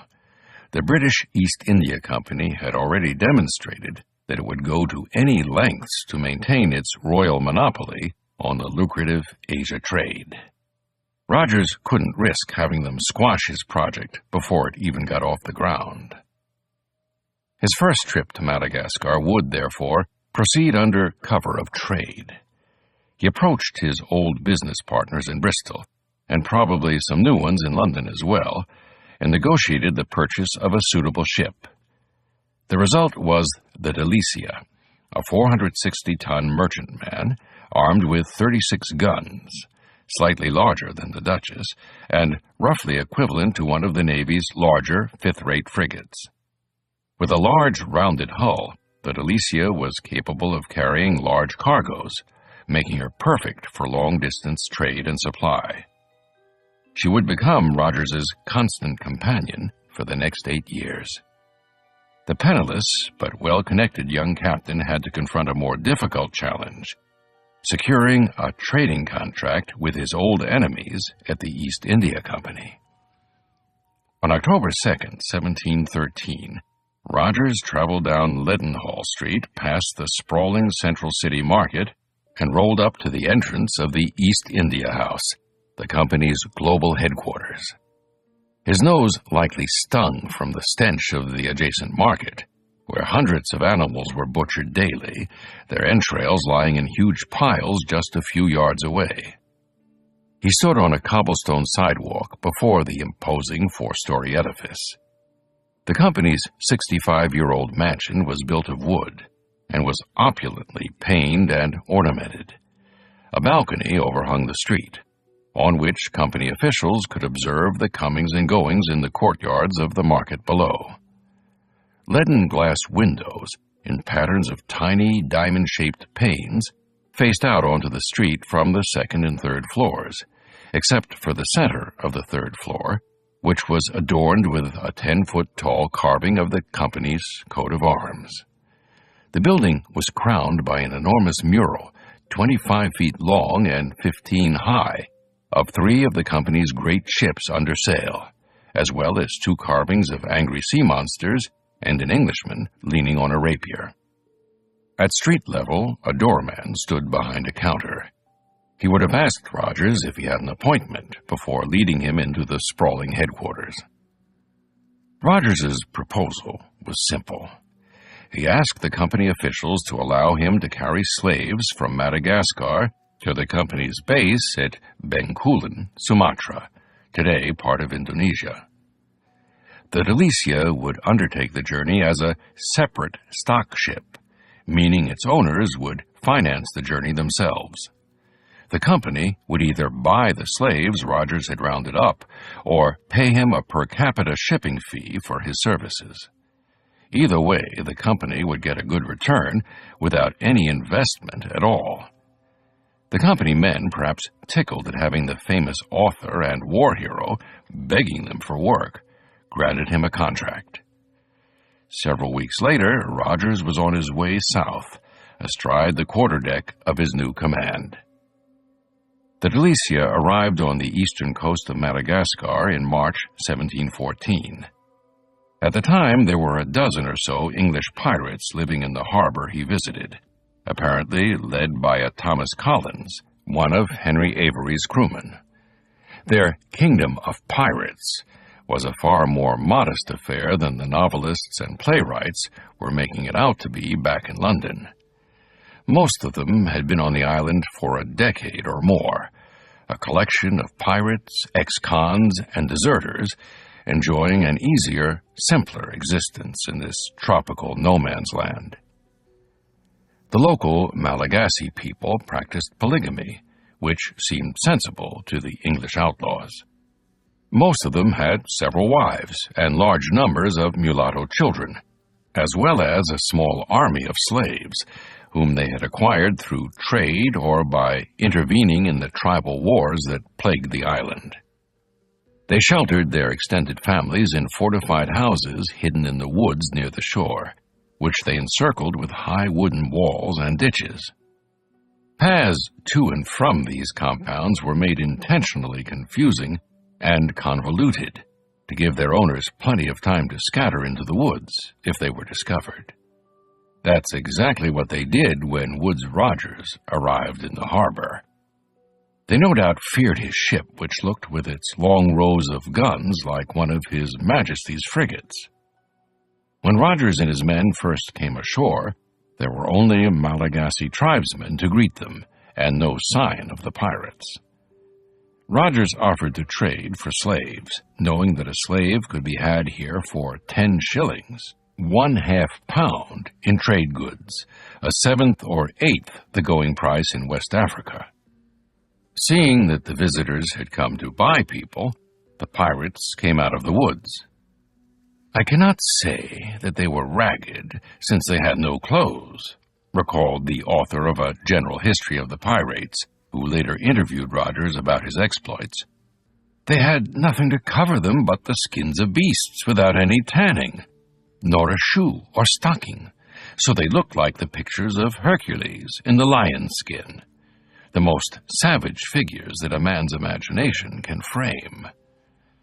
A lucrative trade ensued, with Rogers buying great numbers of the pirates' Malagasy slaves in return for clothes, gunpowder, and metal tools. Rogers tarried on the island for nearly 2 months, entertaining the pirates and gathering intelligence on their society. He learned that the natives were involved in continuous warfare and would present little resistance to would-be colonizers. The pirates were, for the moment, weak and disorganized, lacking an ocean-going vessel to wreak any havoc. Morale was low, and Rogers felt they could easily be persuaded to surrender in return for clemency. It would need to be done quickly, however. 50 sailors from the Dutch ship Schoonewin were stranded on the island's western shore and were planning to join the pirates. The pirates, for their part, kept a close eye on the Delicia and her crew, hoping for a chance to seize the powerful ship. The plan was to wait until nightfall, then swarm onto the decks from their little boats, overwhelming the watch. They even developed friendly relations with some of Rogers's crew, and may have recruited a few conspirators among them. But Rogers had enough experience to sniff out the brewing danger. He cut off contact between the pirates and his men, and organized a strong watch aboard the Delicia day and night. The pirates found it vain to make any attempt, and by the time Rogers departed, had even told him what they'd been contemplating. Rogers had managed to convince many of the pirates that their best hope was to return to England. He helped them draw up a formal petition to Queen Anne, begging her forgiveness and pardon, and declaring their wish to come home and live peacefully as honest men. Petition in hand and a shipload of slaves chained in the hold, Rogers ordered the anchors raised and a course set back to Cape Town. He arrived there in May 1714, put the pirates' petition on a London-bound ship, and sailed for Sumatra, where he needed to sell his slave cargo. Slave ships of this period weren't purpose-built like their 19th-century descendants, their holds split into low-ceilinged slave decks. Captains regarded slaves as just another cargo to pack in the hold, albeit one that needed feeding. As a veteran of the African trade, Rogers probably followed its practices on the Delicia. The slaves were typically shackled 2 by 2 and packed into the hold so tightly that each had barely enough space to lie down. Women and girls were confined separately from the men and boys, probably through the use of a tarp or temporary partition. An armed crewman stood sentinel at each hatchway, ready to fire upon any of the people who tried to rush the deck, where a chest of loaded muskets and several explosive grenades were kept. If the slaves made for the main deck, the officers could kill great numbers of them from the raised aft deck, whose rails were mounted with small swivel cannon. When the slaves were taken out to be fed, gunners kept these swivel guns trained and ready to spray them with partridge shot. In poor weather, the slaves remained confined in the hot, poorly ventilated hold, gasping amid the sweat, feces, and urine. Some inevitably came down with dysentery, which could result in the deck becoming so covered with the blood and mucus which had proceeded from the slave sickness that it resembled a slaughterhouse. Disease spread quickly in such circumstances, and mortality was high among slaves and the crew, with both populations losing roughly 40% of their numbers on a typical passage. And if smallpox, malaria, dengue fever, measles, and dysentery didn't carry them off, there was also the risk of suicide. The imprisoned people were often so terrified and despondent that they had to be watched closely while on deck, lest they throw themselves into the ocean, chains and all. Few were troubled by slavery then, Europeans, Africans, or Malagasy, for they all participated in the slave trade as buyers or sellers. Rogers was no exception. His family fortune had been largely built on the African slave trade, and slaves were a lucrative part of the spoils of his round-the-world privateering expedition. The miserable Malagasy in his ship's hold were just another way of paying the bills, a way of earning capital to invest in larger schemes. We don't know how many slaves that Alicia carried to Sumatra, only that Rogers delivered them there in the summer of 1714, loaded his ship with company freight, and headed back to England. He was eager to get home, eager to get on with his plan to flush out a pirate's nest and seize it for the empire. He never saw Madagascar again. This audiobook is continued on Disc 5. The Republic of Pirates by Colin Woodard, continued. Disc 5. Back in the Bahamas, Benjamin Hornigold and Henry Jennings were getting off to a bad start. There may have been bad blood from their privateering days in Jamaica, or Jennings, an educated ship captain with a comfortable estate, may have looked down on Hornigold, who was likely a penniless sailor. Jennings apparently felt that only those who had one of Lord Hamilton's privateering commissions should be attacking the Spaniards.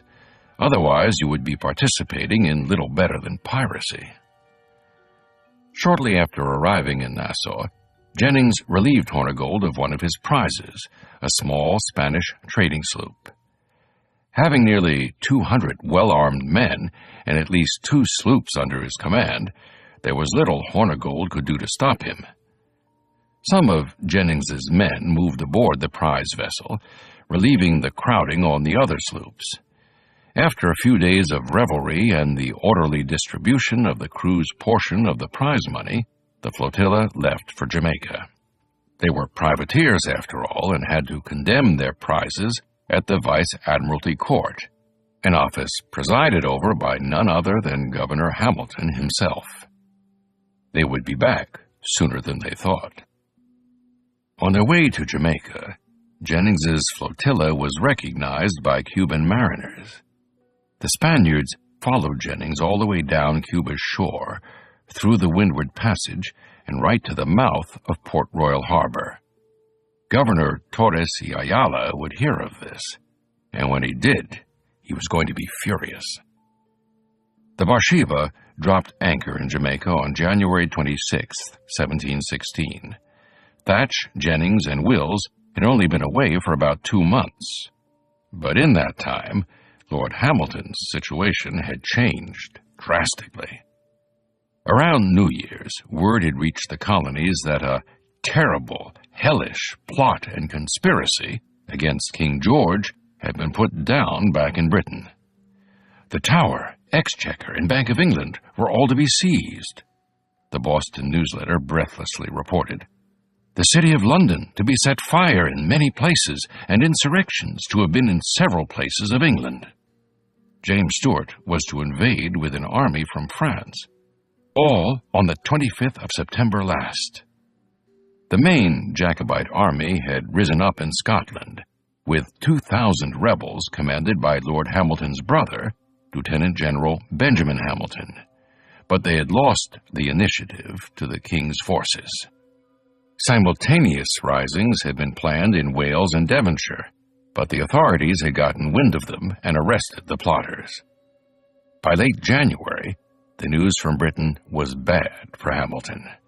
The uprising was clearly failing, and the king had placed a £10,000 reward on the head of his brother, George Hamilton.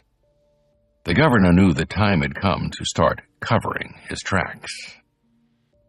Jennings and Wills brought their treasure to Hamilton in accordance with their commissions. They may not have volunteered that they had seized the treasure from the salvage camp, as opposed to the wrecks themselves, but they didn't really need to. There was simply far too much money for the privateers to have salvaged in so brief a time. Still, it was in nobody's interest to ask. Hamilton later alleged that he didn't take the shares of the treasure that were due him. For that I heard it was taken from the shore. He didn't arrest Jennings and his colleagues either. They went about free and at liberty, enjoying the pleasures of the land and spending their ill-gotten gains, as did the crews of several other privateers Hamilton had commissioned. At the end of February, when Jennings approached the governor about obtaining permission to depart on another cruise, Hamilton personally signed his departure papers. As he awaited further news of the rebellion, Hamilton kept his privateers at arm's length, neither stopping them nor arresting them. In early March, Jennings sent word to his men and fellow captains that he was making another cruise to the Spanish wrecks. Several responded, happy for a chance to get some treasure of their own. One was Lee Ashworth, who had assumed the command of one of Hamilton's other privateers, the 50-ton sloop of war, Mary. Two others joined without commission, Samuel Little of the Coconut and James Carnegie of the Discovery, placing their small sloops under Jennings's overall command. Charles Vane, rough and mean, eagerly rejoined Jennings's crew. The sloops left Bluefields on the morning of March 9th, racing out of the harbor and away from Jamaica. That night the four vessels were separated by the wind, but a day or two later they regrouped at Isla de los Pinos, an uninhabited little island nestled behind Cuba's easternmost point. The island of Pines later served as the model for Robert Louis Stevenson's Treasure Island. Their plan was to sail around the far end of Cuba, follow the Gulf Stream straight to the wrecks, and loot whatever was found. They rounded Cape Corrientes on April 2nd, and on the 3rd were beating their way along Cuba's northeastern coast when the lookout on the Barsheba cried out. A few miles to the west, Sam Bellamy saw the unidentified sloop fall off the wind, bearing down toward him, followed by four consorts. He and Palsgrave Williams didn't like the look of her. Bellamy and Williams, deeply tanned, their hair bleached from months under the tropical sun, had likely arrived at the Spanish wrecks in January, shortly after Jennings's men had raided Palmar de Ais. The work was hard, dangerous, and competitive. By the end of the month, there were 7 or 8 other English vessels anchored where the Regla and San Roman had gone down. But try as they might, none of them were able to locate the main hull sections of the great ships. Instead, they had to content themselves with scattered cargo and coins. After weeks of work, the wreckers had scrounged up only 5,000 to 6,000 pieces of eight, 1,250 to 1,500 pounds, to share between hundreds of men. When Captain Ayala Escobar arrived from Havana with reinforcements on January 22nd and dispersed the Englishmen, Bellamy and Williams were probably just as happy to have been driven off. They made their way south, past the tip of Florida and the western end of Cuba, and down to the shores of Central America to the Bay of Honduras. They probably came to recruit men. The area was then a rough no-man's land inhabited by Mosquito Indians and gangs of rough and wild English loggers called baymen. The latter lived in huts in the steaming swamps of what are now Belize and the Yucatan and Campeche in Mexico. They were in desperate shape, their food supplies having run short during the previous fall, causing the death by starvation of several loggers at their main camp in Campeche. At least 200 others decided to turn pirate, building great sailing canoes and heading out on the dangerous passage to New Providence or the Spanish wrecks at Palmar de Ice. In February 1716, the Spanish attacked Campeche, capturing and killing many of the remaining loggers and dispersing the rest. By the time Bellamy and Williams reached the Bay of Honduras a few weeks later, most everyone in the logging camps was looking for a way out. The two had little trouble finding men willing to become pirates. By late March, Bellamy and Williams were heading a pirate band operating out of a pair of periaguas, the very same type of sailing canoe that Hornigold and Thatch had started with 2 years earlier. Somewhere in the Bay of Honduras, they boarded their first known prize, a Dutch vessel commanded by a John Cornelissen. The band looted the vessel and forced the sailor to join them on pain of death, and shortly thereafter seized control of an English sloop under a Captain Young. While their band of wreckers and baymen searched the sloop for valuables, Bellamy and Williams tied their periaguas astern and forced Young to take them back over to Cuba. Unlike Hornigold and Jennings, they had no illusions about being privateers. They were pirates, pure and simple, and Bellamy had little sympathy for the ship owners and captains who had made his life so miserable. He argued that the band should act as Robin Hood's men, taking from the wealthy merchants and enriching the poor sailors. Williams, a wealthy merchant himself, was likely to have been motivated by sympathy for the Scots and their deposed Stuart king, or simply by the money. When off the coast of Cuba, Jennings's 4 sloops began bearing down on them, Bellamy and Williams saw their British colors and, fearing capture, decided to make a run for it. They ordered their men, who numbered around 40, to get all the valuables in the periaguas and prepare to abandon ship. As Jennings's Barsheba came up alongside, Bellamy's gang jumped into the sailing canoes, cast off the lines, and began rowing as hard as they could, straight into the wind. From the deck of the Barsheba, Jennings watched the periaguas cast off. He could see there was little point in pursuing them. Tacking against the wind, his sloops wouldn't be able to catch them before they made it inside the reefs protecting the Cuban shore. Instead, he came alongside the sloop and hailed its master, Captain Young. Young, expecting rescue, explained that the people in the 2 periaguas were a parcel of villains, and had just made off with all his money. Young assumed that Governor Hamilton's privateers were there to fight pirates and protect merchants like him. He was soon disappointed. Jennings was in no hurry to let Captain Young go. He put some of his men aboard and signaled to his consorts. The fleet would make its way to nearby Bahia Honda, a sheltered anchorage on a sparsely settled stretch of the Cuban coast. There they would decide what to do with Captain Young and his sloop. Upon anchoring outside the narrow entrance of the anchorage a few hours later, Jennings and his men were greeted with a wonderful surprise. Lying in the keyhole-shaped harbor was a large armed merchant ship flying French colors, much of her crew on shore collecting water and firewood. With Jennings's fleet at the harbor entrance, there could be no escape. The wind was blowing off the land, however, and even in their nimble sloops, it would be impossible for Jennings's fleet to tack into the narrow entrance. He gave orders for the 5 sloops to drop anchor while he tried to devise a plan.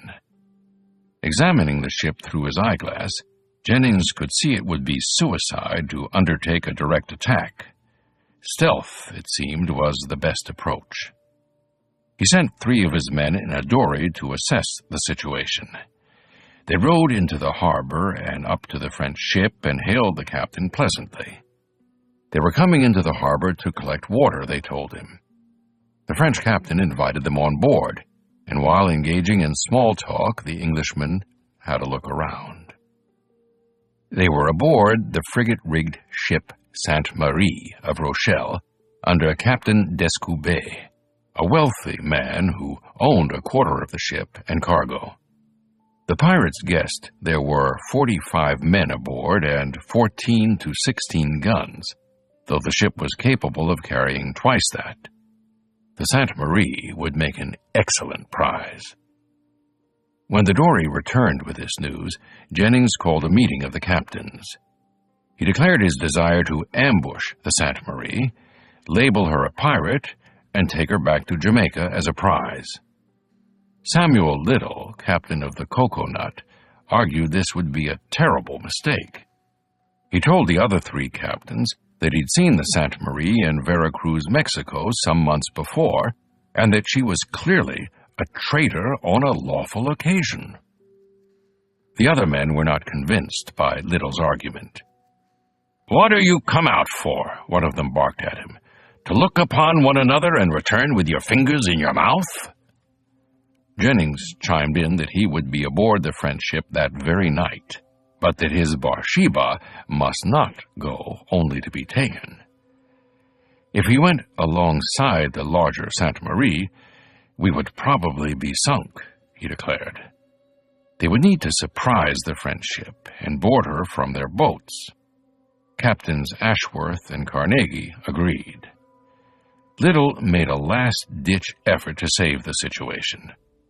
The Coconut's owners had sent him to dive the Spanish wrecks, not to engage in out-and-out piracy. Unless the Sainte Marie could be shown to be a pirate or to be carrying English goods illegally, the privateers had no grounds to seize her. He implored his colleagues to delay the attack until morning, offering to personally board the Sainte Marie to see if they could make a lawful prize of her. Little found himself outvoted and made it clear he would have no part in this act of piracy.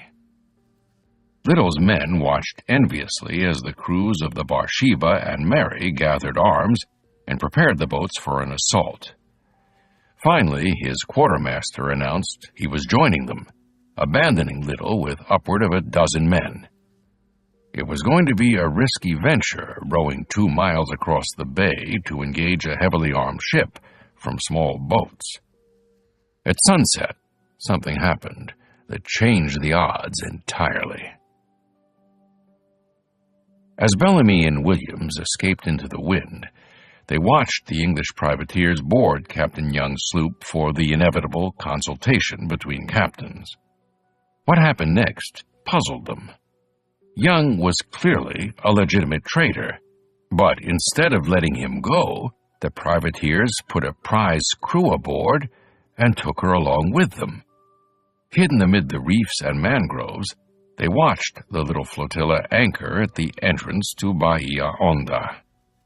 The men in the periaguas began to realize that the men operating these sloops were not acting like sheriffs at all. Around 7 p.m., as the tropical sun set over the mellowing horizon, they rowed past Carnegie's and Young's sloops and among the Bathsheba, Mary, and Coconut. Bellamy and Williams, who were aboard the same sailing canoe, hailed the captain of the Bathsheba. Jennings, Vane, Bellamy, and Williams all laid eyes on one another for the first time. They needed each other, they realized, to capture this great French prize. A little before 10 o'clock, the Bathsheba and Mary hauled up their anchors as their officers led a cheer, all for one and one for all. The men let out a hurrah, and somebody foolishly fired a musket. Whoever did that should be cut down, some of the men said, not wishing to place the Sainte Marie on alert.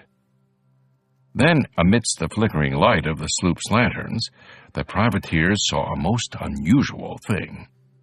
Bellamy's and Williams's great canoes rowed among the sloops, their crews stripped naked, pistols and cutlasses in their hands, like a pack of savages. The Bathsheba's men threw a bowline out to one of the periaguas. The crew of the Mary tossed theirs to the other. Bellamy's and Williams's canoes proceeded across the bay, their men straining at their oars, each canoe towing a sloop of war, packed with heavily armed men. They must have made a terrible sight to Captain Descoubet and the bewildered men aboard the Sainte Marie. 2 Indian-style war canoes filled with naked, wild-looking men tearing across the water, the sloops of war in tow.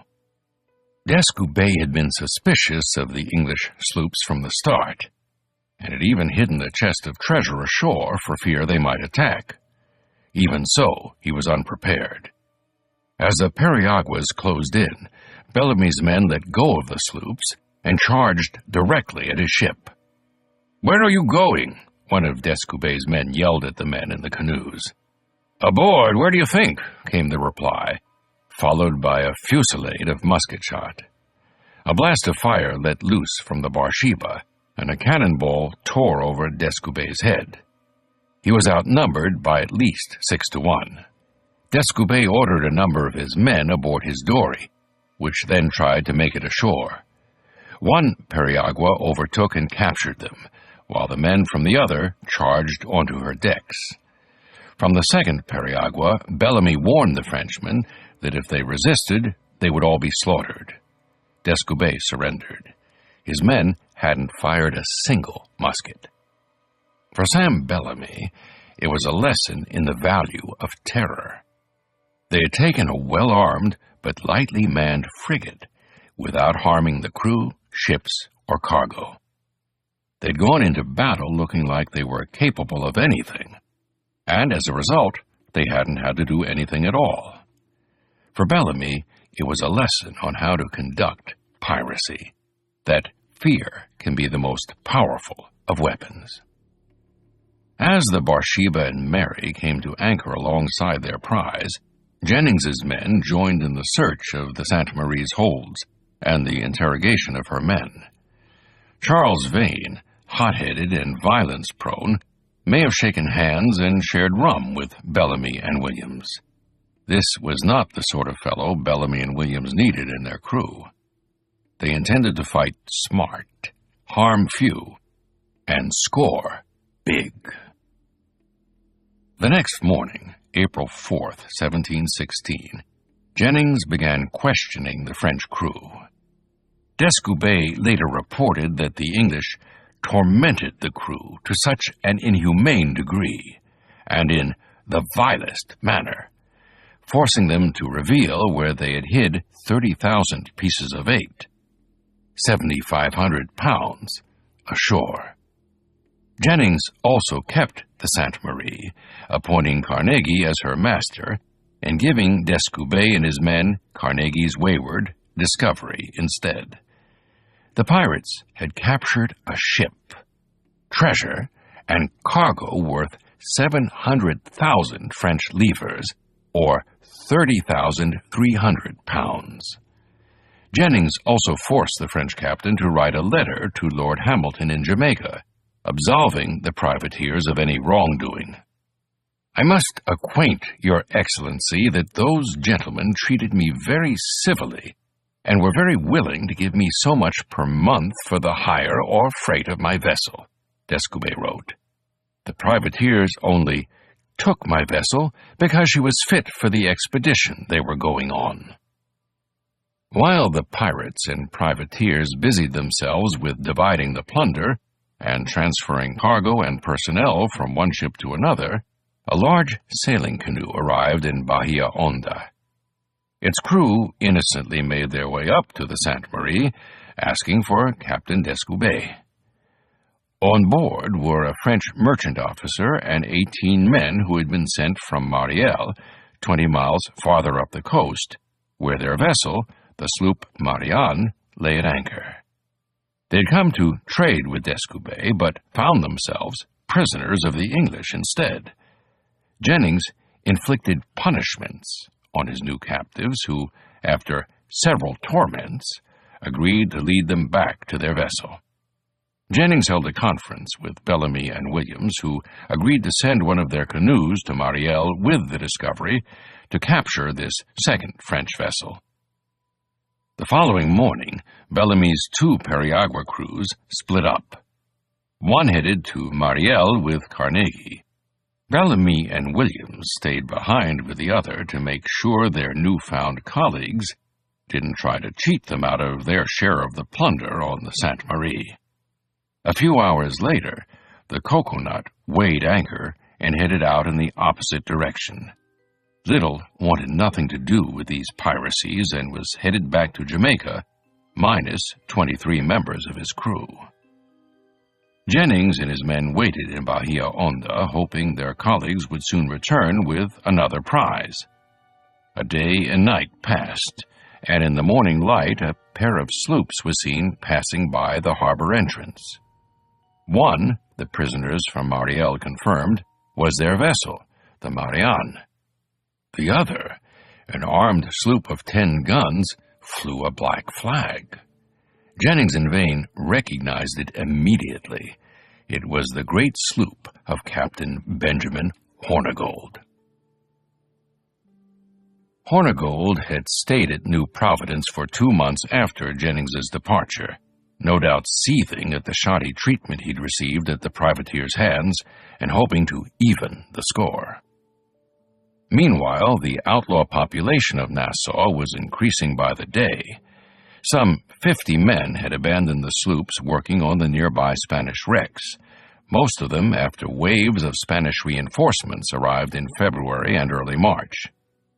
These men, resident John Vickers would later report, were committing great disorders, plundering the inhabitants, burning their houses, and ravishing their wives. The wreckers were led by Thomas Barrow, formerly a mate on a Jamaican brigantine who had run off with a cache of valuables said to have belonged to a Spanish marquis. Barrow had no vessel of his own, but swaggered about the island claiming to be governor of Providence and promising to make it a second Madagascar.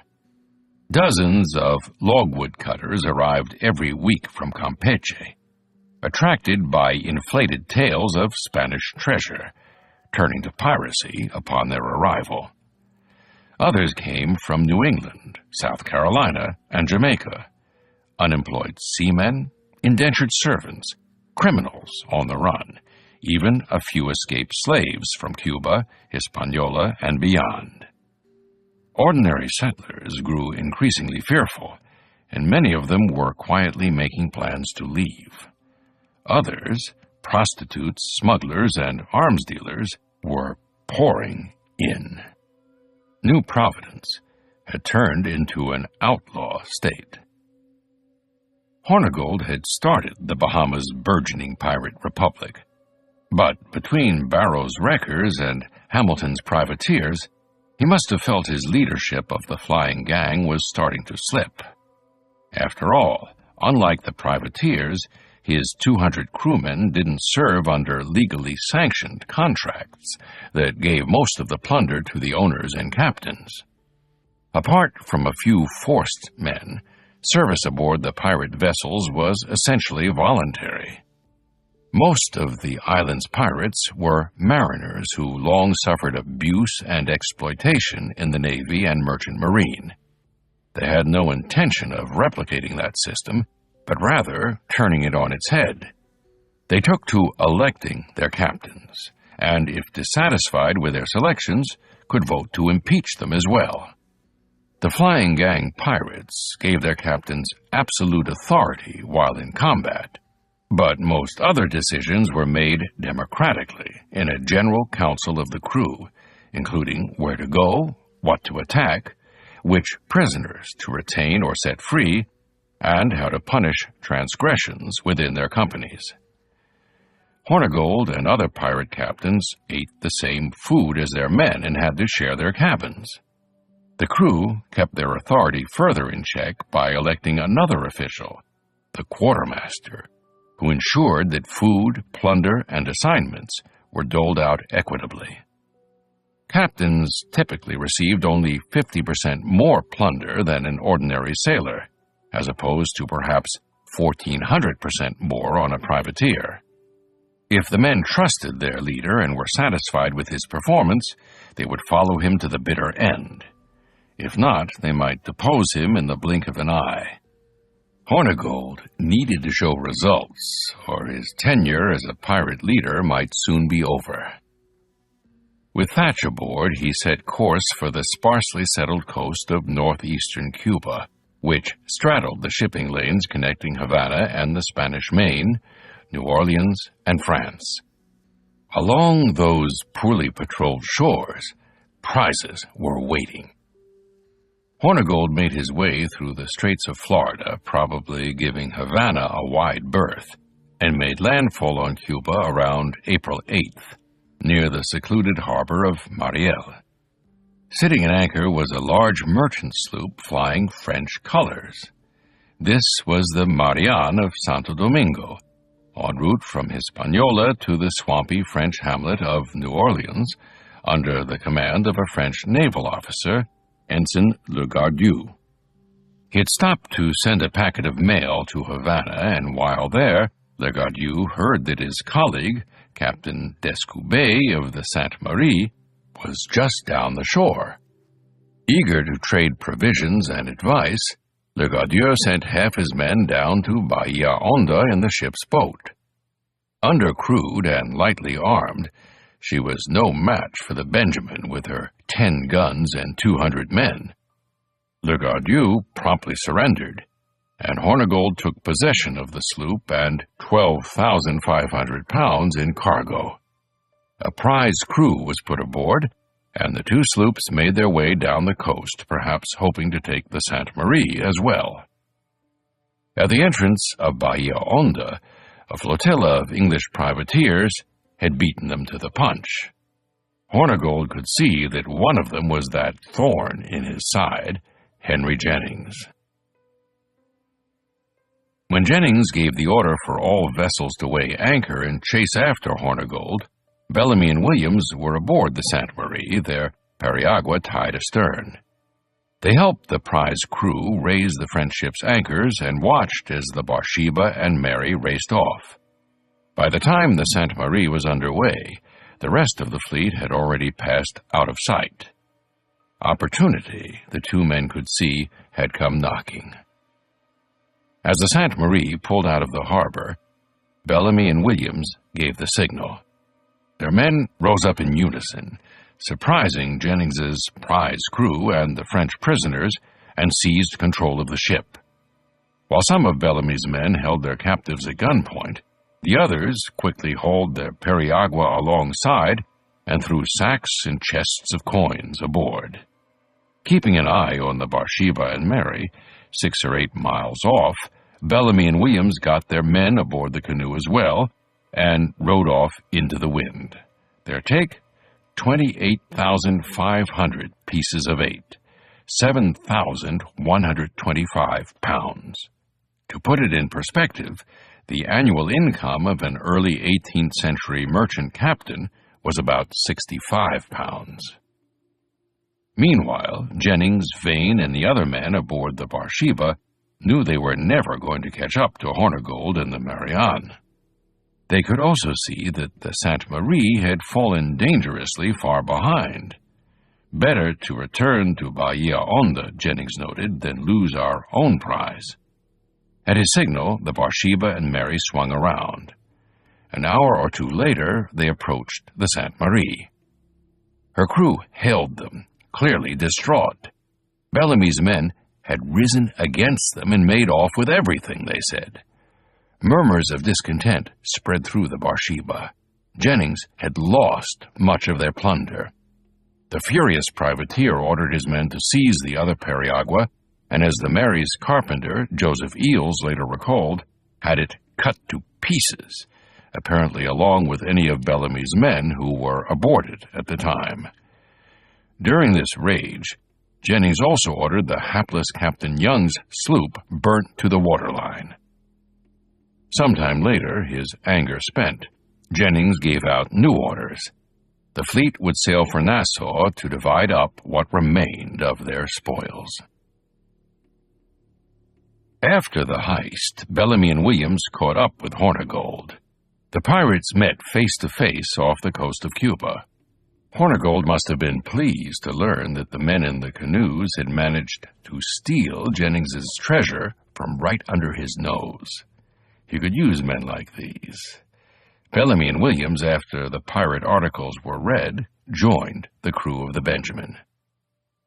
Mariners appreciate competence, and Bellamy must have inspired a great deal of it, for despite his youth, Hornigold appointed Bellamy as the captain of the newly captured Marianne, ahead of several older men in his own crew, including Edward Thatch and his quartermaster, William Howard. Bellamy presumably manned the Marianne with his periagua crew of 20 or 30, plus some 30 to 40 of Hornigold's men.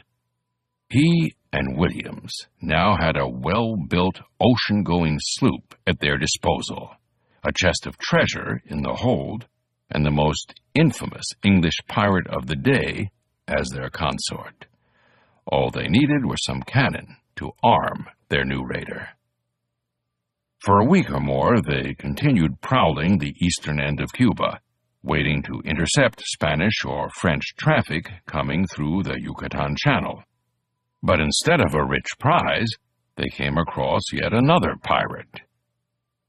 Olivier Labuse, captain of the armed sloop Postillon, joined the pirate squadron. Labuse and Hornigold made peculiar allies. Labuse and most of his crew were French, while Hornigold still saw himself as a patriot, carrying on a righteous war against England's enemies. Labuse and his men were bona fide pirates, happy to plunder anybody for a profit. Somehow, the French corsair and the English captains agreed to work together, cementing a transnational relationship that would last for many years. It's likely that Bellamy had something to do with this arrangement. The young man wasn't fighting for Britain, he was fighting against the system. Captains, ship owners, kings, the whole lot. And not a few of Hornigold's own company felt the same way. If Hornigold objected to sailing with the French pirate, his men overruled him. The Postillon, armed with 8 guns, would be sailing with them. Not long afterward, the 3 pirates, Hornigold, Bellamy, and Labuse, spotted a merchant ship coming across the Yucatan Channel from the direction of Campeche. This turned out to be an English ship bound for Holland with a load of logwood, a friendly vessel, not a prize. Unlike Hornigold, Labuse and Bellamy had no compunction about sacking an English ship. A vote was taken, and Hornigold's men again overruled him. While Bellamy and the unarmed Marianne held back, Labuse and Hornigold secured the prize. A crew was sent aboard to search and sail the ship. They took what odds and ends seemed useful: drink, coins, provision, spare parts, a skilled crewman or 2, and after 8 or 10 days let her go on her way, probably at Hornigold's insistence. A few days later, at the eastern tip of Cuba, they made a capture everyone could be happy with. 2 Spanish brigantines, loaded with cocoa, which they captured without firing a shot. After looting the vessels, they sailed to Isla de los Pinos, where they found 3 or 4 English sloops topping off water and firewood supplies. The hulls of the pirate vessels needed cleaning, so the pirates announced to the masters of the small sloops that their vessels were to be commandeered to help with the careening process. Hornigold may have found an unpleasant surprise on the underside of the Benjamin. The shipworms appeared to have done her serious damage, something requiring the services of a proper shipyard to remedy. Hornigold began contemplating the disposal of his great sloop, the possession of which had caused so much alarm among the law-abiding citizenry of New Providence. The careening completed, the pirates continued along the southern shore of Cuba, bound for the Windward Passage.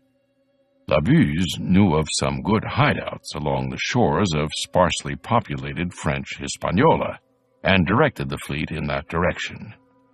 Hispaniola was well placed for raiding commerce coming in and out of the Caribbean. A lair was found and agreed on, and the pirates resolved to work together to sack as many vessels as possible. Hornigold wanted to get rid of the Benjamin first, and sometime around the end of May 1716, resolved to sail to Nassau for that purpose. The Benjamin was loaded up with bulky cargoes to sell to the Bahamas' growing cadre of unscrupulous smugglers. Bellamy and Williams may have come along as well, in the interest of securing cannon for the Marianne. Hornigold, Thatch, and at least 150 others left Labuse, agreeing to return in a few weeks' time. On April 22, 1716, Henry Jennings's privateering fleet arrived in Nassau's expansive harbor. It was quite a sight. The Sainte Marie, now equipped with 32 guns, escorted by Jennings's own 10-gun Bathsheba and Ashworth's 10-gun Mary. It was the most powerful naval force New Providence had seen since Henry Avery had shown up with the Fancy 20 years earlier. Jennings, Ashworth, and Carnegie all went ashore to the bawdy town of Nassau, leaving their vessels in the hands of trusted subordinates. After 2 or 3 days, the quartermaster of the Sainte Marie, the sickly Alan Bernard, rode to town and interrupted Jennings's debauchery. Apart from 4 or 5 men, the entire complement of the Bathsheba was aboard the Sainte Marie, looting her remaining cargo. "This must not be," Jennings is said to have exclaimed. He told Bernard to go on board and dissuade them, by claiming that none of them could afford to delay departure for the wrecks. "Between you and I," he confided, "if I can get her out to sea again with ye goods in her, I will run her up to Jamaica and secure her, for these fellows have drawn me into this mess and will doubtless, when they have shared ye goods, leave me to answer all." Bernard, suffering from a stomachache, begged the captain to go himself to lend the weight of his authority. With both his authority and a large quantity of valuables at stake, it would have seemed a prudent measure. But Jennings refused, telling his quartermaster he would not be concerned with such rogues.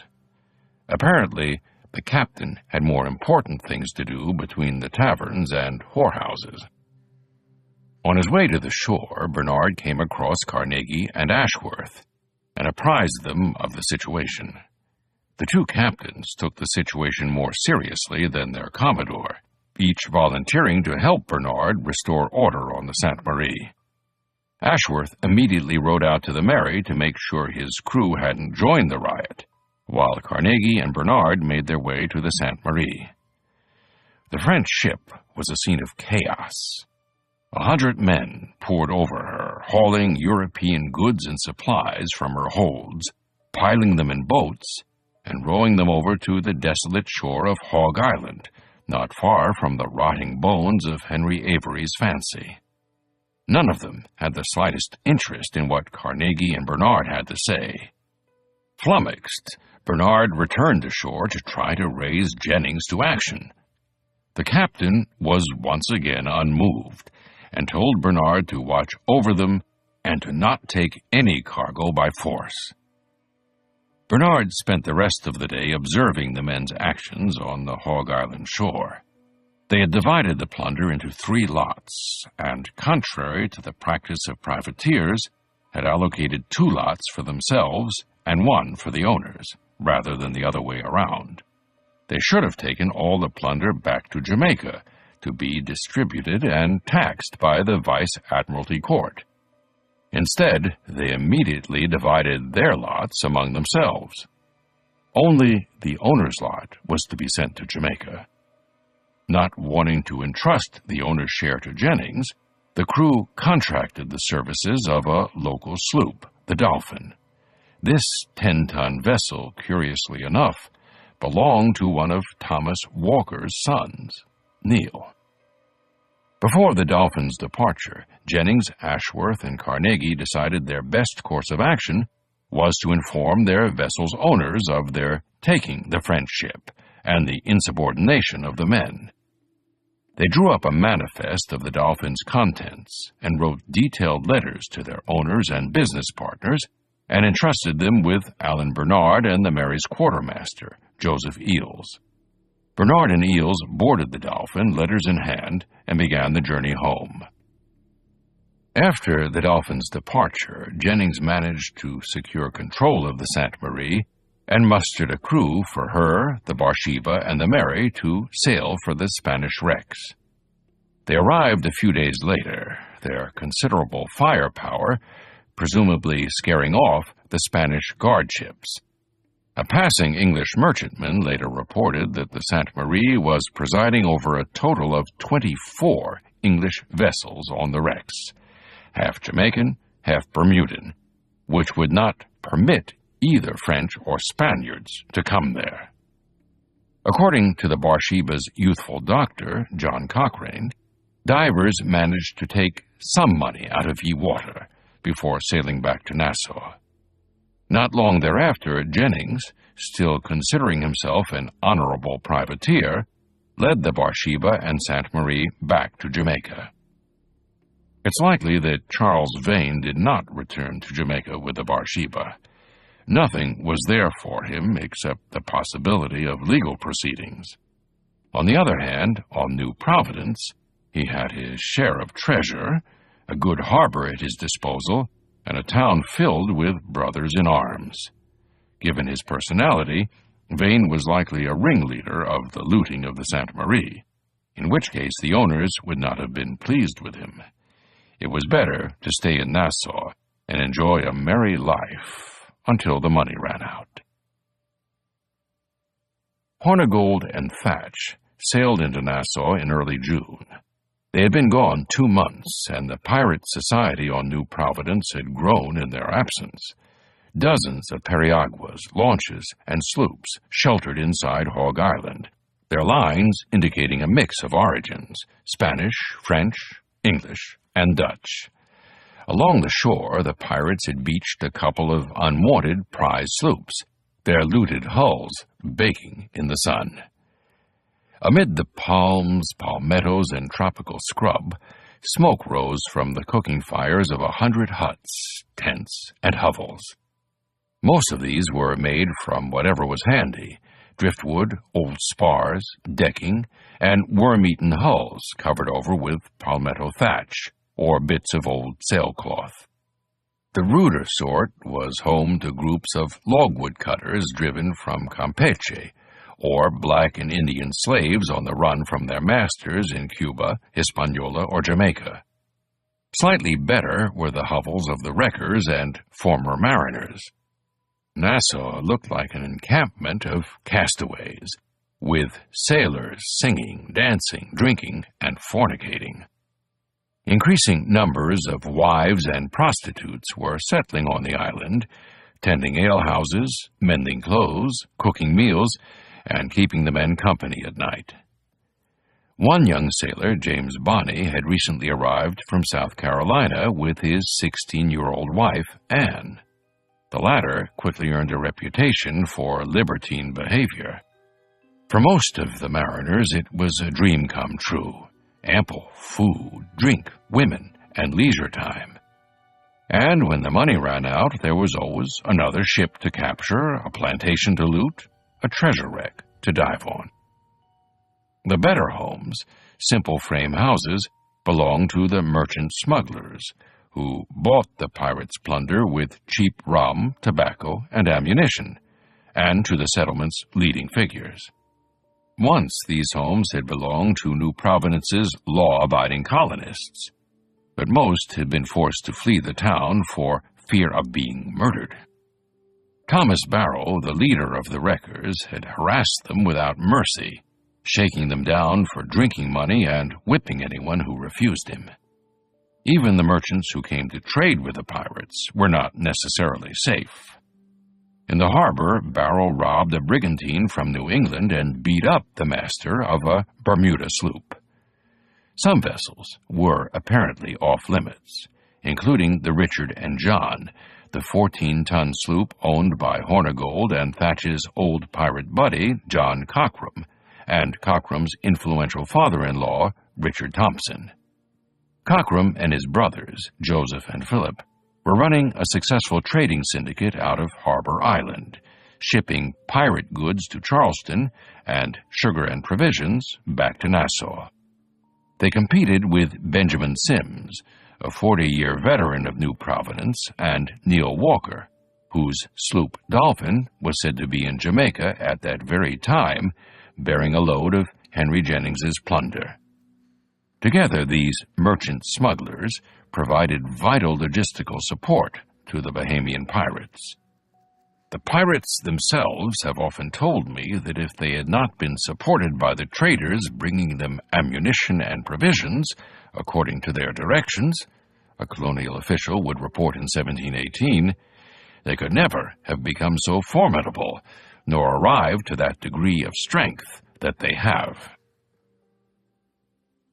While Hornigold looked for someone to sell the Benjamin to, the others bought and sold goods and personal items and exchanged news and stories with the wreckers and logwood cutters. Along the way, they learned that Jennings's own men had turned on him to loot the Sainte Marie. They ate fresh fish and pineapples and pork and chicken that had never seen the inside of a barrel, and drank Madeira wine and Barbados rum. Bellamy may have felt he'd found paradise, a republic of sailors, freed from those who would exploit them, free to live the merry life as long as the agents of empire could be kept away. Hornigold found a buyer for the Benjamin, a Virginian merchant by the name of Perrin, who also happily purchased most of his plunder. With the proceeds, the pirate commodore purchased another sloop, transferred his guns aboard, and christened her the Adventure. The Adventure was considerably smaller and less threatening than the Benjamin, probably only 20 tons or so. The trade, Thomas Walker reported, had weakened Hornigold, and in some measure had disabled him from doing such damages upon the high seas as he would have done if he had continued his command of the Benjamin. The trade made, Hornigold oversaw the fitting out of his third pirate sloop of war. He was also concerned about the future of the pirate republic. All it would take to do them in, he knew, was for the English, French, or Spanish to send 3 or 4 men of war to Nassau. But if the town could be better fortified, authority might be kept at bay. He looked at the assorted cannons poking from the sloops in the harbor, then up at the ruined shape of Fort Nassau. Yes, he realized, the time had come to arm the island, not just its vessels. He organized Thatch and others to obtain cannon, pulleys, shot, and powder, and began rearming the old fortress. For Thomas Walker, this was the final straw. For nearly a year, he, his wife, and his children had been threatened and abused by these rogues. He had begged the outside world to quash the pirates before they grew too strong, but to no avail. He knew that he would be killed if he tried to stop them from fortifying the harbor. If they succeeded, it would be far harder to root them out. He gathered his family and fled to Charleston, leaving Nassau to the pirates. Back in Jamaica, Lord Archibald Hamilton's life was going from bad to worse. With each passing week, the news from Britain grew bleaker. By mid-March, he knew that the main Jacobite army had suffered a devastating defeat near the English town of Preston, and at least 4,000 had been taken prisoner. James Stuart and his entourage had reportedly landed in Scotland, but, not finding things according to their expectation, had fled back to France 4 days later. By the end of April, Lord Hamilton found his nephew Basil's name on a list of nobles captured at Preston and imprisoned in London. The uprising had failed before the colonies had even had a chance to join in. Lord Hamilton's Jacobite activities were catching up with him. In March, Samuel Page, the secretary of Jamaica's governing council, had sailed for England carrying a sheaf of damning documents, letters, and depositions that he intended to present to King George. The Assembly of Jamaica and the former commodore of the local naval detachment were submitting evidence against him. Peter Heywood, a member of the governing council, was maneuvering to replace Hamilton as governor by professing his support of King George's sacred person and family. Hamilton's privateers were causing him further trouble. The activities of Jennings, Willis, Fernando, Ashworth, and others had generated a flurry of hostile letters from the governors of Cuba and French Hispaniola. Governor Torres y Ayala of Havana wrote that several gentlemen of Jamaica had told him that Hamilton was part owner of all the vessels which have been sent to our camp at Palmar de Ice. All the treasure had to be returned and the perpetrators seized and punished. The Cuban governor's ambassador in Jamaica had traced some of the stolen money to Hamilton's own house. Recently, there was the matter of the Dolphin, a little Bahamian sloop that had shown up filled with goods Jennings and his gang had recently plundered from a French ship. Then came Henry Jennings himself, the Sainte Marie in tow, though minus the coins and valuables she once carried. To top it off, an official French delegation arrived bearing a letter from the governor of Hispaniola demanding the return of this ship and another French sloop, supposedly captured by Jennings. "I believe, my lord, all these actions must occasion horror," the governor had written Hamilton. "I know several of the privateers have estates in Jamaica. It is but just they should be sold, and the money employed to repair the wrong they have done. I demand it of your excellency in point of justice." The entourage included Captain Descoubet, who was extremely angry to see his ship, the Sainte Marie, anchored in Port Royal, awaiting Hamilton's condemnation. Alas, if the Jacobite uprising had succeeded, Hamilton could have used the privateers to fund his administration and secure the surrounding colonies for the rightful kings of England and Scotland. Instead, they had become a liability. They would have to be rounded up and sacrificed for the cause. He put out orders that Jennings and the other captains not be allowed to leave the island. Shortly thereafter, in late July, there was a knock at Hamilton's door. The HMS Adventure had arrived from Britain bearing orders from King George. Lord Hamilton was to be arrested and delivered to England in chains. Peter Heywood, the leader of Hamilton's opponents on the governing council, had been appointed governor, and he immediately launched a full investigation of Hamilton's privateers. Jennings's commission had been seized, and he went into hiding. A good thing, too, for in late August, another ship arrived from London, bearing an official proclamation from King George. It was printed and posted around the island on August 30th, and distributed across the British Americas in the weeks that followed. The king had declared Jennings, Carnegie, Ashworth, Wills, and others to be pirates. By then, Jennings and his men were already halfway to their sanctuary, beyond the reach of the law, the Bahamas. Chapter 6. Brethren of the Coast, June 1716 to March 1717. In late June or early July 1716, the pirates regrouped at their Hispaniola hideaway.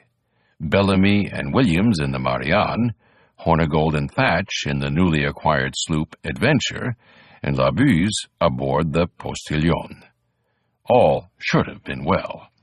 The three sloops were freshly cleaned, and there was plenty of fresh water, wine, ammunition, and powder stowed away below decks.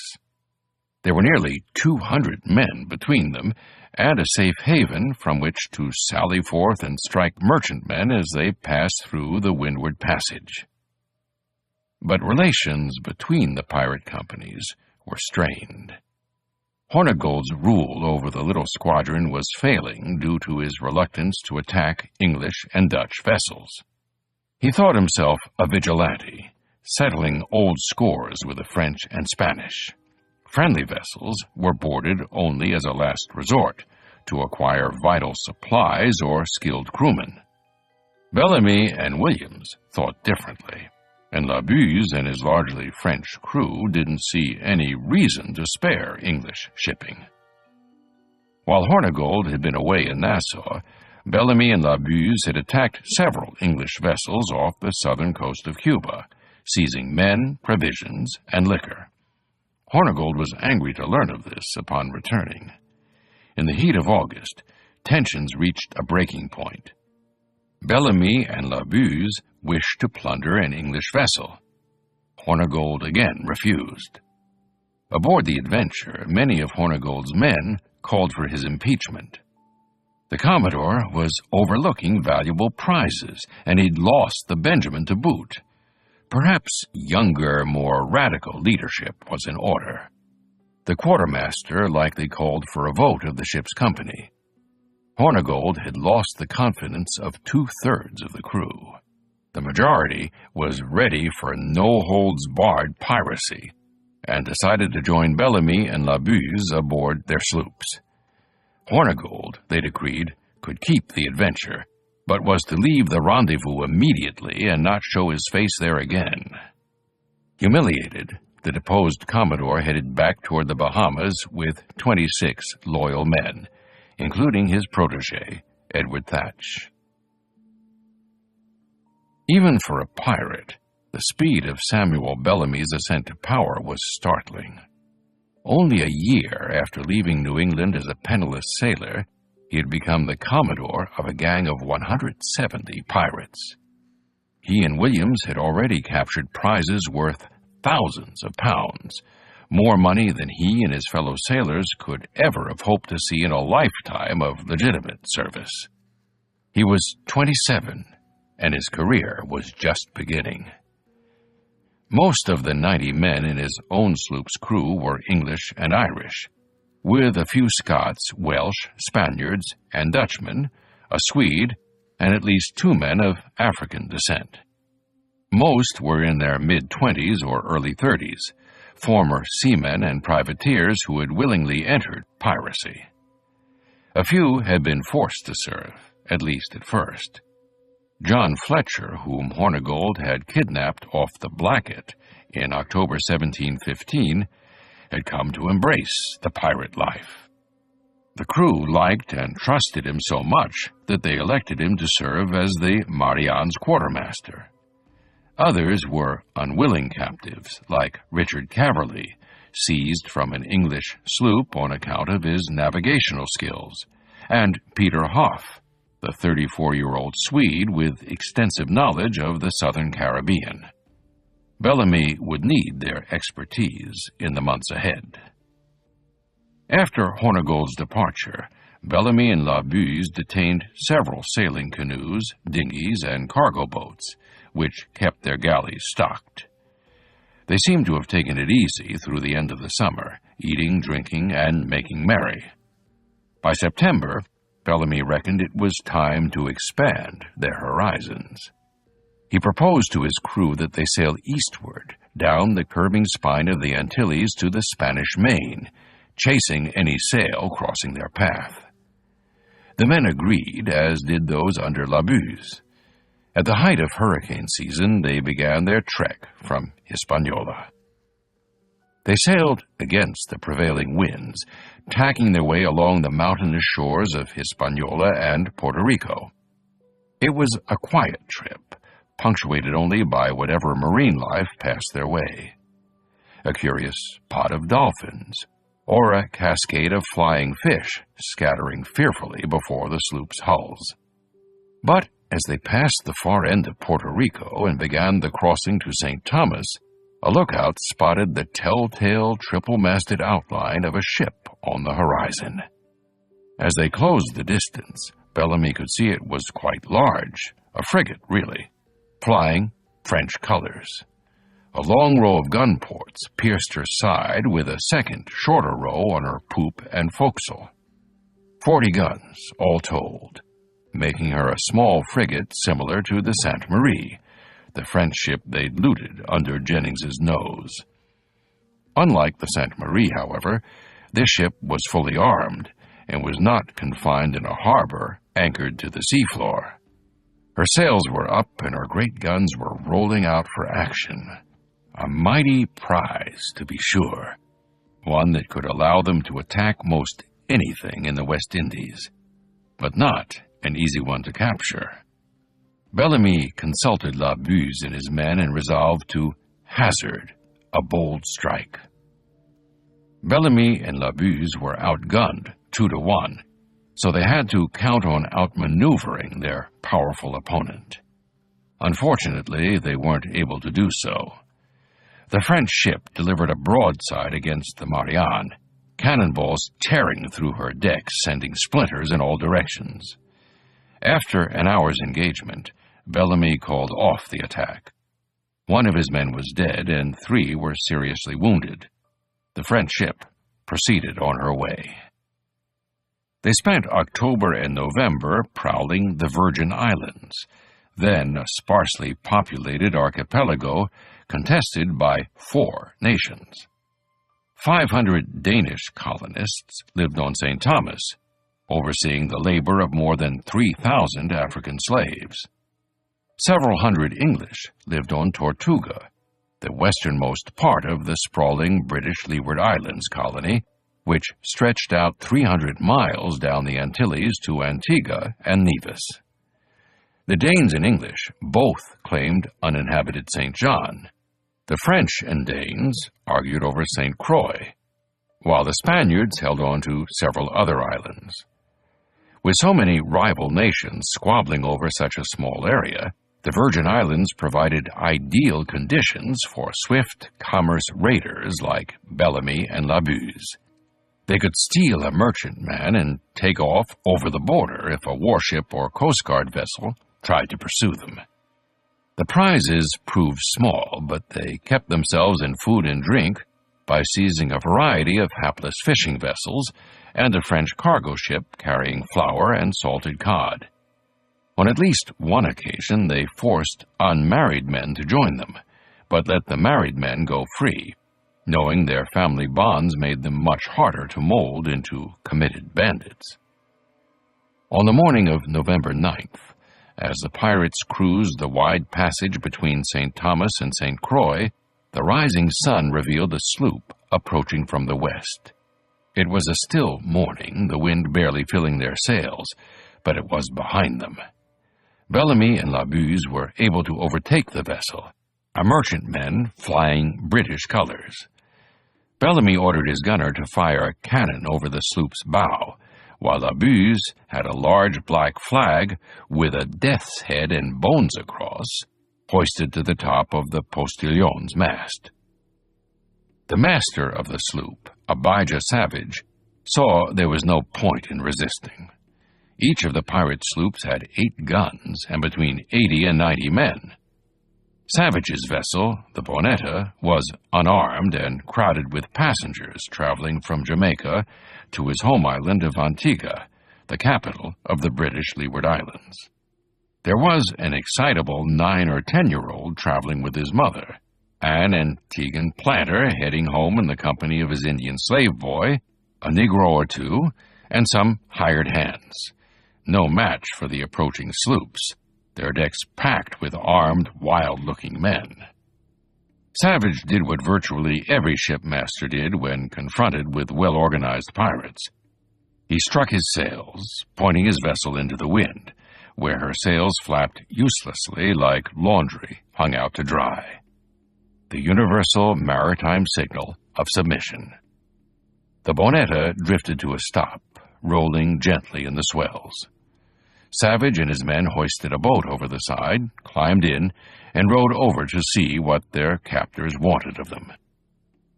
In council, the pirates resolved to detain the Bonetta and her complement for the time being. It wouldn't be long before the sloops would need to be cleaned again, and they would need a spare vessel to careen against.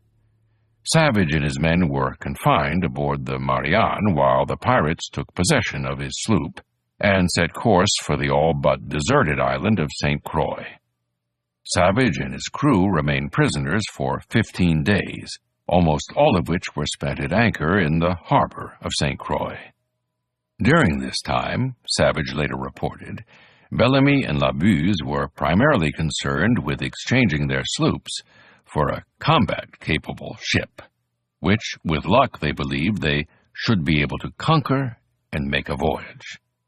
While the pirates cleaned the hulls of their vessels, 3 of the forced men fled into the dense foliage surrounding the harbor. The pirates recaptured one of the escapees, the Swede Peter Hoff, whom they severely whipped for the infraction. The sloops cleaned, Bellamy informed Savage that he, his men, and cargo would be free to go. The pirates, whom one witness said pretended to be Robin Hood's men, also had a penchant for fancy dress and took the clothes of the wealthy passengers. They also seized a black slave and an Indian boy belonging to an Antiguan planter, but were prepared to let the remaining passengers and crew go. But one of Savage's passengers, the 9- or 10-year-old child, John King, begged the pirates to take him with them. When his mother tried to stop him, King threatened her with violence and, according to Savage, declared he would kill himself if he was restrained from joining Bellamy's crew. The pirates must have been amused by the little boy, dressed in silk stockings and fine leather shoes, for they took him in, aboard the Marianne. There were plenty of 10-year-old ship's boys on naval and merchant ships, and now they had 2 of their own. To Mrs. King's horror, her son took an oath of loyalty to the pirates, promising not to steal even a single piece of 8 from the company, and sailed away with his new companions. Bellamy was well aware that once Captain Savage reached Antigua, the alarm would spread across the Leeward Islands. The pirates needed to stay ahead of their former prisoners by quickly sailing down the chain toward the Spanish Main. From St. Croix, they made for Saba, a tall, jagged Dutch island 75 miles farther east, their eyes peeled for a combat-suitable ship. They didn't wait long. The very next day, with Saba looming to the northeast, they spotted and overtook an armed merchantman. The Sultana, a British ship-rigged galley with 26 guns, was a formidable vessel, but considerably smaller than the 40-gun French ship they tried to take several weeks earlier. Bellamy and Labuse raised the skull and crossbones, confident that this time they had found an opponent they could handle. Little did they know how easy the engagement would be.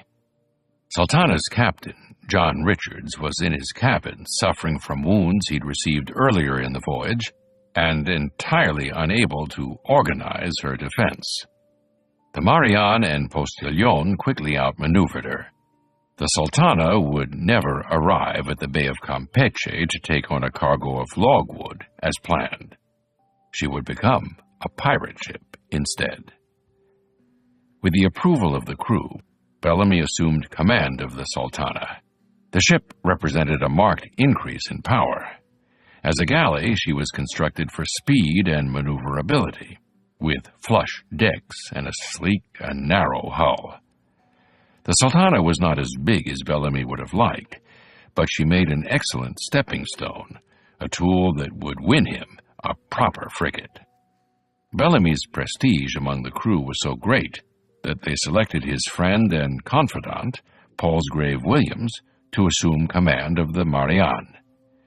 The silversmith and the farmer's boy were now in a position to do serious damage to the merchants of the Atlantic.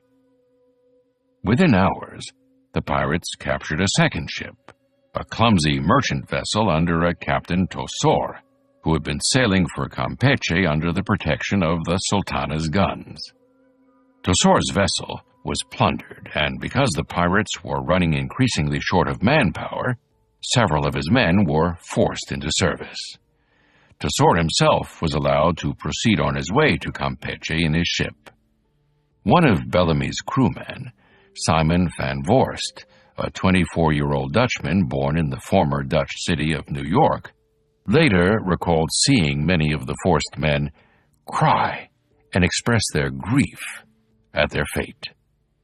More than a few would change their minds as the treasure piled up over the coming months. The three-vessel squadron continued along the Leeward Islands, passing the British outposts on St. Christopher, Nevis, and Montserrat. Wishing to avoid entanglements with the Royal Navy, they gave Antigua a wide berth. They needn't have worried. At that time, there wasn't a single British warship between Jamaica and Barbados. On Antigua, the governor of the British Leeward Islands, Walter Hamilton, no relation to Lord Archibald Hamilton, had been apprised of the pirates' presence by the arrival of Captain Savage, but had no means to respond. At that moment, a merchant sloop was racing for Barbados with an urgent message for his counterpart there, asking that he dispatch his guardship, the HMS Scarborough, to protect English shipping from the vermin of pirates. But it was 250 miles to Barbados, and if his request was granted, Hamilton knew it would be 3 weeks before help could get to his sprawling, poorly defended colony. In the second week of December, the pirates captured a pair of trading vessels within sight of the French island of Guadeloupe, which they looted of food and other necessities. Then they turned south-southwest, letting the Lesser Antilles and their angry governors sink slowly behind the horizon. Bellamy knew it was time to find a hideaway to overhaul his new flagship and prepare for bigger things. They sailed for Spanish waters, for the remote island of La Blanquilla, where they could expect to conduct such business without disturbance. This audiobook is continued on Disc 6. The Republic of Pirates by Colin Woodard, continued. Disc 6. On December 19th, 27 miles short of La Blanquilla, they made yet another capture.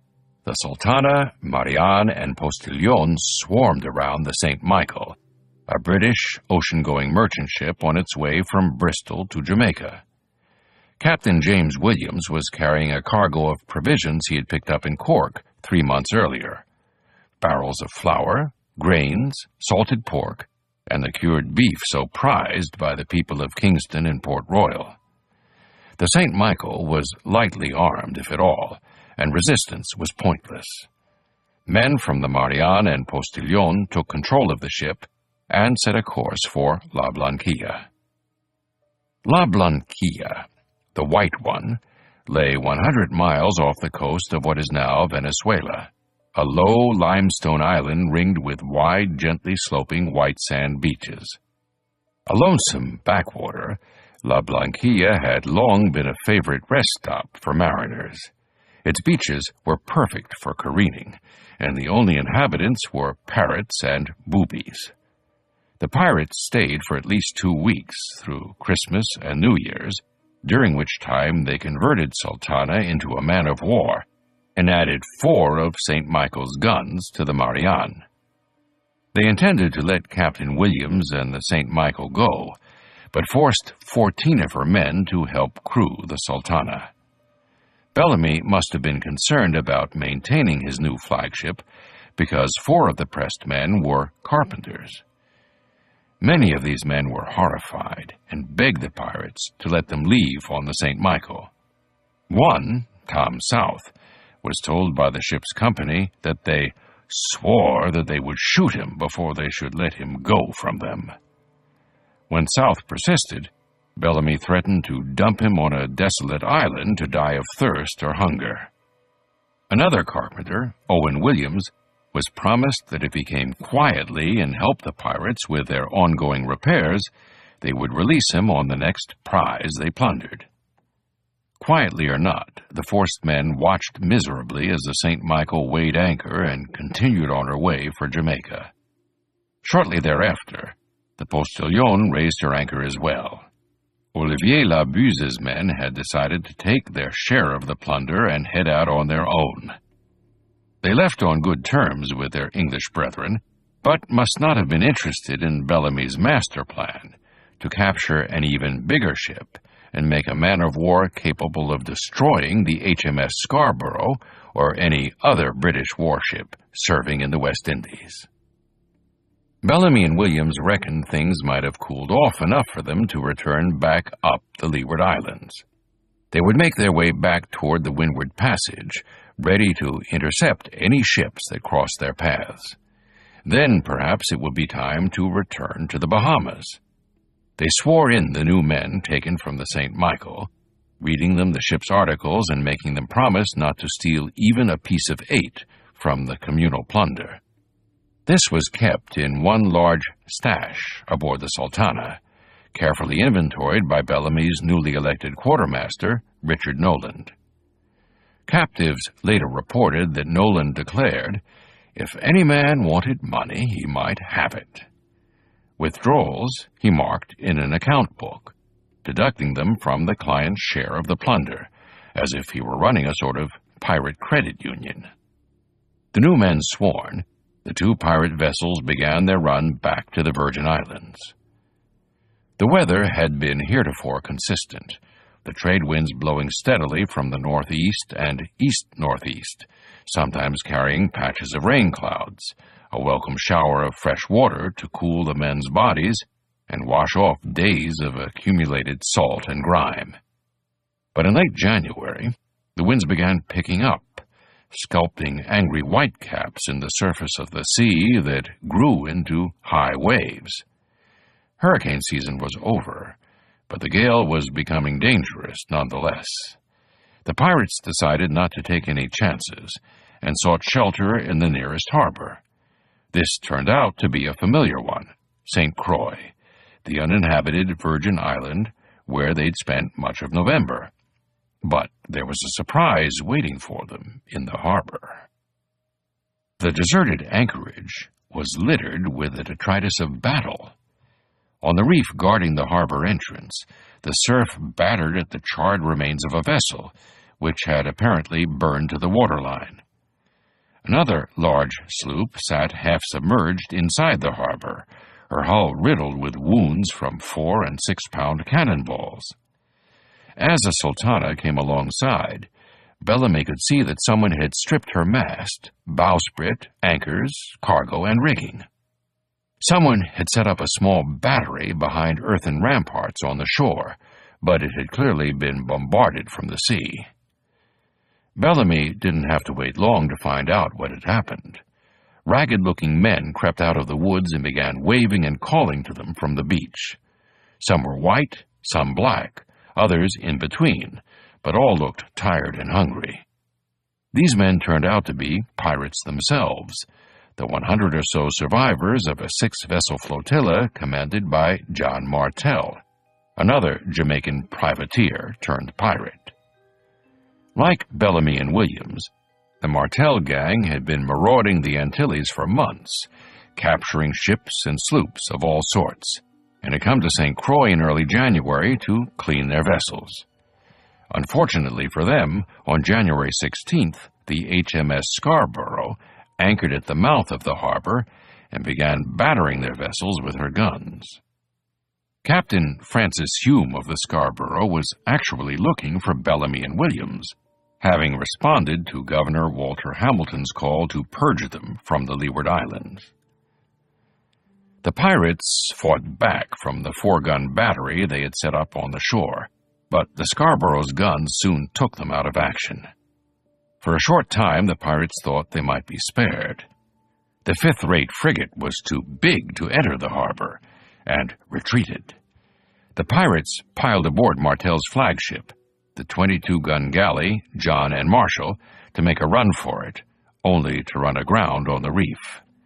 Seeing the Scarborough tacking back toward them, Martel ordered the men to abandon and burn the galley, which carried 40 black slaves the pirates had taken some weeks earlier. 20 slaves burned to death, presumably because they were still chained in the hold.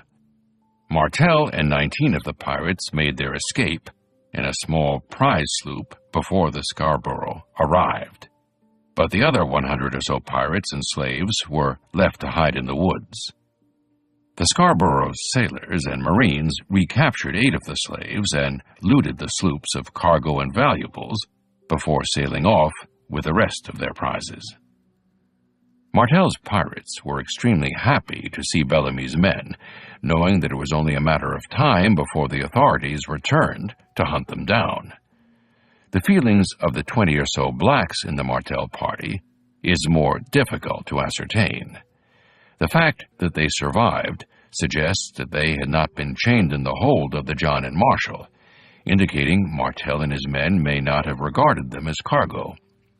When Martel captured the slave ship Greyhound Galley, some 20 or so of her crew may have been of African descent. It was not unusual for slavers to employ black sailors in their crews. Such men were usually born in the West Indies, some the children of Africans who had been freed by their masters. They were more resistant to the deadly tropical diseases of West Africa and the West Indies than British-born sailors, and since they or their masters were probably paid less, they made attractive hirelings. Pirates of this period were often known to free the Africans they found aboard slavers, finding them to be fierce and committed fighters. Others treated them as cargo and sold them as such. The Martel gang may have done both. The English-speaking West Indian crew and servants were invited to join the pirate company, while the frightened Akan and Igbo-speaking people remained in the hold. Whatever the status of the 20 blacks who survived, Bellamy and Williams appeared to have welcomed them aboard as equal members of their company, along with the 80 or 90 white pirates who greeted them on that St. Croix beach. Bellamy's manpower shortage had been solved in one fell swoop. But the sudden recruitment of some 130 men made veteran members of the crew a little uncomfortable. Bellamy and Williams's 80 original pirates, who had come to trust one another during the adventures of the past 6 months, were now outnumbered by nearly 2 to 1 by strangers, including the forced men. Could these new men be trusted in the heat of battle, or would they seize the first opportunity to make off with the company's treasure, as Bellamy himself had done to Henry Jennings the year before? Only time would tell. Fearing the return of the Scarborough, the pirates resolved to leave St. Croix as soon as possible. They needed a new hideaway to ride out the stormy weather. Bellamy's solution was particularly audacious and suggestive of the growing strength and confidence of his company. Rather than skulking off to some uninhabited island, the pirates made straight for the main British outpost in the Virgin Islands, Spanish Town, on the rocky shores of Virgin Gorda, 60 miles northeast of St. Croix. Spanish Town, population 326, was the seat of the deputy governor of the British Leeward Islands, Thomas Hornby, the man who had tipped the Scarborough off to the Martel pirates' whereabouts. Hornby must have been alarmed when the two heavily armed pirate vessels sailed into the harbor, their cannon trained on his little town. There was little he could do to defend the settlement. A third of the population were black slaves, people more likely to join the pirates than repel them. The vast majority of the white population were children, there being only 42 white men on the island. His defenses consisted of one unmounted, unfortified cannon. Hornby had no choice but to do as the pirates commanded, and hope that they left Virgin Gorda no worse than they found it. Bellamy's gang took control for several days and possibly as long as a week or two, treating the outpost as if it were one of their prizes. There wasn't a lot to plunder. Most of Virgin Gorda was barren and mountainous, restricting the settlers' production to corn, yams, potatoes, and some pathetic stands of sugarcane, fit only for making cheap rum. A Royal Navy captain who visited the Virgin Islands a few months later concluded that none of them were worthwhile to the government, either to settle them or be at any expense at all about them. Still, the pirates must have been amused by their changed circumstances, lording over one of His Majesty's possessions as if it were their own. Some of the less respectable colonists were happy to see the pirates, and reportedly caressed them and gave them money. A few may have even joined Bellamy's gang, their prospects ashore as indentured servants, looking less attractive by comparison. But while some of the colonists ingratiated themselves with the pirates, some of Bellamy's forced crewmen jumped ship, begging Deputy Governor Hornby to shelter them. Hornby agreed, but reneged on his promise when Bellamy sent word that they would burn and destroy the town if the deserters were not turned over. Hornby complied, and the pirates left Spanish Town with more men than they arrived with. Well fed, rested, and their numbers fortified, the pirates were ready to take on the Scarborough or any other vessel they came across. They conferred among themselves and decided that the Windward Passage would probably be the best place to ambush a large, combat-capable ship. Bellamy and Williams were returning to where they had started from, only with nearly 3 times the men and firepower. With each passing month, more and more of the less respectable sort of people seemed willing to join their gang, sailors, slaves, and servants. Bellamy and Williams had started out as thieves, but were finding themselves leaders of a nascent revolution. What they really needed was a proper flagship. At that very moment in Port Royal Harbor, the armed merchant ship Whydah was preparing to depart for London. The Whydah had everything a pirate might want. She was powerful, with 18 6-pounders mounted and room for 10 more in time of war. She was fast, a galley-built 3-master capable of speeds of up to 13 knots, perfect for transporting slaves across the Atlantic. Her 300-ton hull was capable of carrying between 500 and 700 slaves, or a large cache of plundered treasure. It represented one of the most advanced weapons systems of its time, the sort of technology that could be extremely dangerous if it fell into the wrong hands. The Whydah's captain, Lawrence Prince, was eager to get home. He had been at sea for the better part of a year, first sailing from London to the slave coast of the Gulf of Guinea, where he succeeded in buying hundreds of slaves at bargain prices, paying 30 iron bars for each adult female.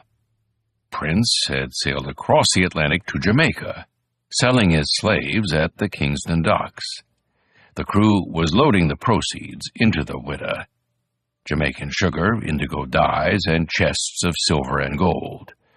With luck, Captain Prince and his 50-man crew would be back in London by early June. completing the lucrative triangle trade that could convert a cargo of iron and colored beads into heaps of gold. The widow weighed anchor the last week in February and began what Captain Prince knew would be the most dangerous leg of her journey.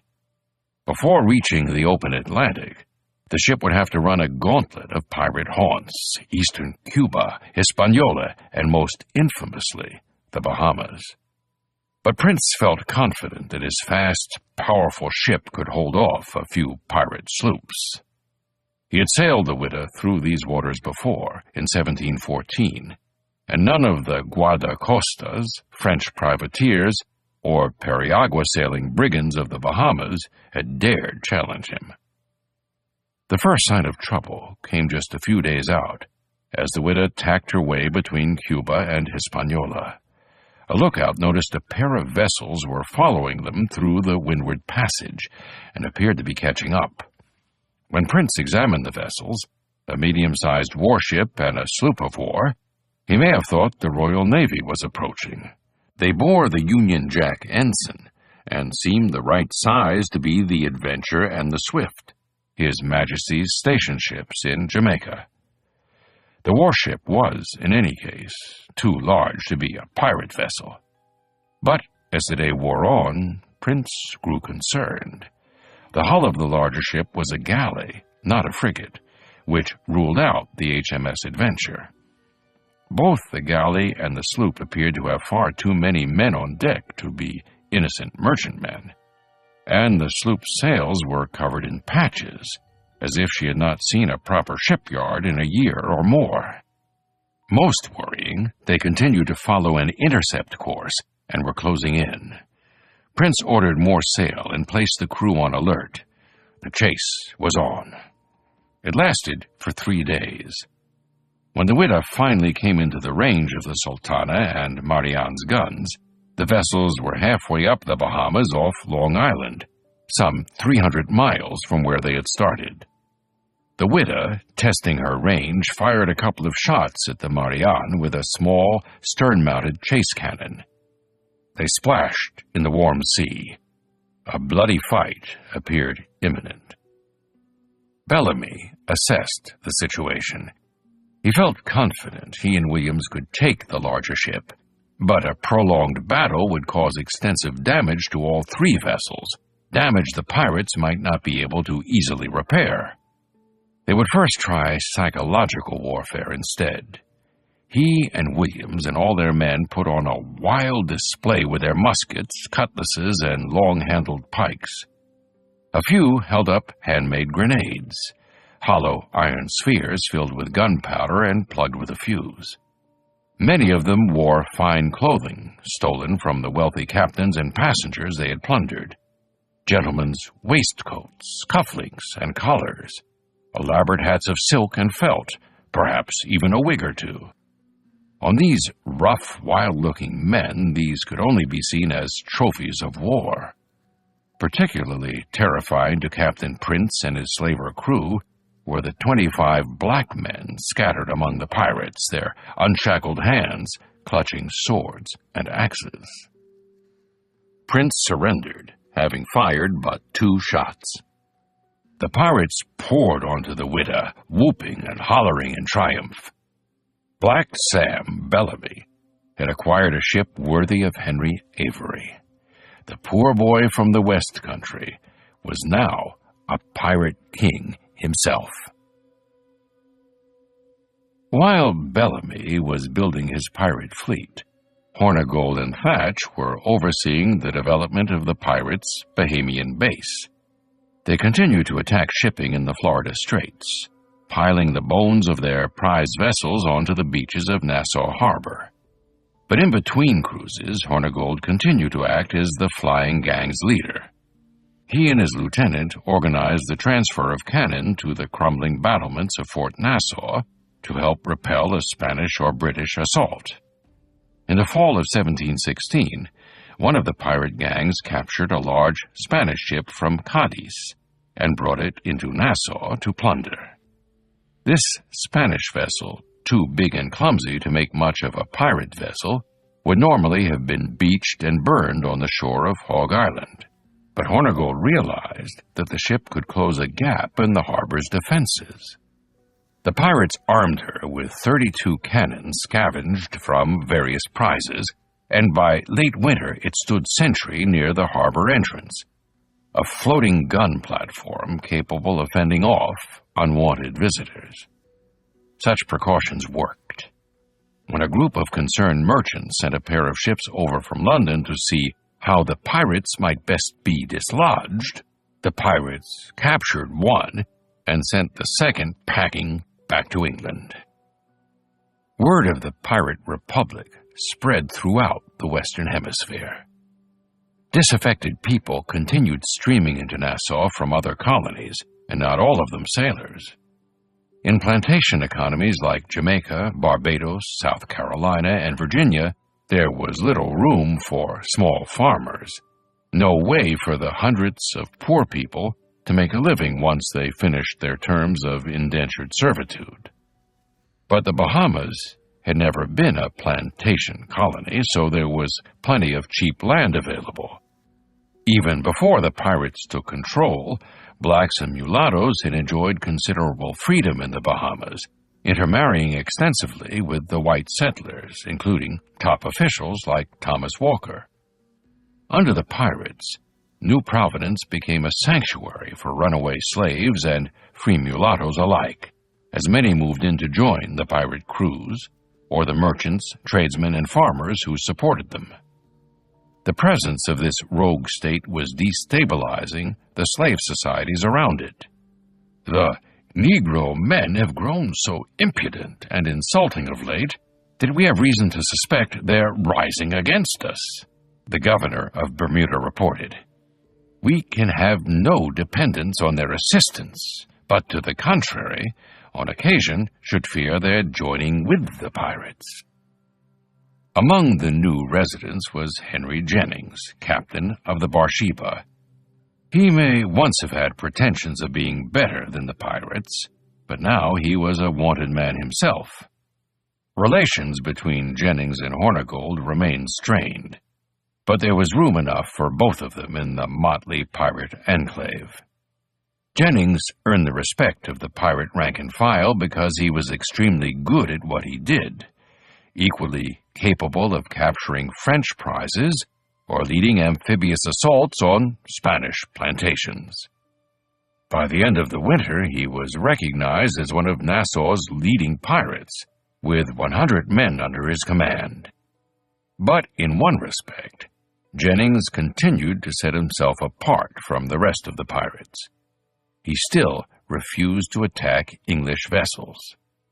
On a cruise of Cuba, Jennings did detain one English ship, the Hamilton Galley of Jamaica, but only out of dire necessity. Days from port, his men had run out of booze.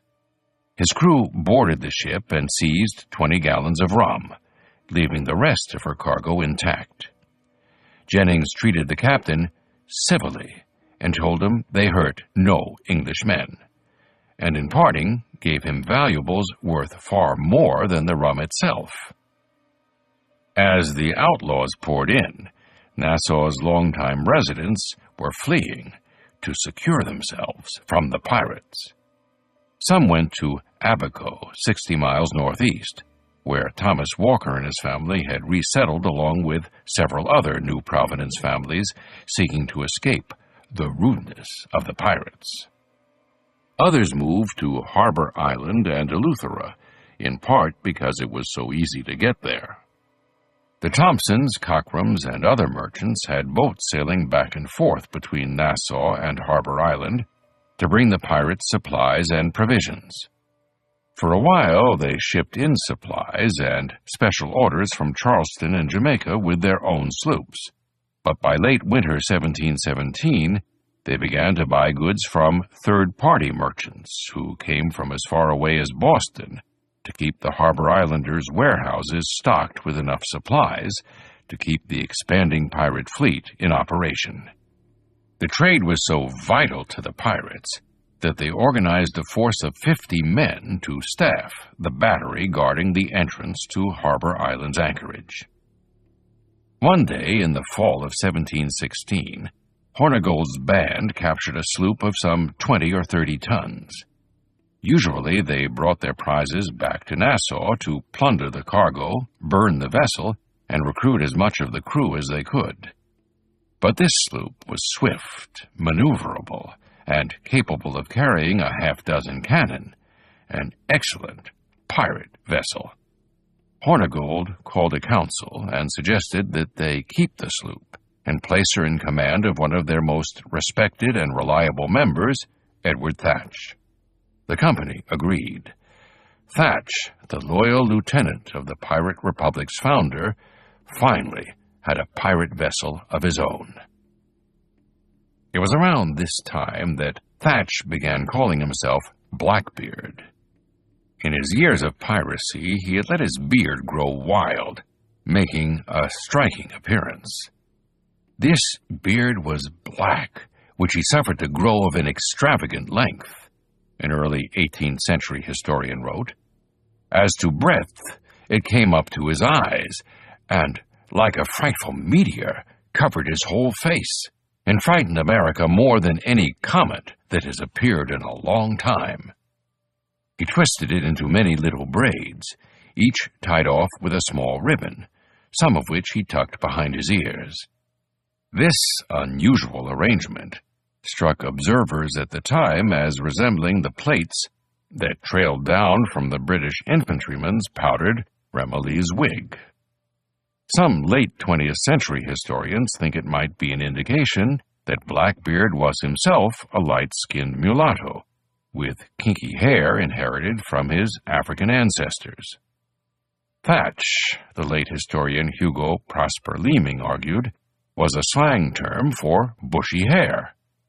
Either way, it was Thatch's fierce and wild eyes, not his beard, that commanded the respect of his men and struck fear into the hearts of his opponents. By March 1717, Blackbeard had a company of 70 men aboard his 6-gun sloop, making him the 4th most powerful pirate in Nassau, after Hornigold, Jennings, and a sloop captain named Josiah Burgess. In a short time, he would be the most powerful pirate in the Atlantic. He continued to conduct joint operations with Hornigold throughout the winter and spring.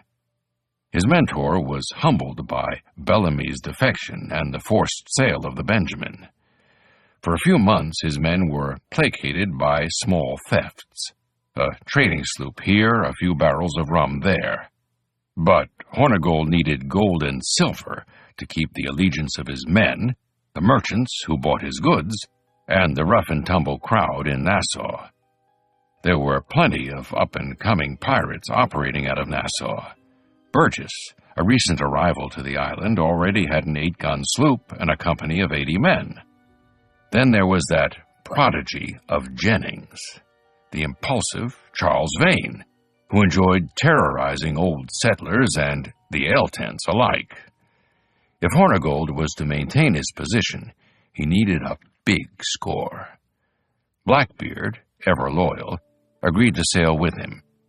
In early March, the 2 sloops weighed anchor and sailed south into the shipping lanes. Sometime after leaving Nassau, one of Hornigold's crewmen, a free mulatto, became critically ill. The man needed medical attention, but there wasn't a single doctor or surgeon among the 180 pirates. As they worked their way down the Florida Straits, Hornigold and Blackbeard stopped vessels of all sorts looking for a doctor. In mid-March, they finally found their man aboard a Jamaican vessel making her way around the southern end of Florida.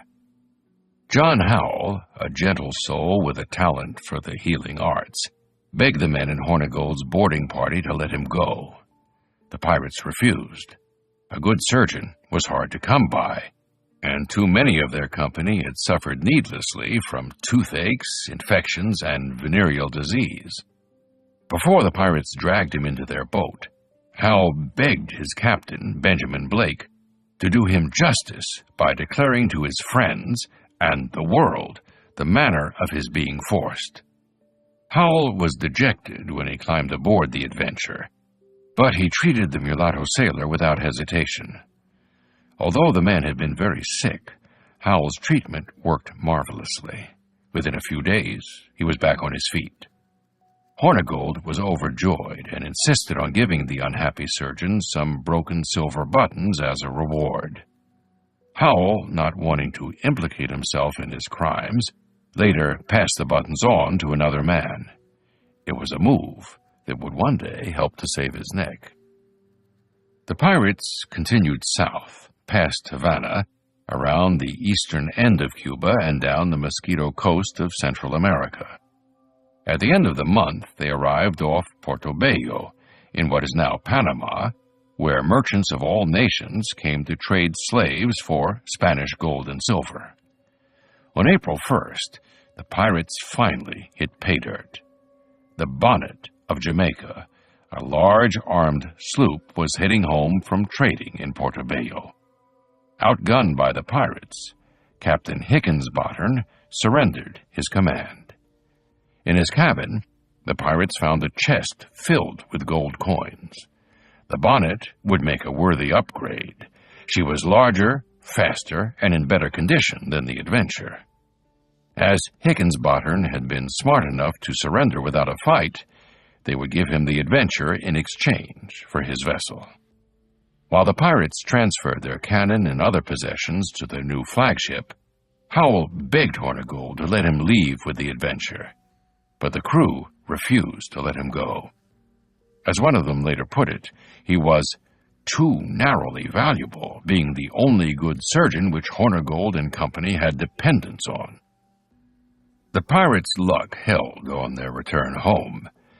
On April 7th, south of Jamaica, Blackbeard and Hornigold captured another treasure-laden sloop, the Revenge, which they plundered and released.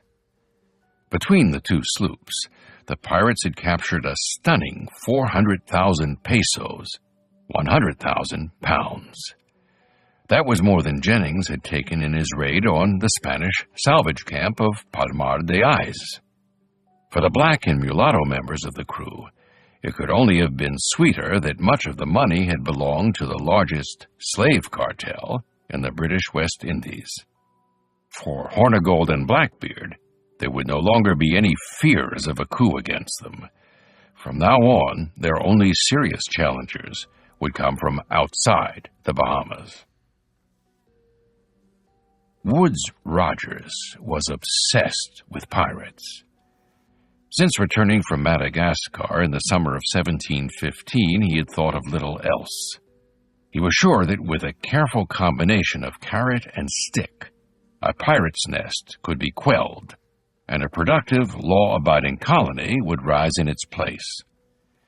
Assuming that most pirates were like his own privateering crews, they might occasionally do something rash like disobey commands or seize the ship from the captain. But most of them could be brought back into the fold with an offer of pardon and a gesture of understanding. The pirates of Madagascar struck him as lonely, forlorn men desperate to return to the motherly embrace of civilization, bowing again to the dictates of their country, crown, and God. There would be some who would remain unrepentant, who would refuse a second chance. Such men would be dealt with harshly, to make an example for the rest. Rogers lived in London, supporting himself from the proceeds of his book and the slave-trading journey to the East Indies. He had been appalled by the Jacobite uprising against King George in 1715, and had established friendships with some of the controversial king's leading supporters. These included Richard Steele and Joseph Addison, childhood friends who had founded the influential Kit Kat Club, a circle of prominent members of the conservative Whig Party, which supported aristocratic interests.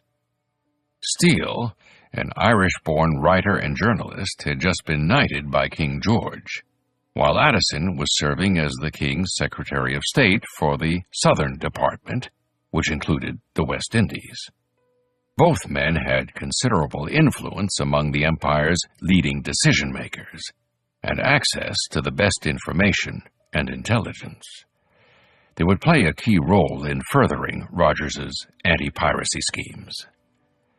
Another of Rogers's acquaintances was Dr. Hans Sloane, physician to the king, who was credited with keeping Queen Anne alive long enough for the Whigs to organize the Hanoverian succession.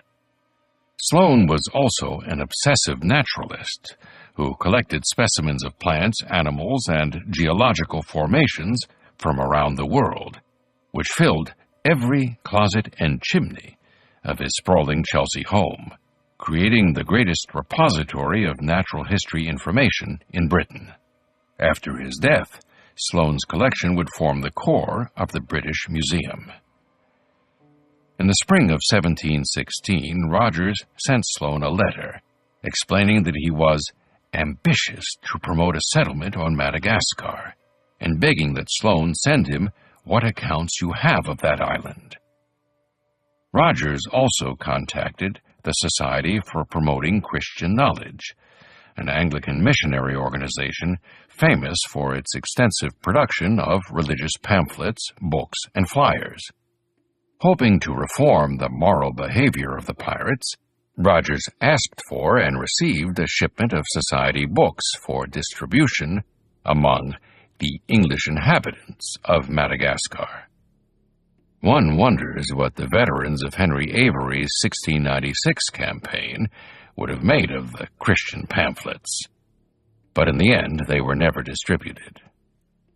In the latter part of 1716, Addison and Steele informed Rogers that his Madagascar plan had little hope of winning official support.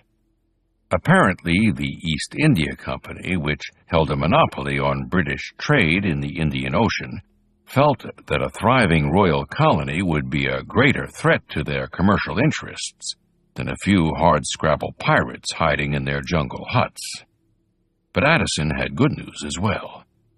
There was another pirate's nest in need of Rogers's services, one thousands of miles removed from the East India Company's jurisdiction.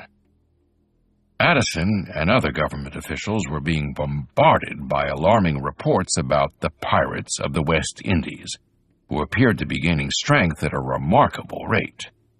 The Bahamas, Virginia Governor Alexander Spotswood warned in the summer of 1716, had become a nest of pirates, and would prove dangerous to British commerce if not timely suppressed. That December, the governor of Jamaica reported that the pirates take more than half the ships and vessels bound for Jamaica or Hispaniola, crippling his colony's trade. By midwinter, even the captains of His Majesty's warships feared for their safety. The captain of 6-gun sloop-of-war Swift was afraid to venture out of Port Royal, and Leeward Islands Governor Walter Hamilton was forced to cancel an official tour of the Virgin Islands on the 293-ton 6th-rate frigate HMS Seaford with 32 6-pound guns, for fear they would be captured by the pirate ship and sloop commanded by Bellamy. In the spring, London's top diplomats informed Addison that the pirates had grown so numerous that they infest not only the seas near Jamaica, but even those of the northern continent. Unless some effectual and immediate protection is sent, they warned, the whole trade from Great Britain to those parts will not only be obstructed, but in imminent danger of being lost.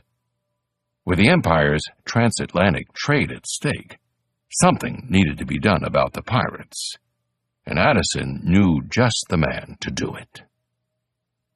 Rogers took to the idea immediately. His plans for Madagascar were easily applicable to the Bahamas, he told Addison, and with proper support were sure to rid the Americas of piracy.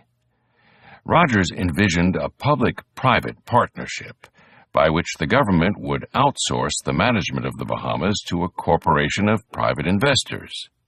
The corporation would supply the necessary soldiers, colonists, and supplies, plus several private warships and a governor, in the person of Rogers himself. The Crown would contribute a squadron of frigates to support the initial landing, and issue a pardon for those pirates who agreed to peacefully surrender to the new governor. The pirates expunged, Rogers and his fellow investors would recoup their investment from the colony's profits. All that was needed was the approval of the Crown and the acquiescence of the Lords Proprietor, the circle of aristocrats who still held title to the colony. Rogers spent much of 1717 building political support for the venture. He called in every favor he could think of, exploiting his business network in Bristol, his personal relationships in London, and his late father-in-law's contacts within the Admiralty. He formed an alliance with the wealthy merchant Samuel Buck, the Lord Proprietor's longtime agent of the Lords Proprietor for the Bahamas, who had personally lost over £2,700 to the pirates. Together, they formed a corporation with the verbose name, the Co-Partners for Carrying on a Trade and Settling the Bahama Islands, recruiting 5 other investors from across England. The two men got 163 leading merchants in London and Bristol to sign petitions to the king in support of the venture. Woodes Rogers, petitioners informed the government, is a person of integrity and capacity, well affected to His Majesty's government. That is, not a Jacobite like Governor Archibald Hamilton had turned out to be. A person in every way qualified for such an undertaking. Rogers and Buck managed to induce the Lords Proprietor to relinquish to the Crown their right to govern the Bahamas by pointing out that the pirates represented a grave threat to their far more valuable Carolina holdings. The proprietors may also have been swayed by the involvement of a well-known slave trader like Rogers, who would be likely to shape the wayward colony into a proper plantation society, making it harder for the slaves of South Carolina to make their escape. The proprietors would maintain their property and commercial rights in the Bahamas, but agreed to lease them to Rogers and his partners for 21 years for a token fee. Meanwhile, Joseph Addison shepherded the co-partners' proposal through the halls of power and onto King George's desk. On September 3, 1717, Addison had the king's answer. Woodes Rogers would be appointed governor and garrison commander of the Bahamas. There was one small catch. If Rogers wanted the job, he would have to do it pro bono. There would be no salary. He had already committed £6,000, most of his estate, to the Co-Partners Corporation, but such was his enthusiasm for the project that he agreed to take it on without pay. It was a decision that would eventually bankrupt him once again. While the voluminous paperwork for these deals was being processed, Rogers and Buck scurried around London making preparations for the expedition. Rogers's 460-ton ship Delicia would serve as flagship, backed by one of Buck's ships, the 135-ton Samuel, with 6 guns and 26 men, and the 75-ton sloop of war Buck, also with 6 guns. They recruited an independent company consisting of 100 soldiers and 130 English, German, and Huguenot colonists. Thousands of pounds of provisions were ordered, lumber for houses and gun carriages, tools for repairing the fort and clearing land for farming, arms, cannon, and clothing for the soldiers, and enough salt, bread, flour, and preserved food to feed the expedition's 530 people for more than a year. Much of the cargo would be carried by a 4th ship, a tubby 300-ton merchant ship called the Willing Mind, mounted with 20 guns. Before the year was out, Rogers and his 5 other co-partners had spent £11,000. In late October, Rogers received word that the Lords Proprietor had signed the surrender of government papers. He happily offered to deliver the documents to St. James's Palace himself, which the proprietors agreed to. On November 6th, his carriage made its way between the large brick homes lining the wide, straight, dirt expanse of Pall Mall and up to the tall Tudor-era guard tower of the royal palace. Guards ushered him into the first of a series of inner courtyards. There, at the heart of the British Empire, he was likely greeted by Addison in his long wig of brown curls, with a shake of hands and a smile of accomplishment. The hard work was reaching fruition. On January 6, 1718, King George issued Rogers his commission and official instructions. Whereas, by reason of the great neglect of the proprietors of the Bahama Islands, the king proclaimed, the said islands are exposed to be plundered and ravaged by pirates and others, and are in danger of being lost from our crown of Great Britain. We, by these presents, do constitute and appoint you, Woodes Rogers, to be our Captain General and Governor-in-Chief. Rogers had been granted his wish. It wouldn't be long before he would wish the king had turned him down. Chapter 7. Bellamy, March to May, 1717.